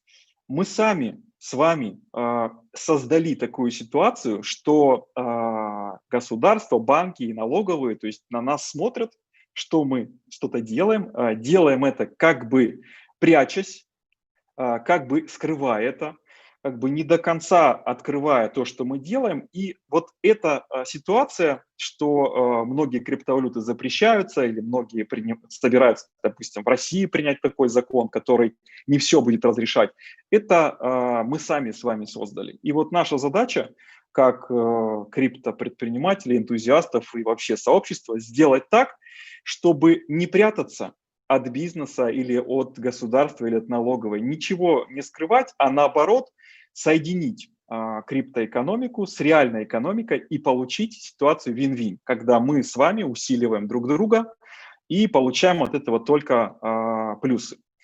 И никакого смысла не вижу разделять криптовалюту и банки, противоставлять крипторешения банковским решениям. Я считаю, что это все нужно объединять, дополнять, усиливать. Ну, в общем, я за какие-то совместные решения. И мы открыты к этим решениям. И мне кажется, что мы кое-что уже из этого, из ответов на эти вопросы можем вам предложить в своем проекте. Мы создали сделали громкое название для своего проекта, первое в мире, децентрализованная экосистема с кэшбэком.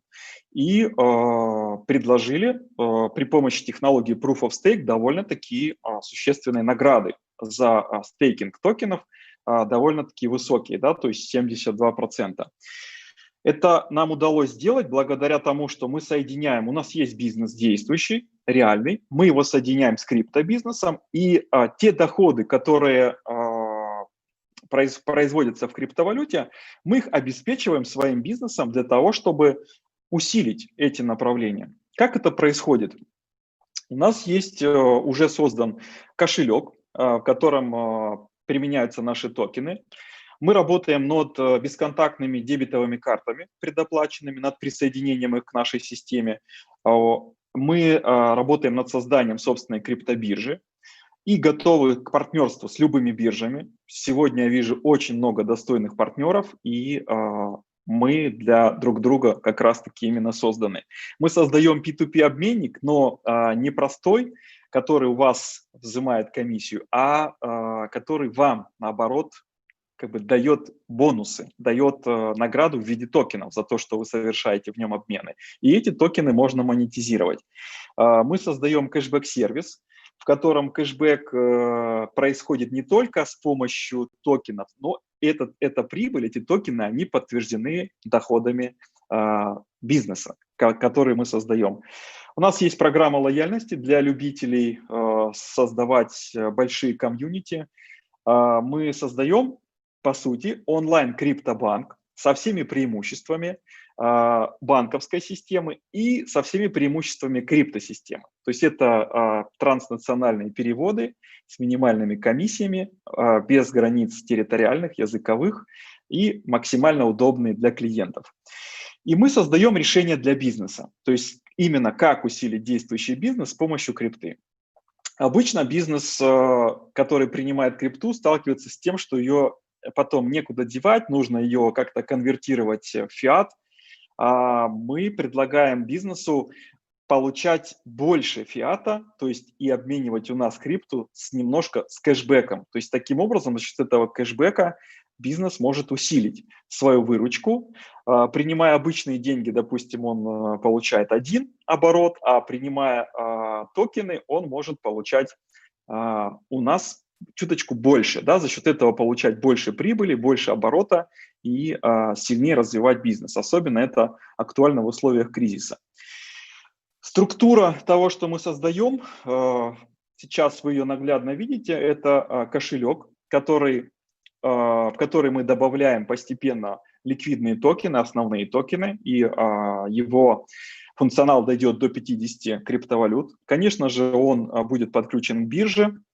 У нас есть как элемент, это система генерации дохода, это действующий бизнес, и мы создаем решение для бизнеса. То есть наше решение это именно для бизнеса. Ну, допустим, у вас магазин, там, возьмем такой гигант, как Amazon, да, вы решили принимать наши токены в оплату за свои товары.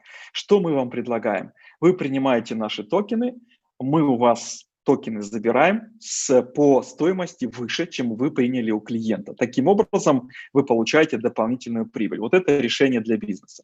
И, как я уже сказал, P2P-обменник, который не берет с вас комиссию, а наоборот вам платит. Вот такая структура нашей экосистемы. Мы включаем в эту систему различные элементы для того, чтобы стало понятно, зачем токен.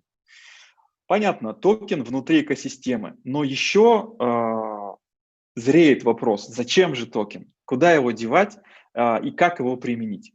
И мы подключаем, готовим сюрпризы по подключению игровых сервисов. Сейчас мне нравится такое направление, как гемблинг, и очень много людей играют в игры, в онлайн-игры, игры на блокчейне. И вот именно как раз в этих играх мы сделаем возможным применение нашего токена, и уже очень скоро мы анонсируем одно из таких решений. Это будет уже в этом месяце. У нас наша уникальность в том, что у нас два токена. Есть базовый токен системы, который можно поместить в стейк и получать награду. Только награда получается не в базовом токене, в токене CBS, а в токене CBS Cash. То есть есть токен для стейка, а есть токен для платежей. То есть и в той системе, которую мы создаем, если вы хотите больше денег, больше платить, больше использовать токены, значит, вам нужно токенов CBS больше хранить, больше накапливать и больше держать в стейке. Таким образом, мы рождаем спрос и на токены основные, а их можно хранить и в обменнике, и на бирже, и в различных наших сервисах, и на токены платежные. Эмиссия основных токенов 1 миллиард. То есть, если у нас 7 миллиардов или 8 человек на Земле, то всем не хватит. Это сразу заложено. И максимальная эмиссия токенов CBS Cash – это 800 миллиардов. Вот такая у нас модель, после чего токены ограничены, соответственно, будет создаваться их дефицит. Кому это полезно, кому это нужно? Это полезно майнерам, конечно же, которые привыкли получать высокий доход. Это полезно обменникам, которые будут применять и использовать наши токены. Я уверен, что таких обменников появится очень много. Мы открыты партнерству. Это полезно P2P-площадкам, биржам, бизнесу. У нас есть решение для бизнеса, и мы готовы его тестировать, запускать с бизнесом, готовы предложить самые выгодные условия для первых бизнесов, которые мы будем подключать. Конечно же, это подходит для тех, кто привык держать ноды и быть валидатором. Мы применили модель EOS, да, и фактически взяли за основу для создания своего блокчейна это EOS. Да, то есть он подходит очень программистам, легко на нем писать, он быстро масштабируется, развивается, хороший, скоростной, только наложили на него свою токеномику. Соответственно, у нас полагается 21 валидатор, и это будет тем, кто этим бизнесом занимается, очень полезно и очень интересно, благодаря тем доходам, которые у нас заявлены. Всем, кто хотел бы от нас получить больше информации, добро пожаловать на сайт CBS.io.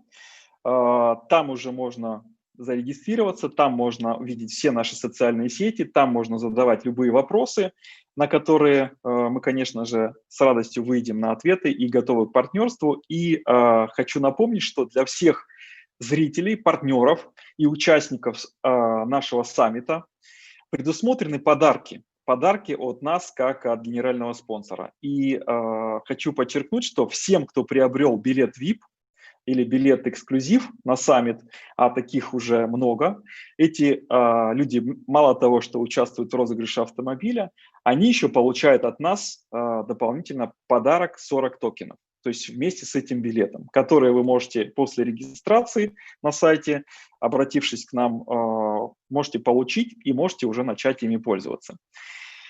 Мы создаем решение для вас. Как мне кажется, мы подобрались к тому, чтобы соединить реальный бизнес и криптоэкономику с помощью наших решений.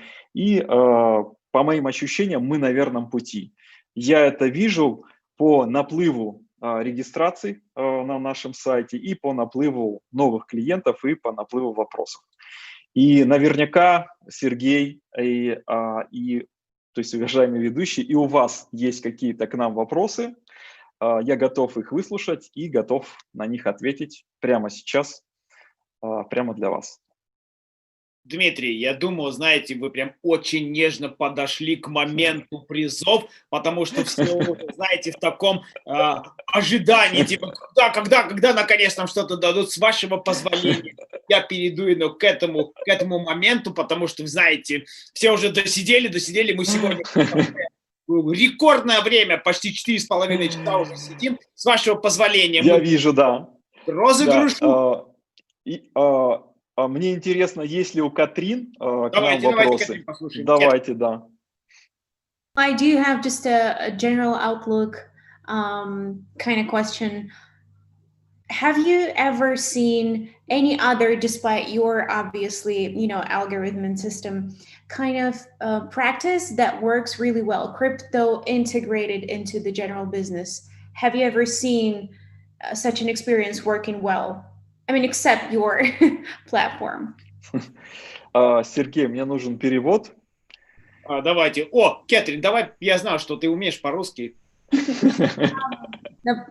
Наблюдали ли вы когда-то подобный же опыт интеграции криптобизнеса либо систем разработки криптовалюты в основном бизнесе, general business, в стандартном бизнесе? То есть были ли какие-то еще примеры, кроме CBS One? Я наблюдаю за тем, как бизнес пытается принимать токены. Допустим, биткоин неудобно принимать, за кофе им не заплатишь. Здесь нужна быстрая транзакция, и у многих криптовалют проблемы с ликвидностью. Мы запускаем провайдер ликвидности, это именно подразделение от компании, которое обеспечивает ликвидность токенам и которая готова их выкупать и принимать обратно, то есть в качестве байбека. Соответственно, тем самым для бизнеса появляется решение, что он не просто получил токены за товары и услуги и потом не знает, куда их девать, а у него есть ответ, куда девать эти токены и как еще на них получить сверху прибыль. Тот бизнес, который готов принять наши токены, он еще получит от нас бонус.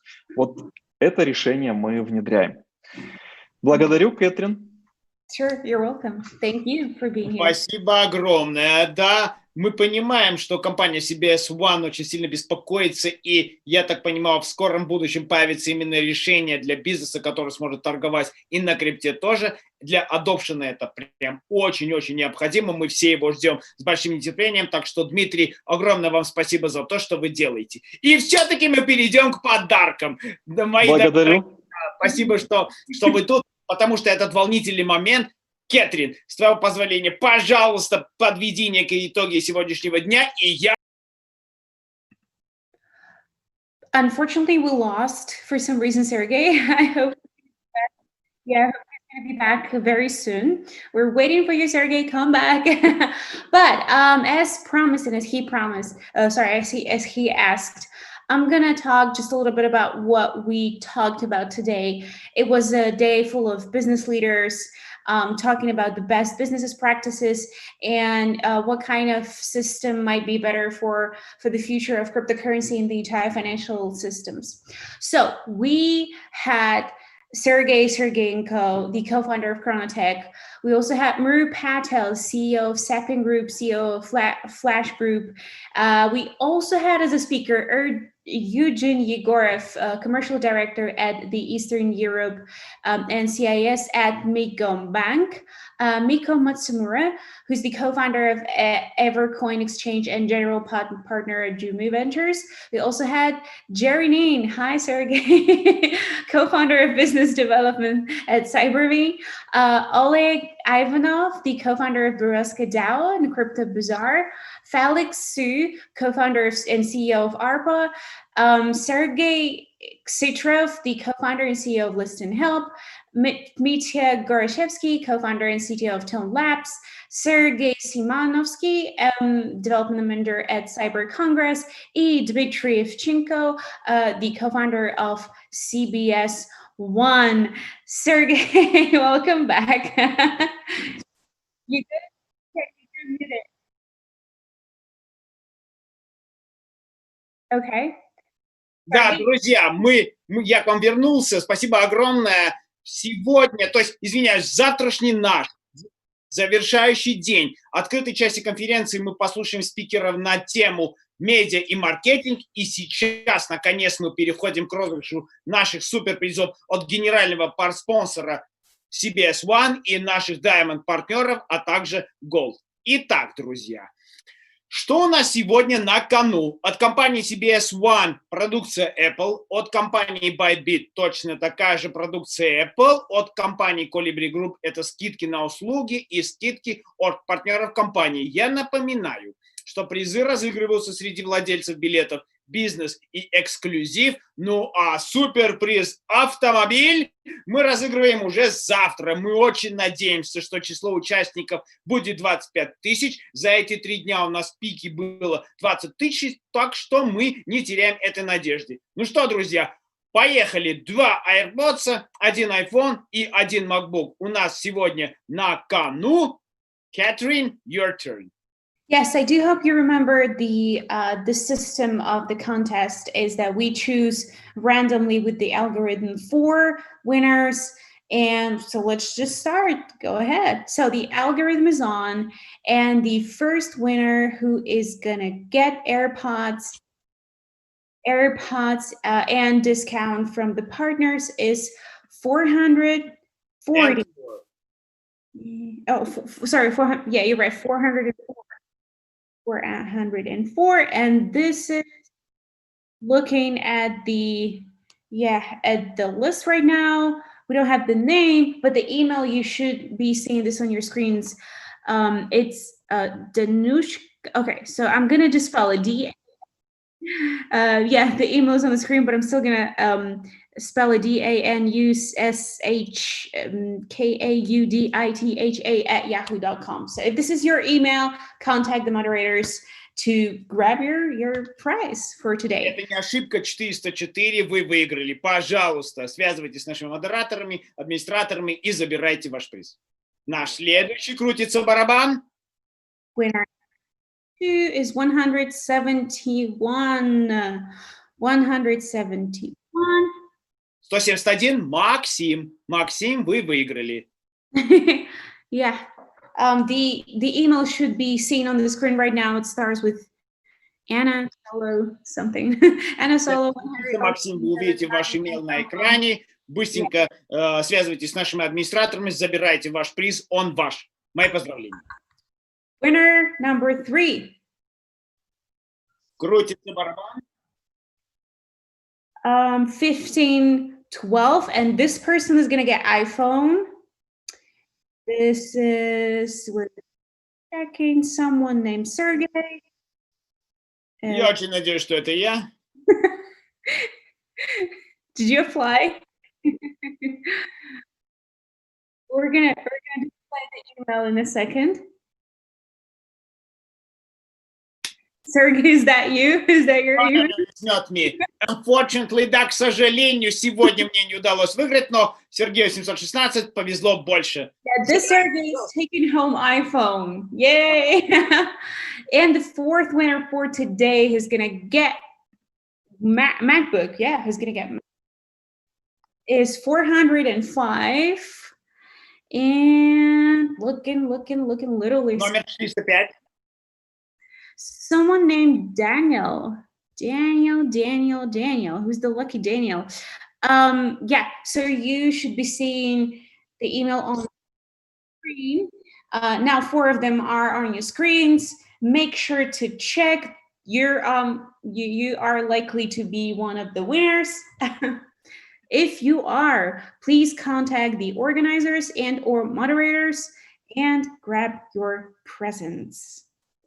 So, да, друзья, 4-й день саммита, нашего умопомрачительного звездного саммита сегодня подошел к концу. Мы всем раздали призы и подарки. Мы считаем, что мы выполнили наше сегодняшнее дело. Кэтрин, дай 5. Да, вот так можно сделать. Очень хорошо сегодня прошло. Большое, огромное спасибо и уважение нашим организаторам, спикерам, всем тем людям, которые приходили, участвовали вместе с нами. Конечно же, бесконечно благодарна зрителям и тем, кто был с нами вот на протяжении последних почти 5 часов. Нам с вами было очень интересно. Друзья, до завтра. Наш заключительный день все еще впереди. Увидимся. See you tomorrow. Bye.